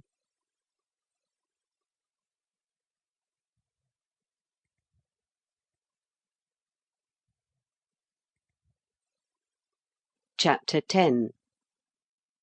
Rising early on the following morning, the curate and I walked down to the beach, where we found upon the shingle a wounded and disabled seagull, several of whose kind were skimming the sea, and ever and anon dipping the tips of their wings into the pea-green waves. The fierceness of the wounded bird, which prompted it to snap at the curate's stick, prevented anything being done for its relief, if indeed anything could have been done, one of its wings being broken, so that we were constrained to place it in a sheltered position among the black piles of the jetty, and leave it where it was at least concealed from beach boys and cockney excursionists of stone-throwing propensities. Having got up formidable appetites during a walk along the beach overhung by the east cliff, where enormous masses of chalk attest the ravages of the abrading forces of nature upon the face of the towering precipice, we rejoined our friend at the breakfast table. That important meal disposed of in a satisfactory manner, we all ascended the castled height, and saw the deep well that supplies the garrison with water, the remains of the Roman pharos, from which soldiers were carrying coal in baskets, Wellington's bedroom, remarkable for nothing but its Spartan-like absence of the remotest indication of luxury, but nothing that pleased me so much as the fine panorama presented by the old town lying below us, dimly seen through a grey veil of mist, the green ridge of the opposite heights rising above it, the furrowed expanse of greyish-green sea on the left, bounded at one point of the horizon by the thin white line of cliff between Calais and Boulogne, and the varied view inland on the right, where the greens faded into blues as the eye gazed farther northward, with a grey church tower or spire rising here and there from embosoming woods. There was not much in the way of Dickensian notabilia to look up in Dover, but we saw the house in Camden Crescent, where the novelist stayed in 1852, from July to October, and the building in which he gave one of his popular readings in 1861, concerning which he wrote to Mrs. Alfred Dickens, his brother's widow, who was then staying at Gad's Hill Place. At Dover they wouldn't go, but sat applauding like mad. The most delicate audience I have seen in any provincial place is Canterbury, but the audience with the greatest sense of humour certainly is Dover. In the afternoon we visited the ruins of St. Martin's Priory, a venerable and moss-grown remnant of the early part of the 12th century. One of the gateways was almost entire, but time had made wreck and ruin of every other portion of the building. Succeeding generations have little respect for the works of their ancestors which have ceased to serve the purposes of their foundation. In the morning we had seen an undoubted relic of the Roman occupation used as a coal-house. Here we saw a portion of a monastic edifice of the Anglo-Norman period converted into a cart-shed. The curate was grieved by the condition in which we found the ruins, but has since been comforted by the restoration of the refectory, which is now used as a schoolroom. My friends and I parted company in the evening, and I started alone for Deal, they accompanying me about a mile on the way over the East Cliff. My original intention had been to walk along the beach, but I was warned that I might experience some difficulty in rounding the South Foreland from the springs of fresh water which there gush up through the shingle, and I knew by experience that the shingle beaches of this part of the coast are very unpleasant to walk upon. This route is, moreover, only practicable at low water, and, as the cliffs are in some places 400 feet high, it is not altogether free from danger. Passing on the right a signal house, and then the lighthouse on the summit of the South Foreland, I presently reached the little village of St. Margaret's, perched on the green eminence above that lofty and almost perpendicular promontory. There the picturesque little Norman church attracted my attention for a while, and then I tramped on again over the cliffs, the way gradually sloping downward towards the north. For more than half an hour the only building which I passed was an old signal house on the cliff, and the only living creatures that I saw were the white-winged gulls which circled and screamed, now above the cliff, now below its edge, and then skimming the waves, and some Sussex cows who were quietly ruminating or cropping the short grass. It was growing dusk when I reached the hamlet of Kingsdown, where the long wall of chalk sinks into the shingle, and struck into a footpath across the fields to the village of Walmer. About 20 minutes' walking from that place took me to Deal, where I lighted my pipe at the White Horse and smoked it on the jetty, looking across the downs at the many lights that shone there like marine glow-worms, and thinking of the many tales of shipwreck and disaster associated with the long ridge of sand. Where oft by mariners is shown, unless the men of Kent are liars, Earl Godwin's castle overthrown, and palace roofs and churches' spires. The legend which connects Earl Godwin with these sands is, that they were formerly a beautiful island, on which that powerful noble had a palatial mansion. One night, as the story runs, the strong east wind which had been blowing during the day rose to a fearful gale, and the sea ran so high that the waves broke over the coast like a cataract, to the dismay of the inhabitants of Deal and Sandwich, whose homes they invaded and wrecked. For several days the storm continued with unabated fury, and the waves cast upon the beach piles of timber, broken furniture, trees torn up by the roots, and other indications of a terrible catastrophe. Nothing could be seen seaward but the wild waves and the storm-driven masses of cloud, and it was thought that the darkness caused by the intervention of the black storm cloud and the torrents of rain that were falling obscured Godwin's Island from view. But when the storm at length abated, the island had disappeared, and the sole vestige of its existence was a strip of sand which became visible at low water. Sir Charles Lyell, having found a stratum of blue clay at the depth of 15 feet below the surface of the sand, thought that there might once have been an island where the Goodwin Sand now stretches, and that it might have been swept away by the great storm of 1099, recorded in the Anglo-Saxon Chronicle.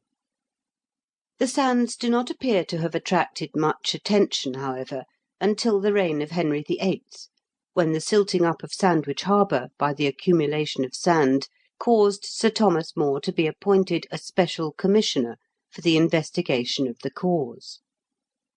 "Thither," says Bishop Latimer, in one of his quaint sermons, "thither cometh Master More, and calleth the country before him such as were thought to be men of experience, and men that could of likelihood best certify him of that matter concerning the stopping of Sandwich Haven." Among others came in before him an old man with a white head, and one that was thought to be little less than 100 years old. When Master More saw this aged man, he thought it expedient to hear him say his mind in this matter, for, being so old a man, it was likely that he knew most of any man in that presence and company. So Master More called this old aged man unto him, and said, "Father, tell me, if ye can, what is the cause of this great rising of the sands and shelves here about this haven, the which stop it up, so that no ships can arrive here? Ye are the oldest man that we can espy in all this company, so that if any man can tell any cause of it, ye of likelihood can say most of it, or at leastwise more than any man here assembled." "Yea, forsooth, good master," quoth this old man, "for I am nigh 100 years old, and no man here in this company near unto my age." "Well then," quoth Master More, "how say you in this matter? What think you to be the cause of these shelves and flats that stop up Sandwich Haven?"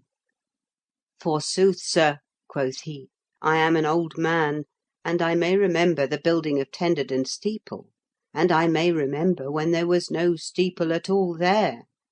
And before that Tenderden steeple was in building, there was no manner of speaking of any flats or sands that stopped the haven, and therefore I think that Tenderden steeple is the cause of the destroying and decay of Sandwich Haven.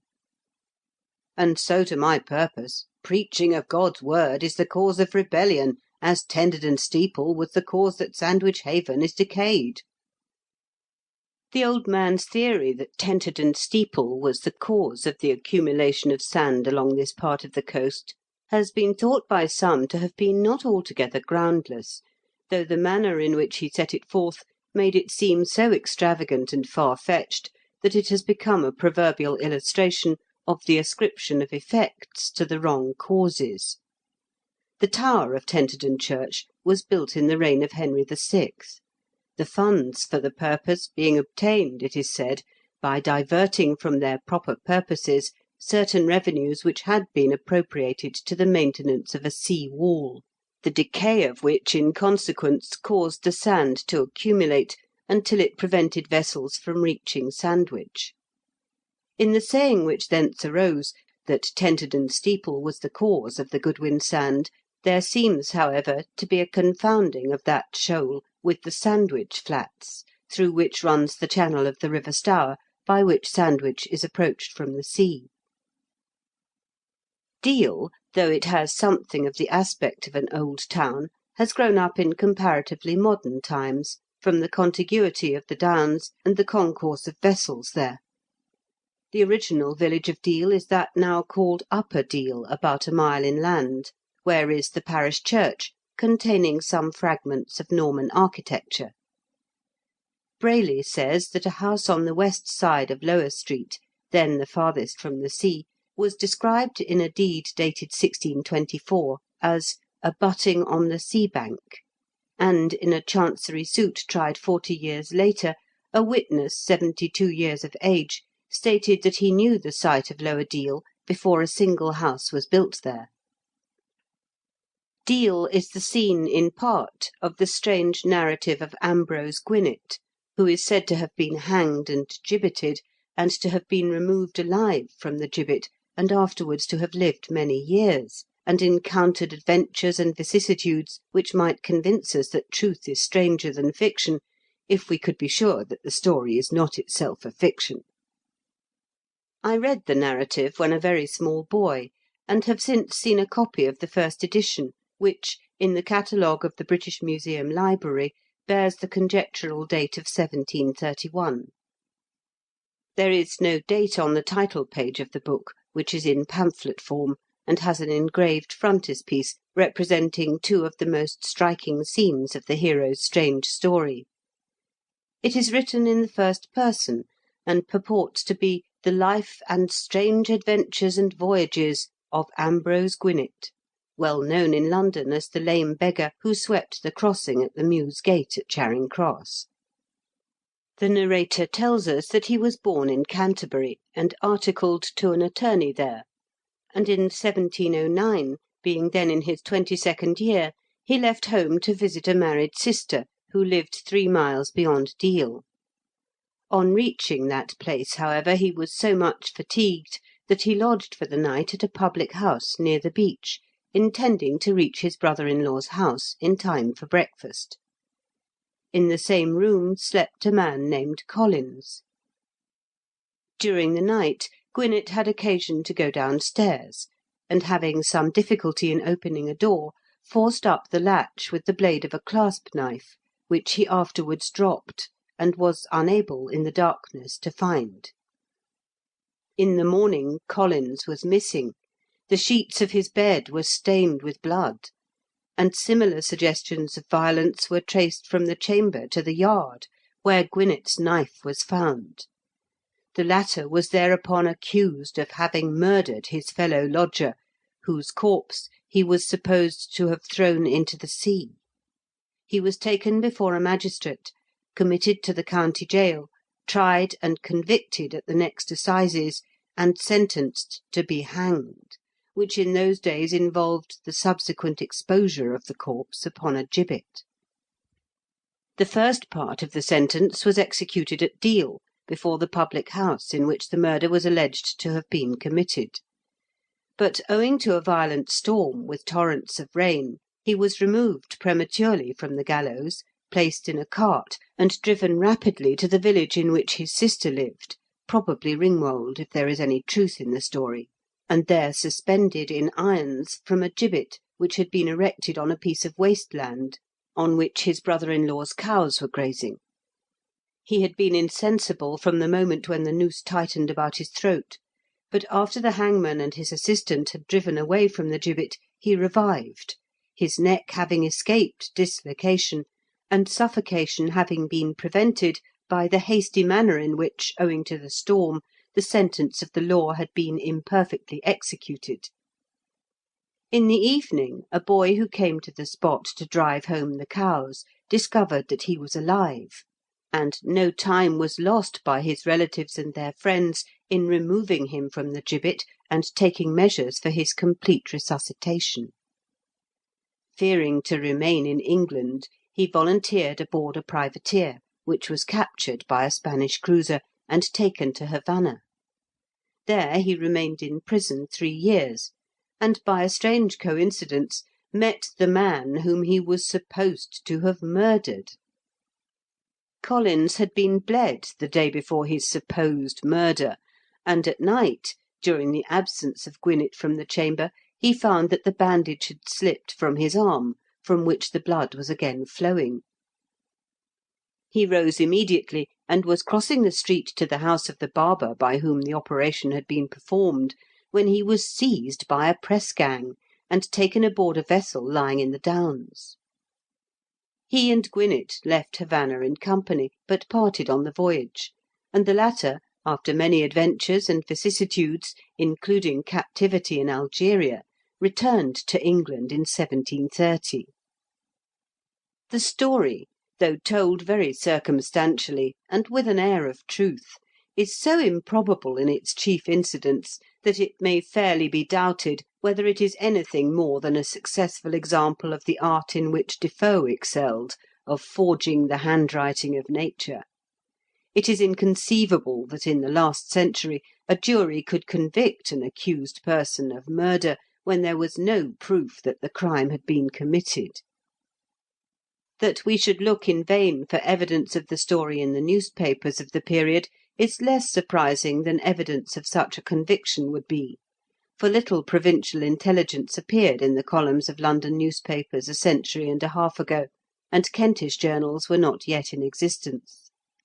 But besides the difficulty which most minds must experience in believing that a man can have been convicted of murdering a person who, for any evidence to the contrary, was living, it must be regarded as a circumstance not in favour of the authenticity of the story that the narrator mentions neither the sign of the house in Deal at which he lodged, nor the name of the village in which his sister lived, and as another, that he should have returned to England without any evidence of his innocence of the crime of which he had been convicted, and the penalty of which still hung over his head.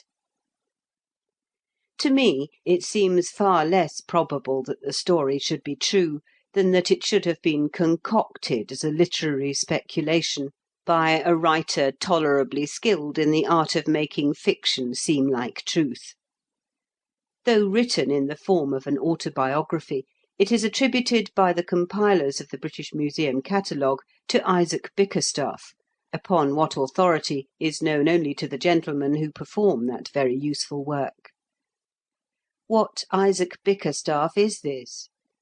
Biographical dictionaries mention only one author of that name, the lyric dramatist, who, having been born 4 years subsequently to the date given in the Museum Catalogue as that of the publication of the story of Ambrose Gwinett, cannot have been the author of that strange production.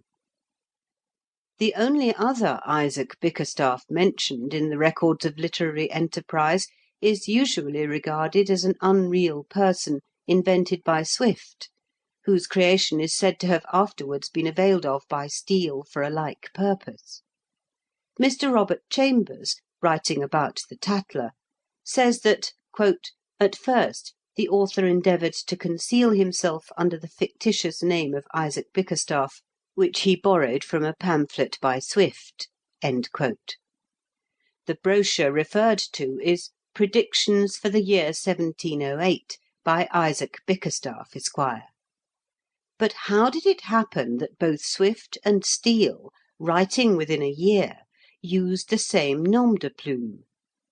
Is it certain that there was not a real Isaac Bickerstaffe who might have been concerned in the literary speculations of both authors? May not the author of Ambrose Gwinett have been a son of the author of Love in a Village? However this may have been, it is certain that the latter cannot have been the author of the former work, and nearly as certain that there must have been another writer of that name whom literary research has failed to discover. He was probably a Grub Street hack, who would write the story for a guinea, or, for the same honorarium, produce a pamphlet to be published with the name of some peer or MP on the title page, and he may have lent his name to Swift and Steele for some such consideration, and allowed them afterwards to treat him as a non-existent person, as much a being of Steele's creation as Nestor Ironside. If it be asked why Steele should have borrowed Bickerstaffe's name, if there really was such a person, when he might have written anonymously or with a fictitious name, the obvious answer is, that either Steele or Swift, if not both, did do so, and that speculation as to the motive would at this date be vain. It is possible, of course, that Steele was unaware of Bickerstaffe's existence, and borrowed the name from the title page of Swift's pamphlet, as stated by Mr. Robert Chambers and others, but it is much more probable that Bickerstaffe was known to Steele than that, being known to Swift, he should have been unknown to the former, who, besides being a lounger about town and a frequenter of the coffee houses, was at that time on terms of intimacy with Swift. I thought of the strange story of the Deal of a century and a half ago, the Deal of the smugglers and the preventive service men, the press gangs and the privateers, as I turned up from the beach, and wondered which of the older public houses, if either, had been the scene of the supposed murder and of Gwinett's semi-execution. Was it the North Star, or the Deal Cutter, or the Rose and Crown, or the Three Compasses? I could not decide. I know it was the custom in those days to execute murderers on the scene of their crime, but I could not imagine an execution in one of those narrow streets. The gallows could not have been set up on the beach, for we are told that it was opposite the public house, opposite to which was also the barber's shop, to which Collins was bound when he encountered the press gang. I gave it up. End of chapter 10.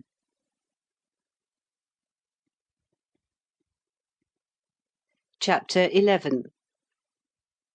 Fortified for a day's walking by a substantial breakfast at the clean and comfortable hostelry of the White Horse, therein following the much to be commended example of Captain Dugald Dalgetty, I started for Ramsgate about 9 o'clock on the following morning, intending to break the journey at Sandwich.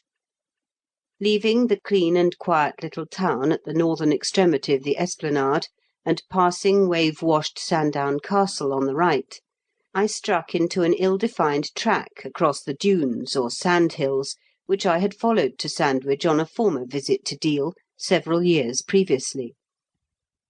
This devious and solitary track, where nothing is heard but the tinkle of sheep bells, after the Rambler, as it recedes from the beach, ceases to hear the monotonous and melancholy sweep of the sea upon the shingle, meanders between the coast and the highway from Deal to Sandwich, a distance of 6 miles, over an undulating tract of sand, precisely similar to that of the beach, and only prevented from drifting away by the sparse herbage that covers it.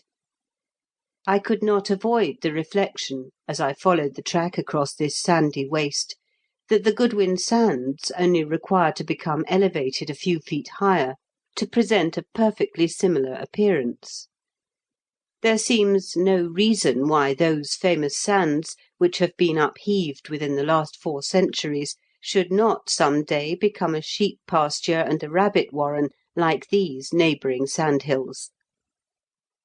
The path winds in a devious manner between the sandy hillocks and ridges, which, with the little hollows between them, are scantily clothed with a coarse grass, with here and there a patch of a low-growing shrub, the roots of which serve in some degree to hold together the loose soil.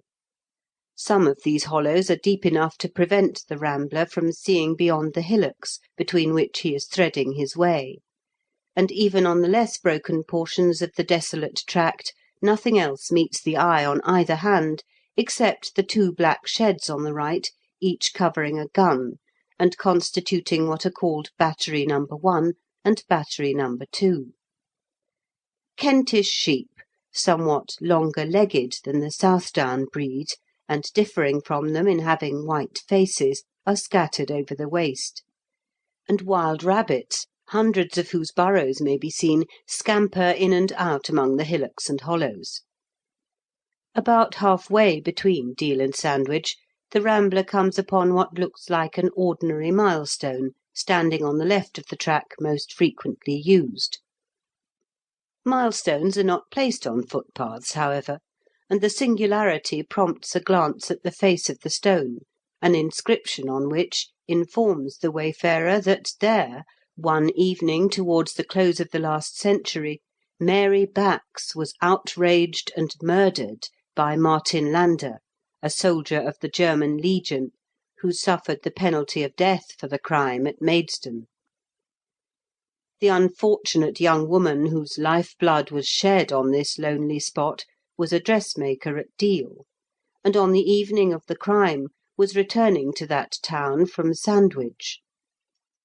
Failing to reach her home, her father sought her by the way she was expected to come, which is shorter than the high road, and was horrified by the discovery of her corpse, dabbled with blood, lying upon the path, at the spot now marked by this rude monument.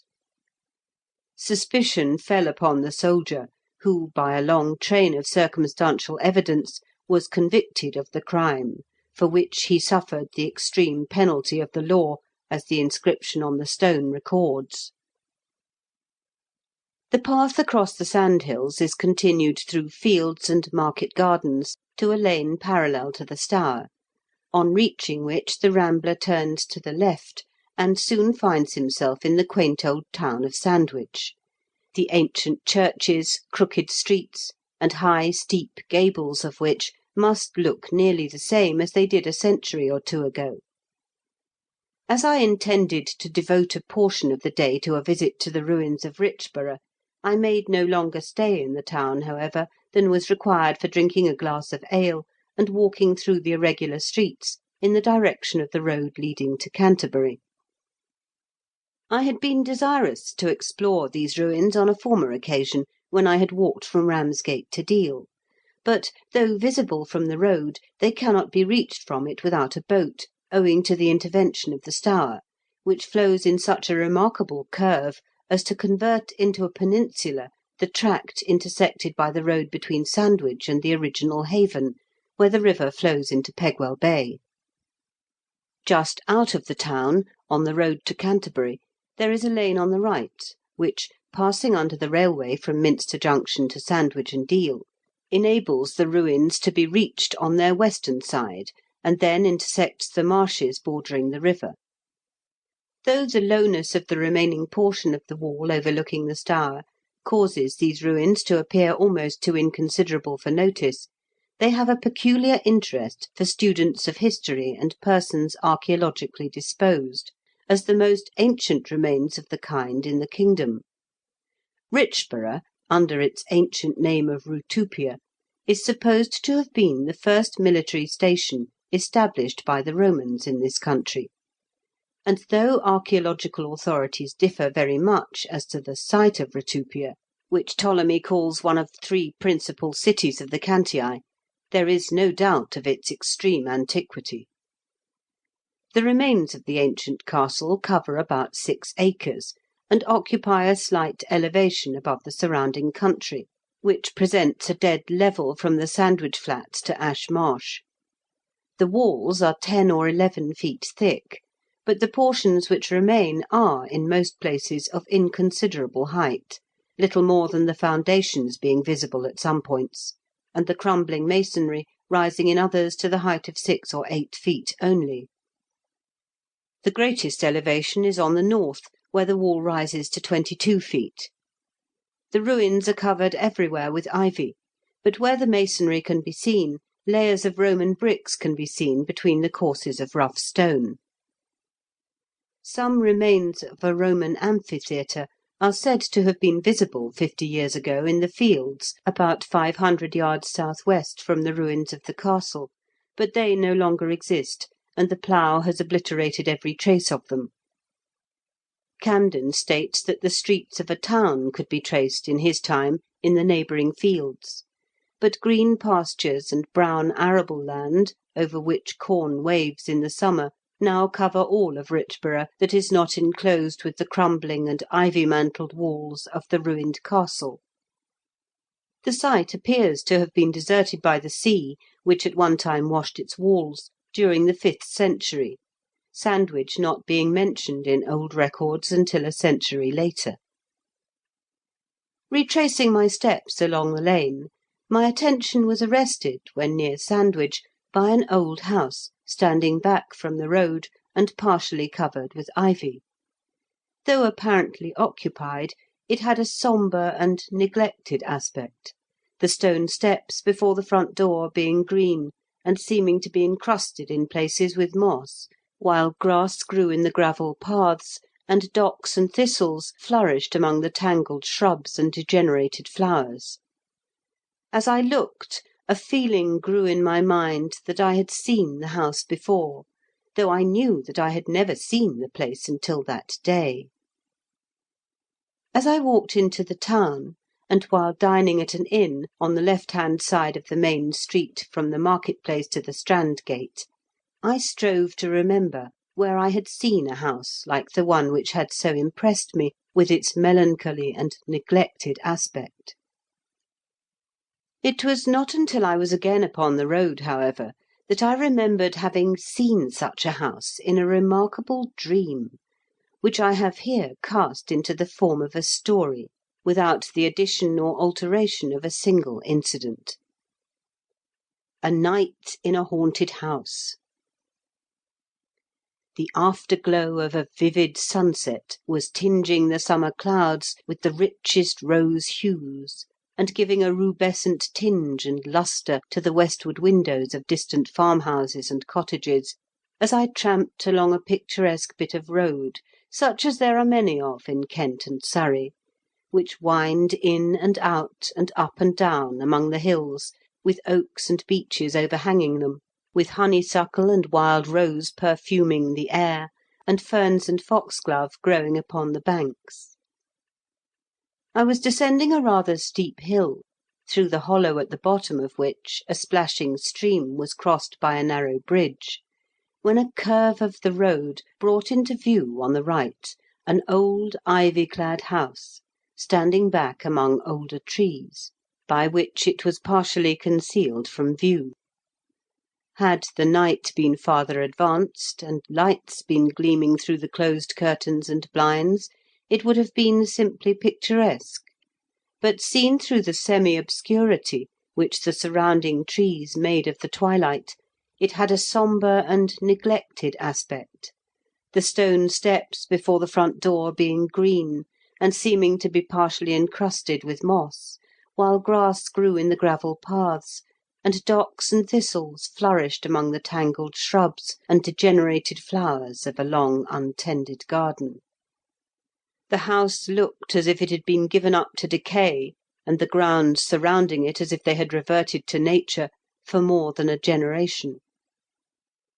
Weaving a web of fancy about the old house, in which a ghost and a chancery suit mingled, I descended the hill, crossed the little bridge at the bottom, and found on one side of the road a finger-post, and on the other a low-roofed hostelry, with a sign-post and a horse-trough before it.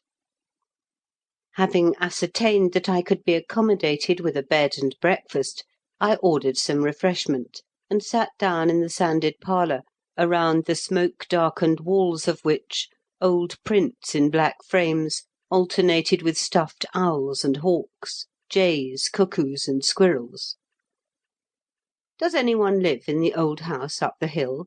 I inquired of my hostess, when she brought in the refreshment I had ordered. "No, sir," she replied. "There hasn't been any one living there for many a year." "What is the reason for its being allowed to be in that neglected condition?" I asked. "Well, it is a strange story what they tell about it," the woman returned, with evident hesitation. "Nobody knows the rights on't, for it has been like that, as you see it now, longer than anybody in the neighbourhood can remember." "Haunted, I suppose," I said, with a smile. "Well, they do say that strange things have been seen and heard by them as have passed the place late at night," replied the woman. "But it weren't for that the place was shut up and deserted, if there's any truth in the story that is told about it." "What is the story?" I inquired, with a feeling of interest which was increased by the little I had already heard. "It is a wild and improbable story, sir," said my hostess, hesitating to begin for a few moments, "and nobody knows now whether there is any truth in it, though why, if there isn't, the place should have been left to go to rack and ruin like that, I can't imagine. As I heard the story when I was a girl, there was an old lady lived there ever so many years ago, who directed by her will that she shouldn't be buried, but left on the bed as she died, and that everything in the house should be left just as it was, and the house shut up for 100 years. 100 years!" I exclaimed, my surprise and curiosity equally excited by that singular testamentary instruction. "The story goes," continued my hostess, "that she believed she should come to life again at the end of that time, and that was why she wouldn't be buried or even put in a coffin." "And how long ago is that eccentric old lady supposed to have died?" I inquired, more and more interested in the story. "It must be nearly 100 years now," replied the narratress. "It is nearly 30 years since I heard the story from a great aunt, who was then nigh 70, and she had lived in this neighbourhood all her life, and said the house had been shut up, and that story told about it, longer than she could remember. This strange story excited a desire to explore the old house, which grew stronger every moment that I sat there looking at the ancient prints and the stuffed animals through the wreaths of blue smoke that curled upward from the bowl of my pipe. When I retired to rest, I drew aside the curtain of my chamber window, and looked across the orchard towards the brow of the hill, where the haunted house was then scarcely distinguishable in the darkness from the trees which surrounded it. To my surprise, a light glimmered from an upper window, shining through the foliage like a star. What hand could have lighted it? If I had known that the 100 years during which the old lady's eccentric spirit had been separated from its mortal abode terminated that night, I think I should have been sceptical as to her having just experienced her expected resurrection and lighted a candle to see how the old place looked. But I had given no credence to the story, not being able to conceive the probability of any executors or trustees being insane enough to allow a house to be shut up with a corpse in it for 100 years.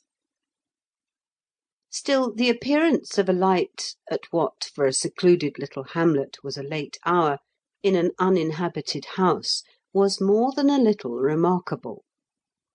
While I was wondering at it, however, it disappeared, and the darkness without was only relieved by a few twinkling stars. I fell asleep while thinking of what I had heard and seen, and my first thought on waking, when the grey light was stealing over the earth, was of the haunted house on the hill. I resolved to visit it, and if I could obtain an entrance, to satisfy myself of the truth of what I had heard from my hostess. I dressed at once, therefore, descended the stairs very quietly, and let myself out.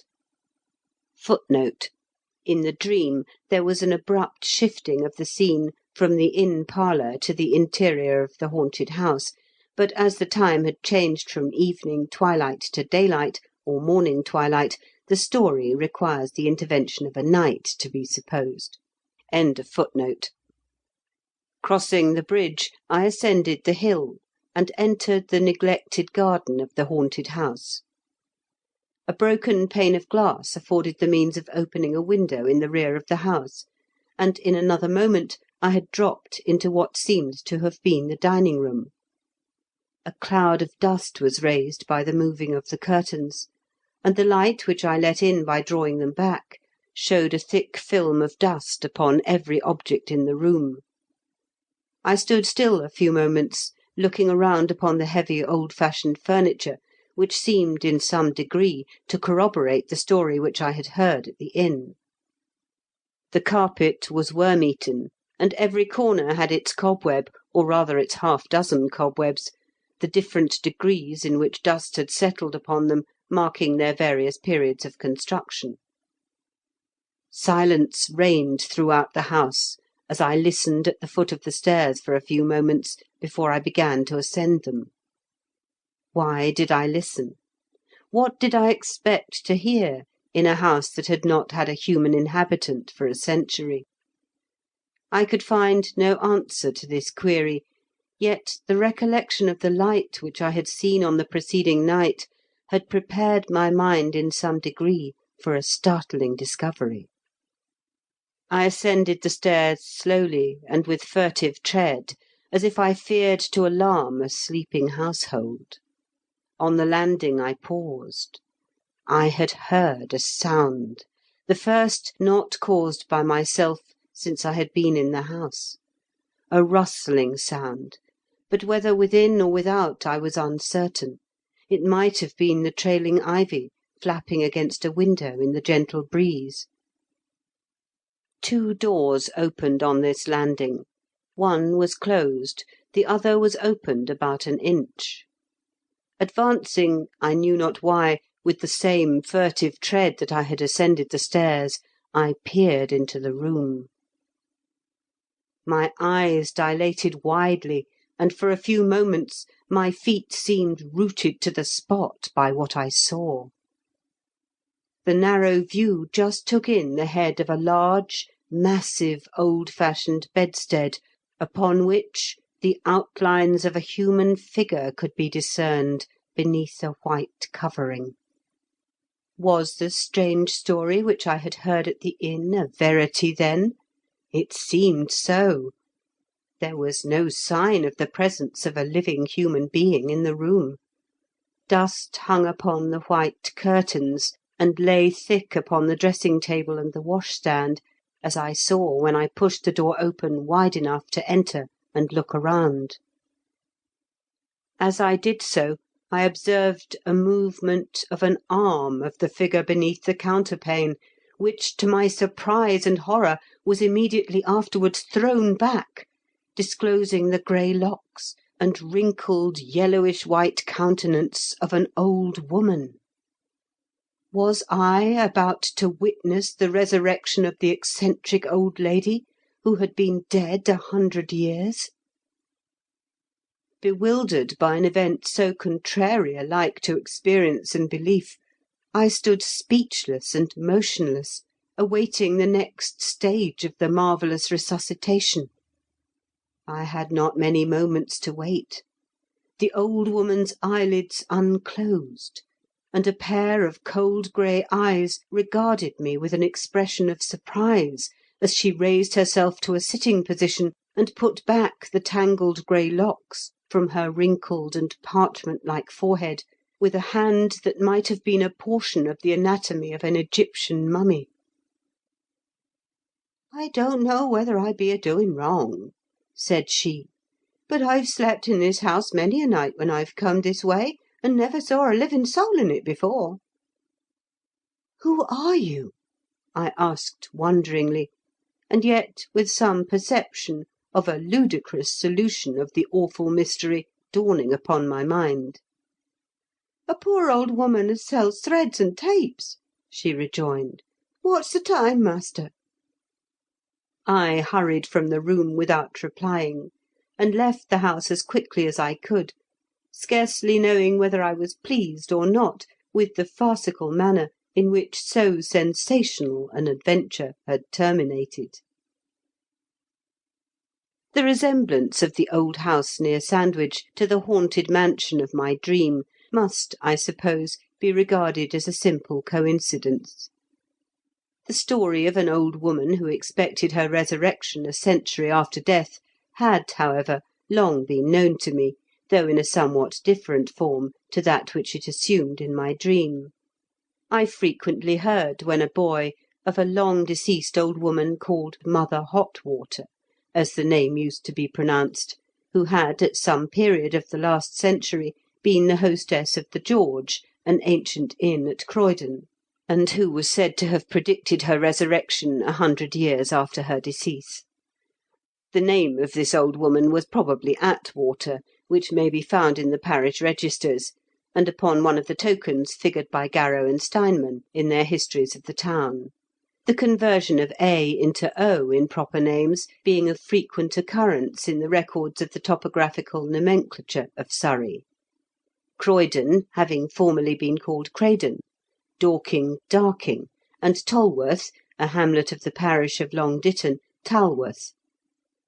The old woman seems to have been addicted to the practice of magic, or to have maintained what in Scotch superstition is called a brownie. For there is a tradition that there was a closet in the house into which the dirty plates and dishes used to be put, and from which they were brought out clean, without human hands being concerned in the process. And it used to be a common saying of servants and workwomen in the town 50 years ago, "I wish we had Mother Hotwater's closet." The George Inn stood at the corner of High Street and George Street, and is said to have had an ill repute in its latter years, owing to the mysterious disappearance from time to time of pedlars and other travellers who were supposed to have lodged at the house and were never seen afterwards. The name of the house was preserved to a period within my own recollection in the adjacent George Yard, but the house is now, and has been as long as I can remember, called Albion House, and at the earliest date to which my memory extends was occupied by a draper named Stapleton, one of whose daughters informed a cousin of my own, daughter of the late John Skelton Chapman, then master of Archbishop Whitgift's school in that town, that there was a closet in the house, the door of which was nailed up, and which had never been opened within her recollection. A vague suspicion seems to have been entertained that this closet contained the skeletons of men who had been murdered in the house in the olden time.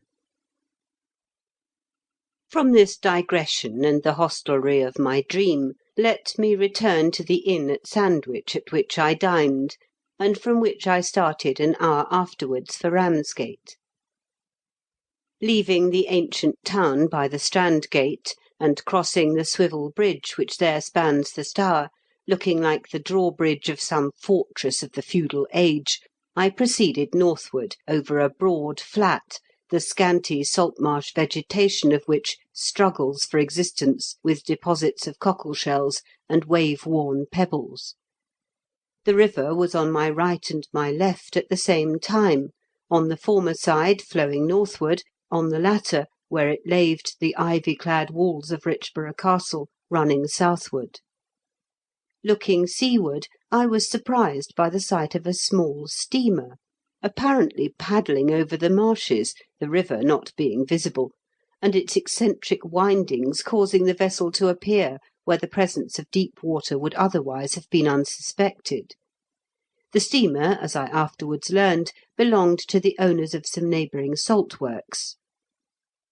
That these flats were once covered by the sea is evident from the great difference of depth between the channel made by the current of the Stour and the adjoining waters of Pegwell Bay, the former being the arm of the sea which formerly separated Thanet from the mainland, and into which the Stour then flowed at Stourmouth. On both sides of this channel the water is so shallow that it may be waded across at low water, when, indeed, scores of shrimpers may be seen, immersed to their knees, at long distances from the cliff on which the village of Pegwell is perched. Ignorance of the existence of this channel was the cause, some years ago, of a fatal and melancholy disaster. Two young men, who attempted to wade across the bay as a short route from Deal to Ramsgate, were plunged suddenly into deep water, and being unable to swim, were both drowned. If the facts were not attested by existing records, it would be difficult to believe that Sandwich was once a great naval and commercial port, and that Richborough Castle was formerly close to the sea. The records referred to show, however, that a broad channel once flowed from Reculver to Sandwich, and that the mouth of the Stour was then at Stourmouth, about 4 miles and a half, in a north-westerly direction from the point at which it now flows into Pegwell Bay. The breadth of this channel varied from 1.5 miles to 4 miles, with sufficient depth of water for the largest vessels of that early period, when it was the accustomed route between London and the northern ports of France. The rising of the land, and the consequent diminution of the breadth and depth of this channel, were probably going on long before the change attracted much attention, but they had become visible in Bede's time. The sea had receded between Deal and Ramsgate, and the proprietors of the adjacent lands were taking measures to secure the flats from which it had retired from being again overflowed. By imperceptible degrees, century after century, the channel between Reculver and Stourmouth became choked, the Stour was observed to be less rapid. A creek which ran up to Ebbsfleet, which had been a convenient and much used landing place, became dry, and from that place to Sandwich, the Stour, which had usurped the place of the southern portion of the former channel, meandered sluggishly through a broad tract of marsh where once the sea had been. Near the solitary public house called the Sportsman, where a pleasantly shaded road descends on the left from the village of Minster, with the branches of old trees forming an arch of verdure, most refreshing to the eye after a long walk in the glare of the sun, I left the road, and struck into a footpath through the fields on the right. Here the cliff begins to rise out of the shell-strewn flats, at first showing reddish clay, through which the chalk rises, however, before Pegwell is reached. Along the edge of this cliff the path runs until the coastguard station at Pegwell is reached, where the shrimpers ascend from the beach by means of a vertical ladder constructed against the face of the cliff, and a bronze-visaged seaman paces the point monotonously, with a telescope under his arm. End of chapter 11.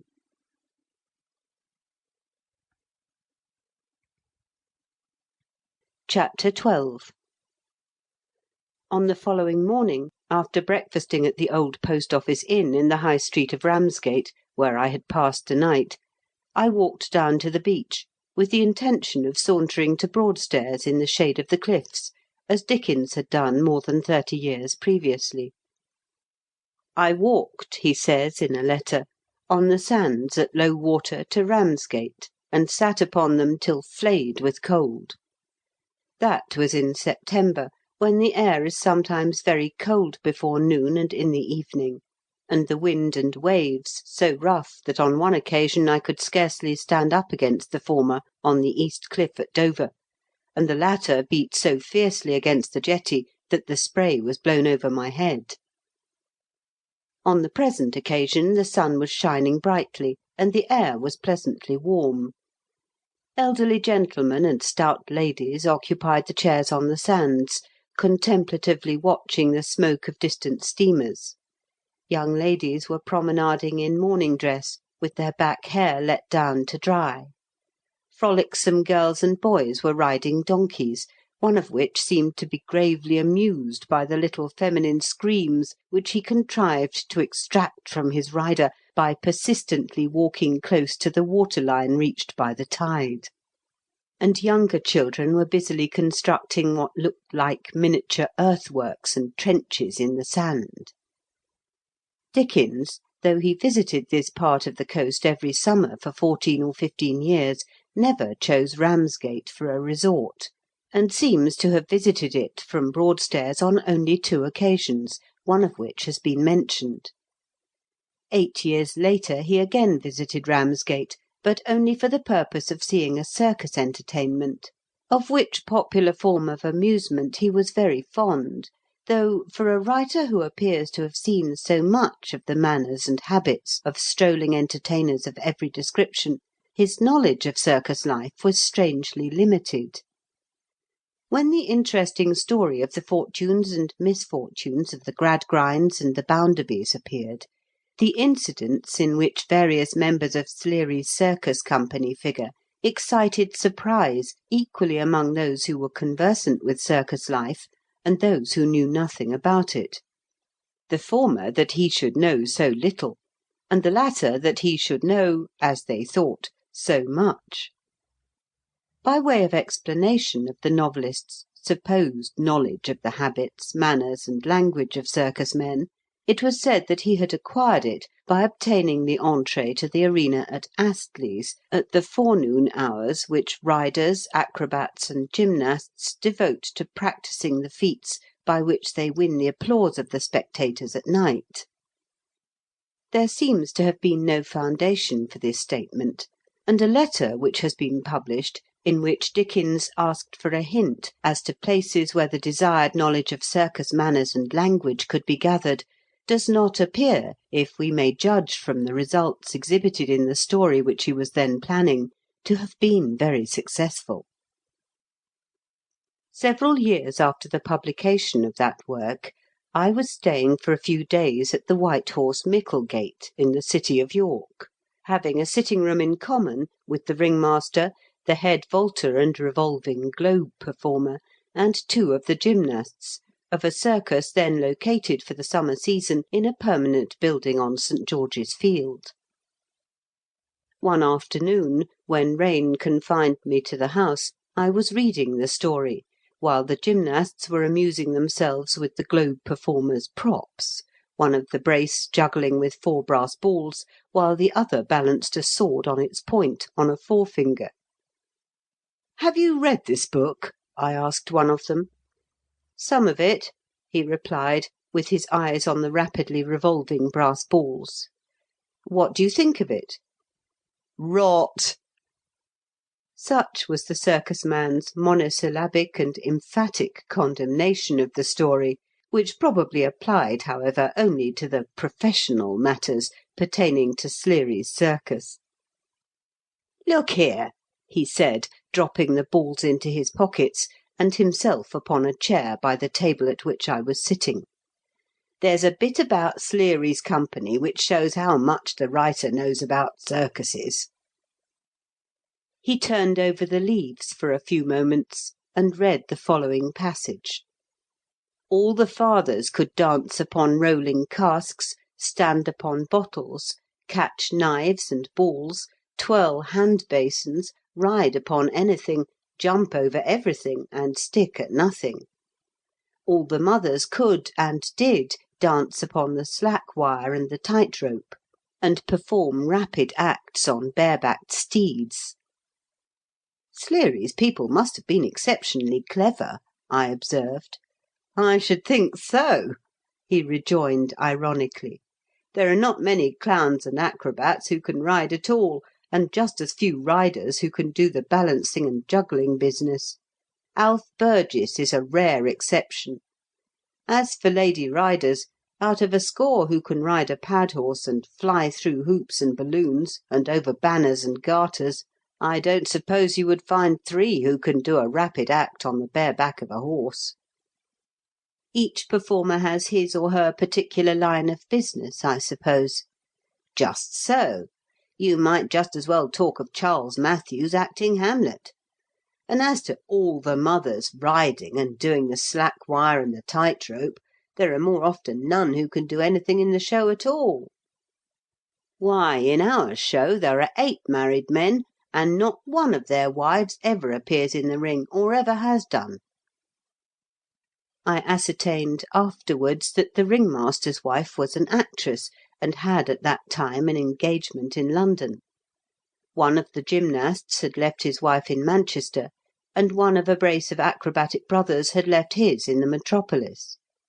The other brother, another acrobat, and the 3 clowns had their wives with them, but the only one connected with the circus was an elderly woman, the wife of one of the clowns, who was money-taker at the gallery entrance. There were 5 equestriennes, but they were all members of the proprietor's family.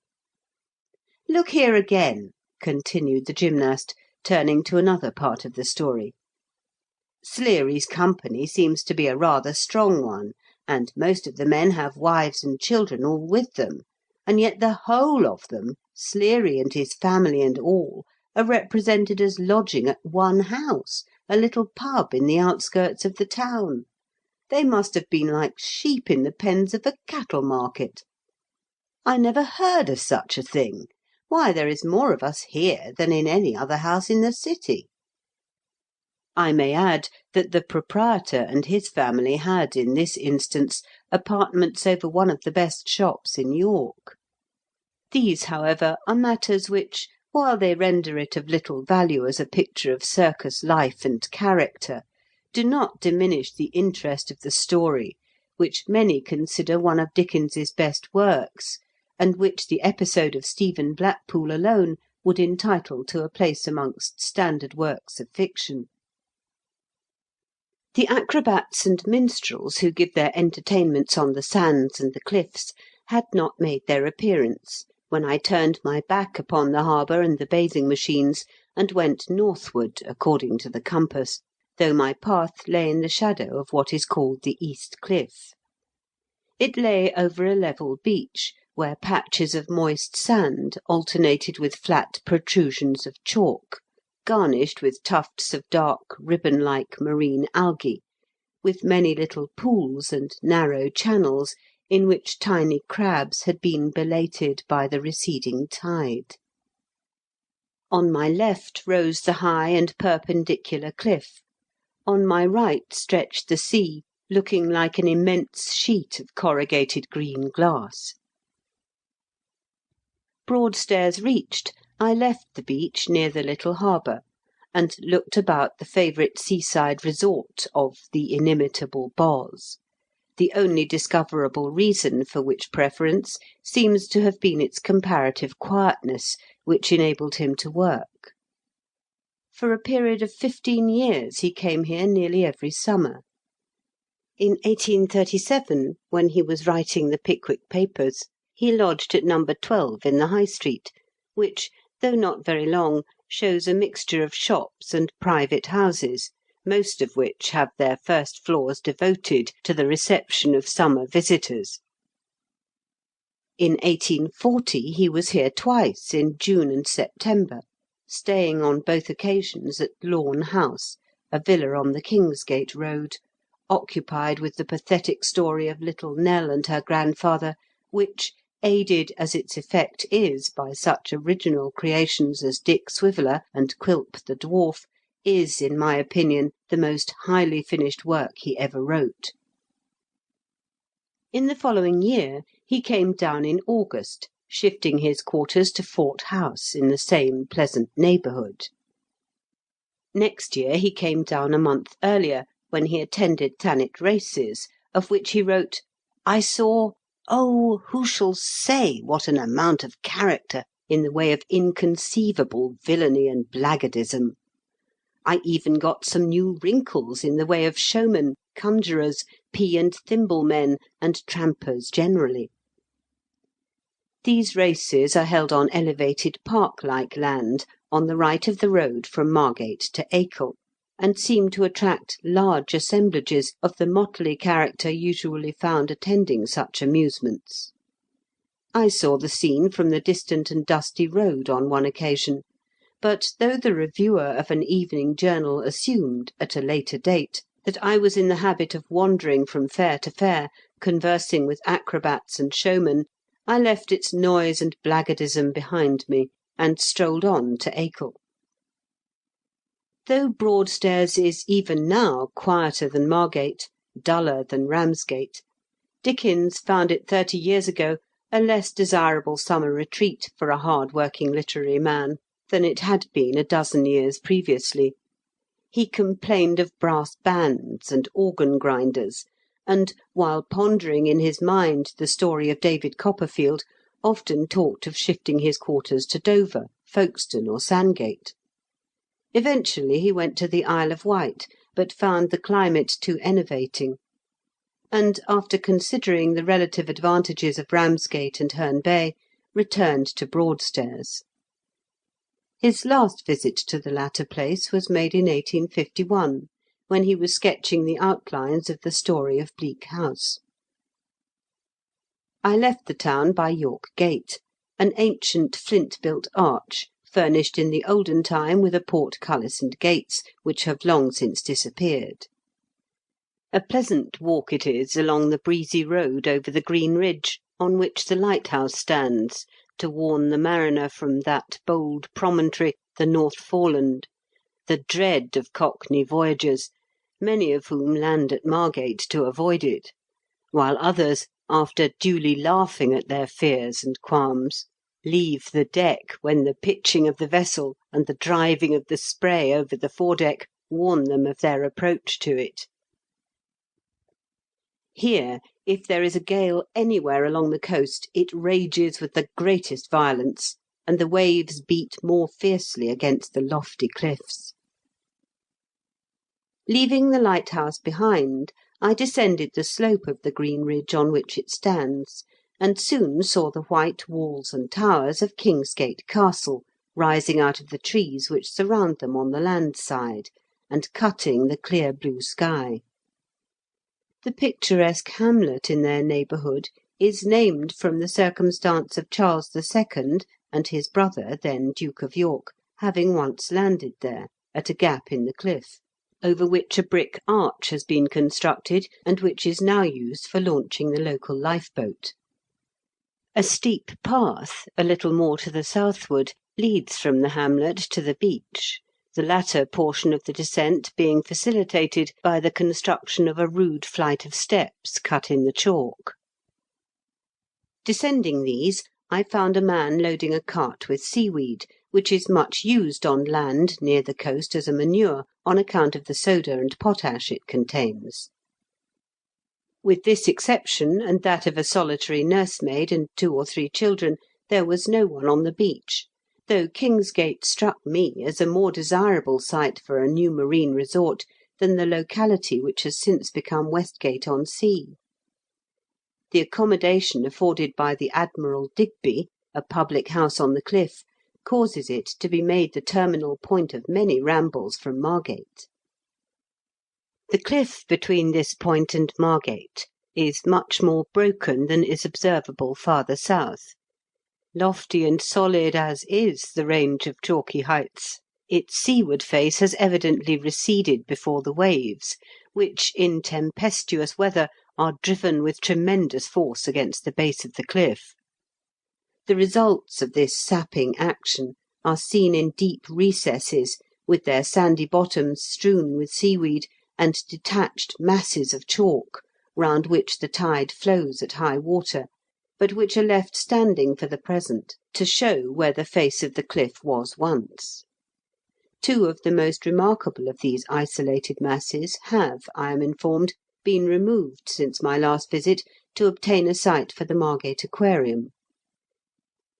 At one point a broken projection of the cliff stretches out across the beach, leaving only a narrow passage round its extremity at low water, and none when the flood tide beats against the steep white wall from which it juts out. The sight of it, as I approached it on this occasion, reminded me of an adventure which had befallen me at that point a few years previously. I was walking along the beach towards Kingsgate, and had calculated when starting from Margate that I could reach that place before the tide flowed up to the cliff. I had walked about half the distance, without the advance of the briny influx creating in my mind any suspicion of the accuracy of my estimate, when I met an elderly gentleman walking very fast, with his trousers turned up to his knees, revealing a pair of bare legs and feet. "The tide is coming in very fast," said he, scarcely pausing to give me the warning. "You had better turn back, or you may not be able even to wade through it as I have done." "I think I can reach Kingsgate," I rejoined, with careless confidence in my ability to accomplish what I had undertaken. "If you will take my advice, you will turn up at the next gap." The stranger looked over his shoulder to call to me, as he hurried in the opposite direction. I looked at the advancing tide, and then at the cliff, and accelerated my pace. It would be no joke, I thought, to be caught between them. I could not swim, and scaling that almost perpendicular wall of chalk was simply impracticable, except for an insect. The tide was coming up so fast that it soon became necessary for me to keep close to the cliff, where the irregular masses of broken chalk, strewn with seaweed, made walking more difficult than on the sand. My confidence underwent very slight diminution, however, until I approached the little promontory which has been described. The extremity of the ness, which has evidently been worn down by the operation of the waves, was under water, and the tide reached within a few feet of the cliff. By wading into the water I might reach a point where it might be practicable to clamber over it, but the slipperiness of the green film of minute vegetation which covered it was suggestive of the peril of a slip and a fall into the water, perhaps with a broken leg to prevent me from getting out again. There was no time for deliberation, however, and my perception of the necessity of instant action prompted me to step upon the rock and from one ledge to another until I was 3 or 4 feet above the beach. As I did so, I discovered at about the same height, but nearer to the cliff, what seemed to be one of the recesses which the waves have scooped in the chalk, and which are so numerous along the coast between Kingsgate and Westgate. There is one into which a fissure from the surface opens, and another where the fissure has been enlarged and extended until it affords a passage by a rough and steep ascent to the top of the cliff. Impelled by the thought that here might be a means of escape from what I was beginning to regard as a perilous dilemma, I scrambled towards the opening, which I found extended some distance parallel with the line of cliff, but curved in a manner which prevented me from seeing the end of it. It was just wide enough to admit one person, but barely 5 feet from the sandy bottom to the wave-worn crown, so that I had to penetrate it in a stooping posture. In a few moments I saw the light at its southern end, from which I scrambled down to the beach. Then I began to run, now splashing through the tide, now bounding from one half-submerged mass of chalk to another, until I reached the next gap. Margate Jetty soon became near enough for the harbour pier to be discernible between the black piles, and, leaving the beach near the towering pinnacles of chalk, which had had the name of No Man's Land conferred upon them, I proceeded to the High Street in quest of a dinner. Though the end of the season was approaching, the continuance of bright, pleasant weather warned me of the desirability of securing a lodging before the next steamer from London discharged its living cargo on the jetty to wander through the streets, carpet-bag in hand, with anxious faces seeking a resting place. It is a standing joke, which the regular frequenters of the place play upon unsophisticated passengers, that they will have to sleep in a bathing machine, all the lodgings being occupied. And though almost every other house in the town is a lodging-house, I have seen scores of tired and famishing visitors tramping about the streets far into the night, seeking from house to house anything in the shape of sleeping accommodation, perhaps to be told by some jocular letter of lodgings, as I actually heard said at Ramsgate, that the doormat was at their service. Though never tired of wandering over the cliffs or along sandy beaches, seaside towns are, of all forms of brick and mortar agglomeration, my special aversion. I gladly leave to the mass of summer visitors the delights which they seem to find in basking in the broiling sun on Ramsgate Sands or the East Cliff at Margate, while I stroll away from the town to seaweedy solitudes or the seclusion and greenery of the inland byways. I had no sooner dined, therefore, than I tramped away to the sequestered hamlet of Acol, whence, after a rest and a glass of Cobb's ale at the Crown and Sceptre, I strolled across the fields to Birchington. Evening found me returning to Margate along the beach, with the cliff towering up on my right hand, red in the slanting rays of the setting sun, grey in the shadows, and a long stretch of flat masses of chalk on my left, intersected with narrow channels and clothed with moist bunches of dusky green ribbon-like seaweeds, varied here and there with fringe-like tufts of pink and white. Here the channels of water lay in shadow, there they caught and reflected the rich tints of the sun-dyed clouds. Beyond, the sea spread out like a trembling sheet of gold. End of chapter 12.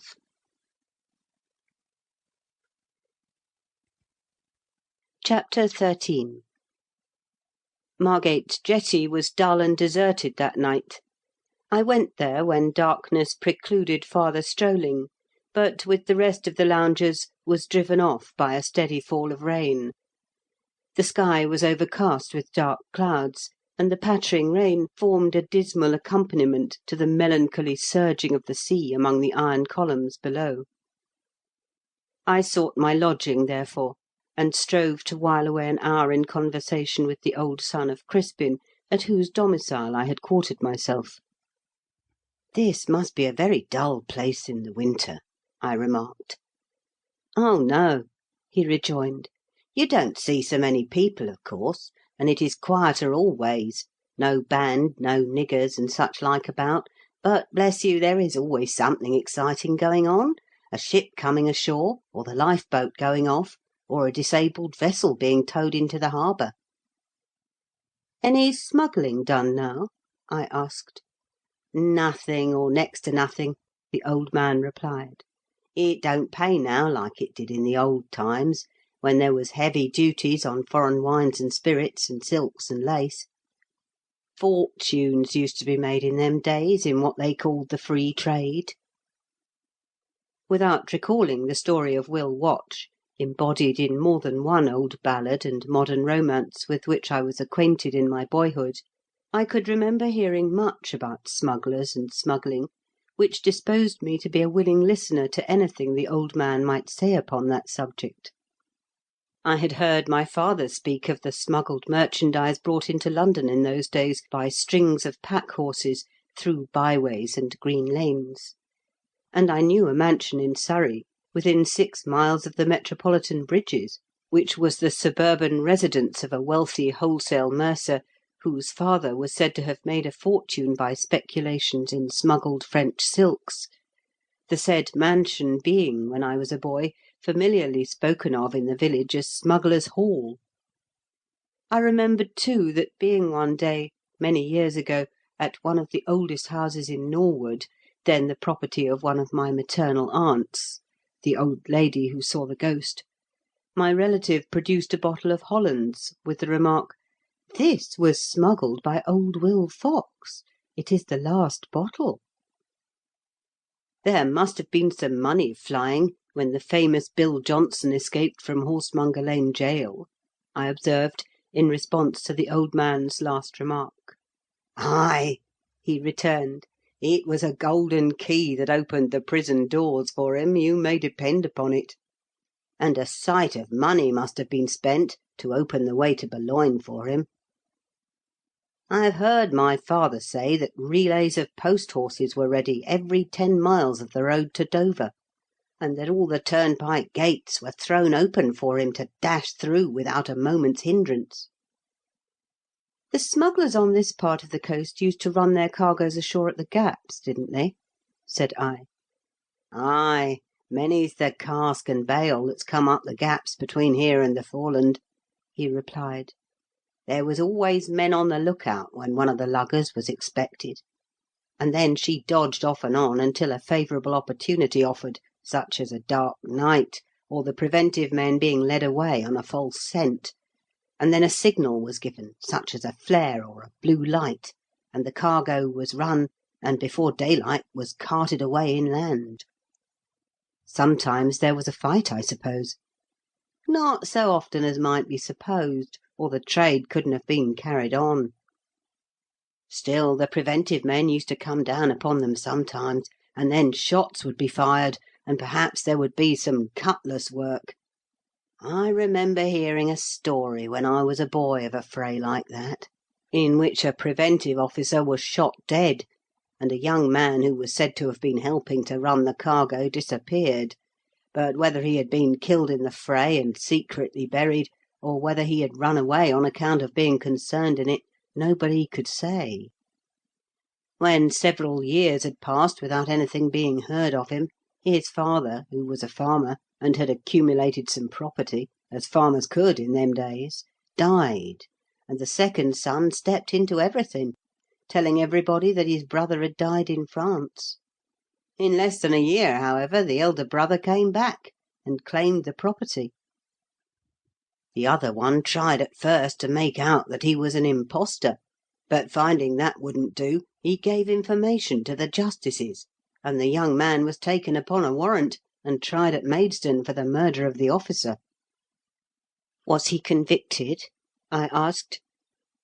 "No, there was not sufficient evidence found when it come to be tried, and so he was acquitted." The rain had by this time ceased, and I went out to look at the sea again, and to ponder the old man's story, the chief incidents of which I recast into the following form, as I leaned over the railing at the back of the houses on the north side of the High Street, looking at the sombre sea, and listening to the mournful sound made by the tide as it alternately rolled up the shingle below and then swept it back again. The King's Press. 200 years ago, no one would have predicted that Margate, or as it was then called, Mergate, would ever attain its present proportions. It was a village only, consisting of a straggling street of wooden houses, occupied chiefly by fishermen, with a sprinkling of necessary shops, and the old flint-built church dedicated to St. John the Baptist, which had been erected in the 11th century, 16 years before William the Norman marched through Kent with his victorious army. Such it had been for centuries, and such it seemed likely to remain, and probably would have remained but for the inventions of Watt and Stephenson. One night, at no later hour than the band now plays on the jetty, but at which few lights twinkled in cottage windows and shops were all closed, in the days when economy in candle ends prompted early hours, a band of seamen, armed with cutlasses and pistols, and whose leader's uniform showed that he was an officer of a king's ship, came from the little harbour in which the fishermen moored their boats, and tramped along the street in the direction of the village alehouse, before which swung the sign of the 6 bells. There they paused and listened. Light shone through the faded red curtain at the window, and from within came the sound of merry voices, bursts of laughter, and snatches of song, mingled with the chinking of ale mugs. "There must be a dozen stout fellows in there," whispered the officer to a boatswain. "We shall have a rare haul." Entering the house alone, he looked into the room in which the topers were assembled, and saw that most of them were fishermen, with here and there a yeoman or farmer of the neighbourhood. "What cheer, lads?" he exclaimed, assuming a jovial tone. "How many of you will volunteer to serve the king?" The voices ceased, the merriment died away instantly, and mugs on their way to mouths were set down again. "The press!" cried one, as the figures of the seamen were seen beyond the officer, and then they all sprang to their feet, some rushing to the window, others snatching up ash sticks and fire-irons to defend themselves. The officer and his men rushed into the room, and the former, seeing an athletic young fellow endeavouring to escape by the window, caught him by the arm and tried to pull him back. A struggle ensued. A knife was snatched from a seaman's belt and plunged into the officer's breast. He staggered back with a gurgling cry, which subsided into a groan as he fell upon the floor, and the homicide made his escape by the window. Similar struggles were going on at the same time between the latter's companions and the seamen, both sides using their weapons freely, but without any more serious results than cuts and contusions on heads and arms. In the end, half a dozen of the villagers were dragged away to serve the king, their companions having escaped by the window, and the corpse of the officer was left to await the coroner's inquest.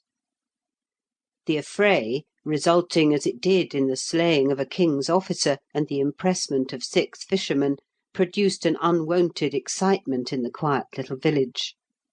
There was another man missing, the eldest son of a substantial yeoman of the neighbourhood, but as his description corresponded with that given by more than one of the seamen of the young man whom they had seen struggling with the officer, and the boatswain swore that he was not among the impressed men, it was supposed that he had fled to avoid the consequences of the fatal blow, and a warrant was issued for his apprehension.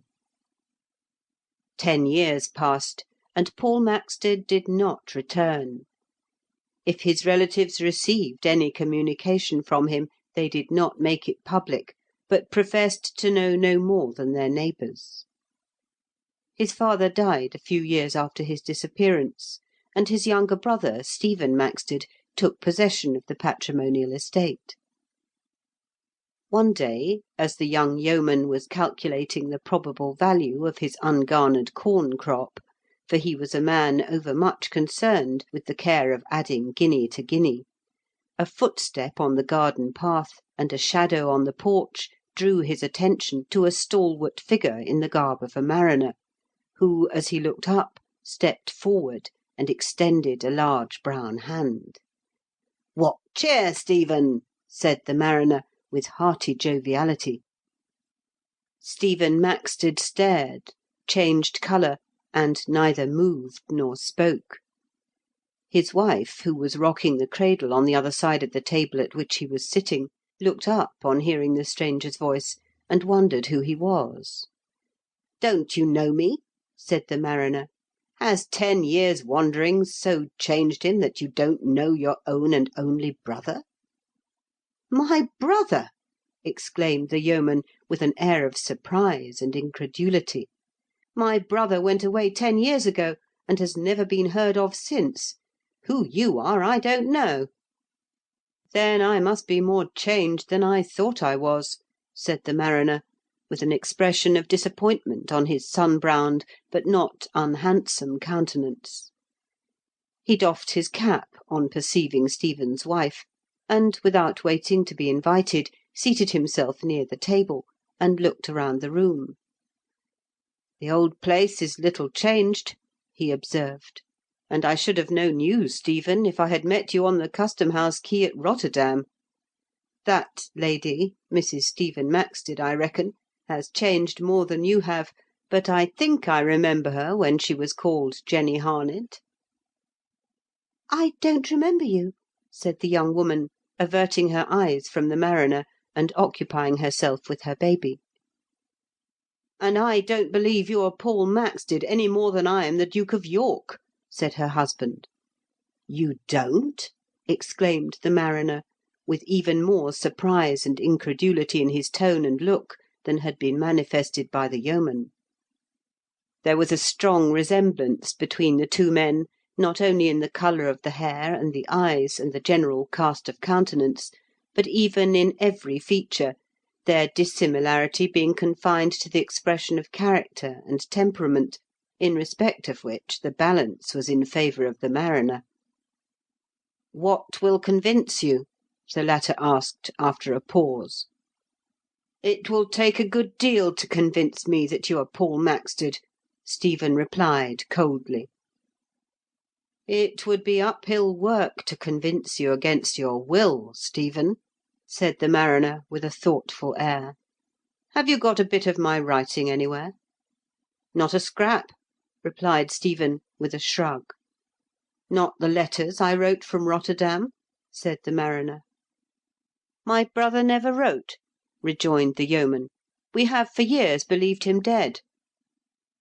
"Try me with questions about the family and about the place," said the other.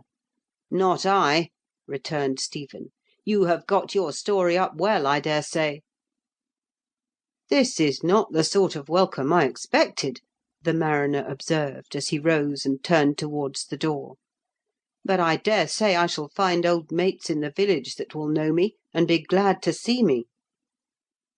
Stephen Maxted changed colour again on hearing this remark, but he said not a word, and the unwelcome visitor departed. "He has gone towards Margate," said the yeoman, gazing after him with an air of anxious thought. "Is he Paul, think you?" inquired his wife. "He can't be," he replied. "He is not a bit like Paul." "But what made you say Paul never wrote?" Jenny asked. "What made me say that?" returned Stephen, with a slight degree of confusion. "Why, I wasn't going to give him a chance of producing a tolerable imitation of Paul's handwriting. Let him make out his claim the best way he can." He made 2 or 3 turns across the room, corrugating his brows, and looking anxious and perplexed, in spite of his strong expressions of disbelief of the mariner's claim. In truth, there was in his mind no doubt whatever that it was his brother from whom he had just parted so coldly after a separation of 10 years, but he was unwilling to acknowledge the conviction to his wife, having long before determined that he would never willingly surrender to Paul the patrimony which circumstances had placed in his possession. "This fellow must be looked after," he observed, "or he will make mischief. There is nothing very particular to be done to-day, so I think I'll ride over to Canterbury and see a lawyer about it."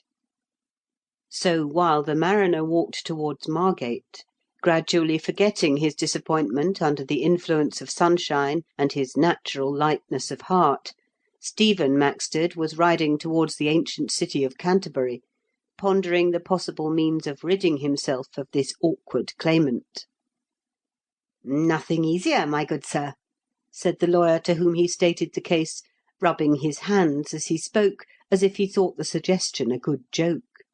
"If he is Paul Maxted, there is a warrant out for him, and I would go bail he would be glad, if he saw it, in company with a constable's staff, to prove that he is not Paul Maxted, though after claiming to be your brother, he might find that as difficult as proving that he is Paul Maxted." Stephen Maxted had thought of this while riding, and he was not sorry to have it suggested to him by a lawyer. It made it so much easier for him to satisfy his conscience as to the shortest way of dealing with the claimant. So he rode to the residence of the magistrate who, 10 years before, had issued the warrant for his brother's apprehension, and gave information that a man claiming to be Paul Maxted was in Margate. "Mind," he was careful to say, "I don't say that he is Paul Maxted. I don't believe that he is, but he says he is, and if he isn't—" "Why, then your information is worth nothing, and if he is Paul Maxted you will have hanged your brother," rejoined the magistrate, with a look of emphatic condemnation of the informer. "But I don't believe he is Paul," said Stephen, colouring to the roots of his hair, and casting down his eyes. "Then what have you come here for?" the magistrate asked. "I must do my duty, Master Stephen Maxted, and that is to put a constable on the track of this man. But mark me, whether he is your brother or not, your name will stink in the nostrils of Kentish men as long as you live." Stephen Maxted left the magistrate's presence, looking very red and very glum, and, remounting his horse, rode slowly home. He said nothing to his wife about his visit to the magistrate, limiting his communication of the result of his journey to Canterbury to a statement that the lawyer's advice was that the mariner should be left to his own devices, as, if he was not Paul Maxted, he was not likely to risk a halter for Paul Maxted's crime. The mariner was, in the meantime, consoling himself for his reception by Stephen Maxted with a carouse at the Six Bells with various old acquaintances of Paul Maxted, who had flocked to the house on the rumour spreading through the village that the missing man had returned. Some had recognised him at sight. Others, without doing so, shook his proffered hand heartily, and asked for no proof of his identity when assured by him that he was Paul Maxted. "But aren't it a bit risky, Paul?" whispered Will Hogben, the wheelwright. "What, after 10 years?" returned the mariner. "I reckon that has pretty well blown over by this time, Will. And who is there that would inform against a neighbour for what he did in defence of his liberty? If there is one that would, Margate manners must have changed while I have been across the herring pond." "And so you have been sailing to the Indies with the Dutchman?" said Sam Mockett, who kept a general store in the village, and had just run in to see whether it was really true that Paul Maxted was at the Six Bells. "I warrant you saw many things to be talked about in them outlandish parts. Is it true that the Emperor of Java has a palace covered with plates of gold?" Before the mariner could answer the question, the village constable stepped into the room, staff in hand, and approached the table at which he was sitting. "I arrest you, Paul Maxted, for the murder of Hugh Clavering," said he. "Here is the warrant, and I call upon all to aid and assist in the King's name." No one moved except the mariner, who cleared the table at a bound, overthrew the constable, and rushed for the door. There, stumbling at the threshold over a dog, he was detained by a waggoner who did not know him, and who, thinking he looked like a foreigner, deemed that circumstance and his flight sufficient to warrant his detention. His endeavours to extricate himself caused the waggoner to hold him with a more determined grip, and the constable, having picked himself up, closed the handcuffs upon his wrists with a savage click. An hour afterwards, one of the fishermen of the village boarded a small Dutch vessel which had come into harbour that morning, and asked to see the skipper's wife. A fair young woman, with a glory of golden hair waving about one of the loveliest faces the fisherman had ever seen, came from the cabin, and looked inquiringly upon his weather-beaten countenance. "I wishes somebody else had to tell it you," said he, regarding her with an expression of compassion as he doffed his cap. "But it had better be told you at once, and—" "What is it? Has anything happened to my husband?" she asked, turning pale at the thought. "He is well, my good lady," returned the fisherman, "but he has got into a bit of trouble along of a fray there was in the village 10 year ago, when a king's officer was killed while pressing men for the navy, and it was sworn as 'twas Master Paul Maxted's hand as struck the blow that killed him." "Is he in prison?" the poor wife asked, pressing her hand upon her heart. "Oh, take me to him!" "Don't get stericky, there's a good lady," said the fisherman. "He has gone up to the justice's house to hear the charge, and it may be that they'll be able to make out nothing against him. But while we hope for the best, we must be prepared for the worst." "Where is he?" she asked, all the anguish of her mind finding expression in her lovely countenance. "Take me to him. I must see him." "Poor lass!" murmured the fisherman, as she hurriedly attired herself for the shore, and came forth from the cabin, leading by the hand a beautiful girl of 3 or 4 years old. They had not advanced far along the village street when they were met by a brown-faced fisher lad, who was hurrying towards the harbour with an expression upon his countenance that indicated the possession of news and a burning desire to impart it. "What cheer, Master Kebble?" he cried, scarcely pausing, but turning round and walking backward, speaking as he went. "Heard the news? Paul Maxted is committed, and they say he'll be hung." "Never, sure!" exclaimed Kibble, dilating his eyes widely. "Heart alive! But there, don't be cast down, my good lady. It mayn't be true, after all."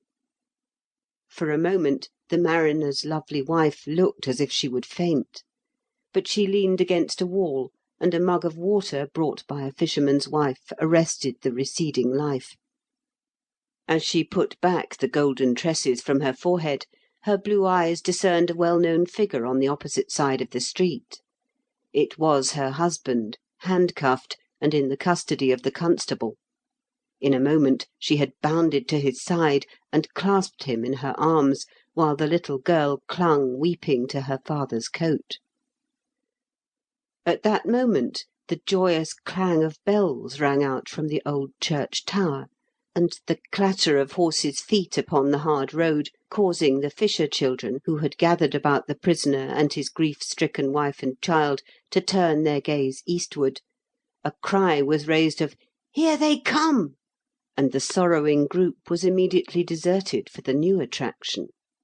"Huzzah!" shouted the villagers, running from their shops and their cottages and from the 6 bells, as a troop of velvet-coated and sworded cavaliers trotted into the village. "Huzzah for the king and the noble duke!" "The king!" exclaimed the prisoner's wife, catching at the word as if it had been a reprieve from the scaffold. And then she rushed into the road, and throwing herself upon her knees in the dust, raised her clasped hands and tearful countenance, lovely even in grief, crying, "Pardon, most gracious king, pardon!" "For whom do you implore pardon, my good woman?" asked the king, who, with his royal brother, had just before landed at Bartholomew's Gate, thenceforward to be known as the King's Gate. "For yonder good-looking rascal with the bracelets on his wrists? Come hither, fellow. Surely I have seen him before," he added, as if speaking to himself, as the prisoner and the constable stepped into the road, the latter taking off both his own hat and the prisoner's. "Of what is he accused?"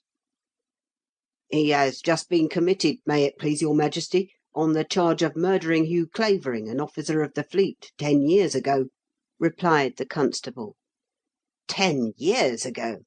repeated the king, stroking his moustache with an air of thought, as he contemplated the sad yet bold face of the prisoner. What do you say to the charge, fellow?" "It was a hasty blow, your Majesty, struck by a desperate man in defence of his liberty," replied Paul Maxted. "Resisting the press, may it please your Majesty," said the constable. "Ought to be hanged," observed the Duke of York, with a frown. "How is the fleet to be manned?" "The certificate, Paul!" cried the kneeling beauty, raising her blue eyes anxiously to her husband's countenance. "Where is it?" "In my breast pocket," replied the prisoner, a ray of hope shining into his heart as he remembered it. In an instant she had sprung to his side, and took from his pocket a little leather case, from which she drew a folded paper. "Ah!" ejaculated the king, as he extended his hand for it. "I thought I had seen him before." The paper was in his own handwriting, and set forth that Paul Maxted had on a certain day saved the life of Charles Stuart. "The boon you crave is granted, good woman," said the king, returning the paper. "By my faith, a sweet face, James. The pardon shall be sent down as soon as I reach Whitehall." "A bird in the hand is worth two in the bush, your Majesty," said Paul Maxted. "A bold fellow," murmured Charles, glancing at him under his bushy brows. "As ready with his tongue as with his cudgel. But I have a sad habit of forgetting things that I ought to remember, I must confess. Draw me up a pardon in as clerkly a form as you can," he added, addressing one of his attendants, who instantly dismounted and disappeared within the doors of the Six Bells. "Heaven bless your Majesty!" cried the prisoner's wife, as with tearful eyes she leaned upon her husband's shoulder. "You should have seen how the fellow laid about him," said the king, turning to his royal brother. "He saved my life, I verily believe, when I was sorely beset by the rufflers of Alsatia during a night frolic with Rochester and Sedley." The pardon being brought him for signature, he scrawled Carolus Rex at the foot without leaving the saddle, gave it to Maxted's wife, who availed herself of the opportunity to kiss his hand, and rode on amidst cries of "God bless your Majesty! Huzzah for the king and the noble duke!" The constable, being unable to read, would fain have taken his prisoner back to the residence of the magistrate by whom he had been committed; but the villagers insisted upon Maxted's instant liberation, and he was awed by their vociferations and threats into unlocking the handcuffs and setting him free. They would then have carried him off to the Six Bells, but Paul, shaking hands with the nearest, hurried towards the harbour with his wife and child.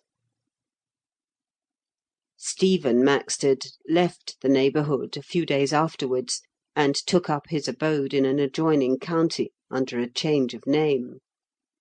Paul Maxted abandoned his roving life on the ocean, renounced taverns and roystering companions, and lived quietly and happily during the remainder of his life on his patrimony, remitting to his brother on every quarter-day a sum of money sufficient for his support for the next 3 months, thus returning good for evil, though Stephen could never be brought to see the matter in that light.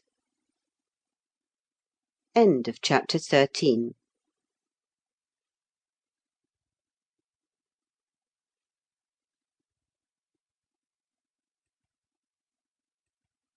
Chapter 14. On the following morning, as soon as I had breakfasted, I started on a ramble westward, leaving the high road and following a footpath, or rather a track worn by the feet of preceding ramblers, along the edge of the cliff. Arable land, across which the view was extremely limited, was on my left, and on the right, below the tall white cliff, stretched the sea, which for a short time after I started was shrouded in mist. Presently the fog lifted and quickly dispersed, the sun shone out upon land and sea, and beyond the broken masses of brown and green rock below me, over which the white-tipped waves were breaking, an illimitable expanse of water changed by imperceptible gradations from green to silver. Returning to the high road near the village of Birchington, I left it again by the lane which passes the railway station and terminates at a farmhouse at the western extremity of the village. From this point there is a footpath through the marshes between Cliff End and Reculver, and which extend inland as far as Stourmouth. It is a narrow causeway between the green pastures, which stretch away on the left as far as the villages of St. Nicholas and Sarr, and the strip of waste which the sea wall separates from the beach and protects from the encroachments of the waves. The yellow flowering poppy of the coast, and other plants which grow only in marshes bordering the sea, may be found in this waste, in traversing which the rambler will probably meet only a brown-faced fisher-boy, and hear only the bleating of sheep on the one hand, and the hoarse murmur of the sea on the other. This part of the coast abounds with evidences of the physical changes which have been going on for ages, and are still visibly in progress. The greater part of the parish of Reculver has been washed away. A yeoman whom I once met and conversed with, while resting and refreshing myself with a glass of ale at the Red Lion at St. Peter's, and whose patrimony is bounded northward by the edge of the cliff, assured me that his farm was several acres less in extent than when he inherited it. The church is a ruin, perched on the edge of the clay cliff which extends from that point to Whitstable, and has been saved from the fate which, more than half a century ago, overtook the greater part of the burial ground only by the construction of the sea wall by the Corporation of the Trinity House, by whom also the two towers of the church are maintained, on account of their utility to passing vessels as landmarks. Before the cliff was faced with stone, human bones were frequently picked up on the beach, and the broken ends of coffins might be seen protruding from the crumbling face of the cliff. The name of this place is derived from the military station called Regulbium, which the Roman governors of the island established to guard the channel which in those days divided the Isle of Thanet from the mainland, but of which the only existing traces are 2 or 3 ditches through the marshes. The site was near the coastguard station, in which direction there appears to have been a considerable town, many vaults, cisterns, and foundations of buildings having been discovered at various times by the falling of the cliff, together with large numbers of Roman and British coins, utensils, and articles of pottery. Some of the old chroniclers state that a palace was built here by Ethelbert I., King of Kent, and this may have been the castle mentioned by later writers, within the walls of which the church formerly stood, and some shattered portions of which still remain on the eastern and southern sides, overgrown with ivy and bryony, and half concealed in some part by elder trees. These fragments show the walls were 12 feet thick, and built of flints, pebbles, and septaria, unmingled, as at Richborough, with Roman bricks. There are no traces of towers.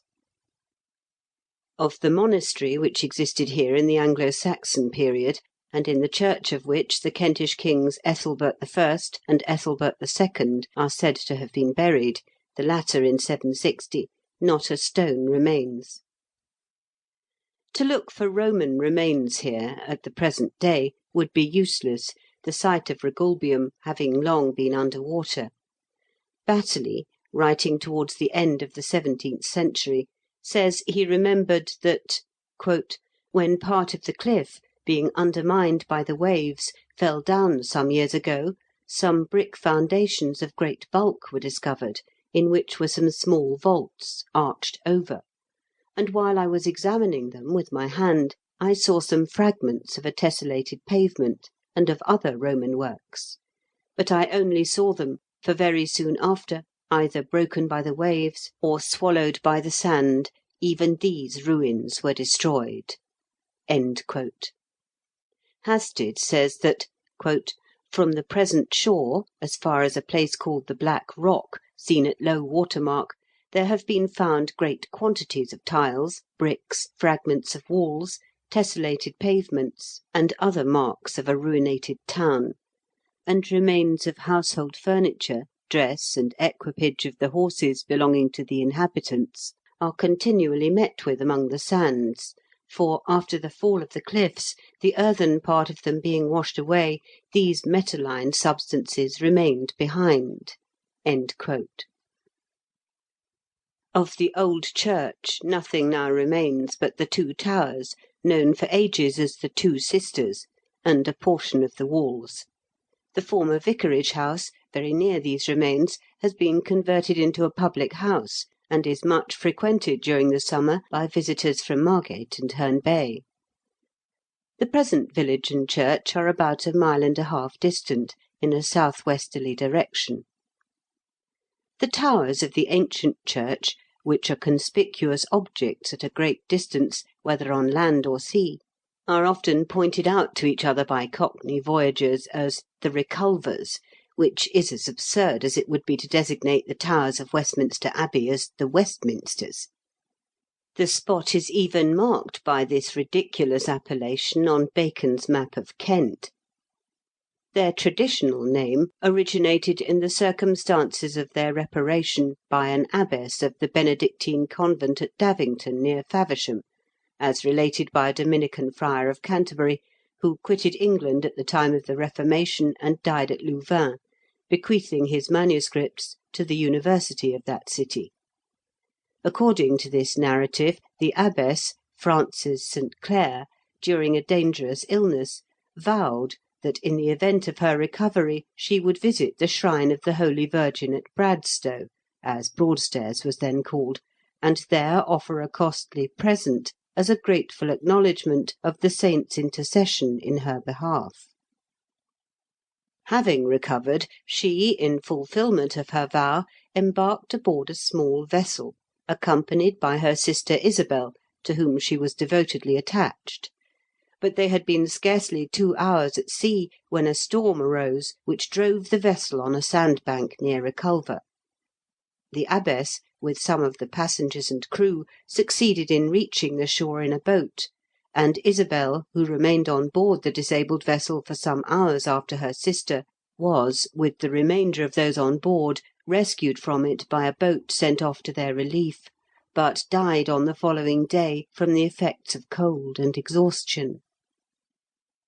In pious remembrance of the peril from which she had been delivered, and to perpetuate the memory of her sister, as well as to warn mariners from the dangerous proximity of the shoal, she caused the towers of the church, which had fallen into decay, to be repaired and raised higher, directing that they should thereafter be called the Two Sisters. Leaving the ancient churchyard, in which many moss-grown gravestones of considerable antiquity may be found, many of them so deeply sunk into the earth as to be overtopped by the tall nettles, I dined and rested at the neighbouring public house, called, if I remember rightly, the King Ethelbert, which is probably unique among signs. I was the only guest that day. On a former visit, when I walked from Herne Bay on a Sunday afternoon in summer, the parlour was crowded with visitors, who filled it with a blue haze of tobacco smoke. All bona fide travellers, as defined by the statute, for they had all come from London by rail or steamboat, and walked from Herne Bay or Margate.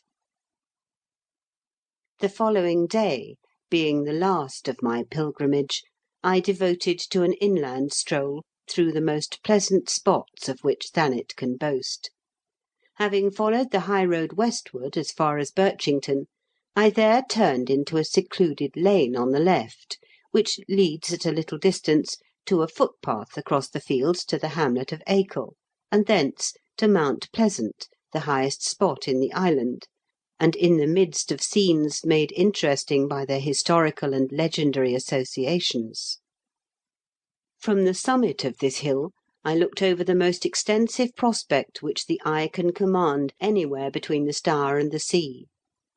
To the right, looking across the green pastures between St. Nicholas and Reculver, was the sea, its emerald waves glittering in the sunlight as if tipped with silver, and the towers of the ruined church of Reculver distinctly defined against the clear blue sky in the distance. Westward, the delighted eye wanders over a wide tract of intermingled pasture, arable, and woodland, pleasantly undulating, with the towers and spires of village churches rising among the distant woods, the white spire which surmounts the tower of Ash Church and serves as a landmark being especially conspicuous towards the south, and the venerable towers of Canterbury Cathedral, backed by Harbledown and the woods beyond, closing the view up the valley of the Stour. On the left is Pegwell Bay, with the Stour meandering through the once submerged flats, and guiding the eye onward to where the towers of the Sandwich churches rise against the bright blue sky, and thence to the Downs. The early history of our island seems to unfold itself before the mind's eye as we stand on this hill and look around. It was here, according to tradition, that the Kentish king Ethelbert I met the Roman monk Augustine, and held the first conference on the prospect of converting to Christianity our pagan ancestors. Away to the right, where the towers of the ancient church of Reculver cut the sky, stood the palace or castle which was built by Ethelbert, and the monastery to which he is said to have retired after his conversion. Close at hand are the low green ridge which marks the course taken by Domneva's deer, and the chasm which engulfed the base assassin Thunor. To the left is Sandwich, where the galleys of imperial Rome have anchored, and whence fleets have so often sailed to prosecute the interminable Anglo-French wars of the Middle Ages. And then what memories crowd upon us as we look towards Canterbury, or gaze southward upon the shipping in the Downs. The remarkable events embodied in the legend of Domneva's deer and Thunor's leap are said by Thorn, a native of Thanet and a monk of the monastery of St. Augustine at Canterbury, to have occurred in the latter part of the 7th century. The manor of Thanet was held at that time by Egbert, King of Kent, whose nephews, Ethelred and Ethelbright, were left to his guardianship, under a solemn promise that they should succeed him in the sovereignty. Thunor, a base and sycophantic minister, advised Egbert to have these princes murdered, lest they should disturb him in the possession of the throne, which execrable deed he undertook to perform and actually perpetrated. On the crime being discovered, Egbert was advised by the Archbishop of Canterbury and the Abbot of St. Augustine's to make such atonement for it as would satisfy Domneva, the sister of the murdered princes, who was a nun. The princess demanded of the king that he should give her as much land of his manor of Thanet as would build and endow a convent, wherein she and her nuns might continually pray for his absolution and the repose of her brothers' souls. Egbert granted her prayer, and asked how much land she required, when she replied, as much as a deer could run over in one course. The king agreeing to this singular stipulation, a stag was taken to Westgate and liberated on the beach, in presence of all the court and a large concourse of people. Among the spectators was the assassin Thunor, who, ridiculing the monarch for his lavish gift and the mode of determining the extent of land to be given, sought every means of obstructing the course of the deer by crossing its path and encountering it, until, says the monkish chronicler, "Heaven, in wrath at his impiety, while Thunor was in the height of his career, caused the earth to open and engulf him." The deer, after making a small curve eastward, directed its course south-westward, nearly in a straight line, running over 48 ploughed lands, comprising about 10,000 acres of the best land in Kent. Egbert thereupon surrendered to his niece the tract which the animal had traversed, and granted her a charter which concluded with a singular curse upon any one who should infringe its provisions. With this land Domneva endowed the abbey which she erected at Minster, according to some accounts, upon the spot where the church now stands, though others represent the ancient and handsome mansion now known as the Abbey, as occupying the site of Domneva's foundation. An embankment was raised across the island to mark the boundary of the land surrendered by the king, and some traces of it are still discernible in a ridge near the Prospect Inn, on the summit of Mount Pleasant. The spot where Thunnor is said to have been swallowed by the earth, and which was long known as Thunnor's Leap, is not far from the prospect, and has very much the appearance of a long abandoned chalk pit. Its depth is considerable, and the brink overhung with brambles. It is now called the Smuggler's Leap, from a tradition that a famous free trader, endeavouring to evade the pursuit of an active officer of the preventive service, was precipitated with his horse into the hollow, which is said to have been haunted ever since by the ghost of the pursuer, who met with the fate which might have been anticipated, but which the smuggler seems to have escaped. The remarkable incidents of this story, sensational enough for an Adelphi drama of the Flying Dutchman and Three-Fingered Jack period, are said to have occurred in the early part of the last century. Anthony Gill, an active and intrepid officer of the preventive service, had long been endeavouring to compass the apprehension of a smuggler as bold and as active as himself, but whose name has not been preserved. One night, when a cargo of spirits had been landed under the lee of the Reculver cliffs, and was on its way into the interior, the convoy was intercepted by Gill and his men at the turn of the road leading to Herne. The smugglers fled in all directions, but Gill, who had recognised by the moonlight the man whom he was so anxious to secure, singled him out for pursuit, resolving to continue the chase until he had run him down. Both were well mounted, and outside the chapter of accidents, success was likely to attend the man who rode the best horse, unless, indeed, the smuggler could find a refuge to which he could not be tracked. Such a place there was at that time, a cave near the hamlet of Manston, about a mile northward from the road from Sandwich to Ramsgate; and to gain this retreat the smuggler directed all his endeavours, galloping down Chislet Lane, then turning off sharp to the left, thundering over Sarr Bridge, and rousing the sleepers of Monkton and Minster. Too closely pressed by Gill to reach the cave, he turned his horse's head northward, and urged the reeking and panting animal towards Acre, with what purpose can never be known. Probably he had no other than to outride his pertinacious pursuer. The closing incidents of that ride for life can only be surmised. Gill and his horse, both dead, were found next morning at the bottom of the old chalk pit near Acre. Beneath them was the crushed and lifeless form of the smuggler's horse, but the desperate rider was never seen afterwards. The manner of his escape must have been a terribly perplexing mystery, unless, as seems very probable, the Thanet folks solved it by ascribing it to the agency of the devil. From Mount Pleasant I strolled on to the straggling village of Monkton, pleasantly situated on the southern slope of the island. The little church, which looks ancient, but is in good substantial condition, is built of flints and bricks, some of the latter having the appearance of Roman.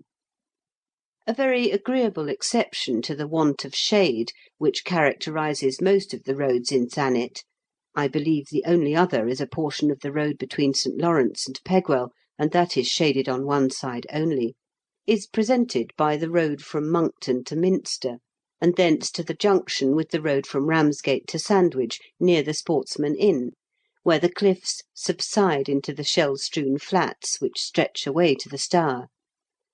The latter portion of the road is shaded by trees on both sides, and the road being narrow, their branches meet overhead, forming an arch of verdure very refreshing to the eye after a long walk in the glare of the sun. From the church at Monkton to the village of Minster is about 2 miles.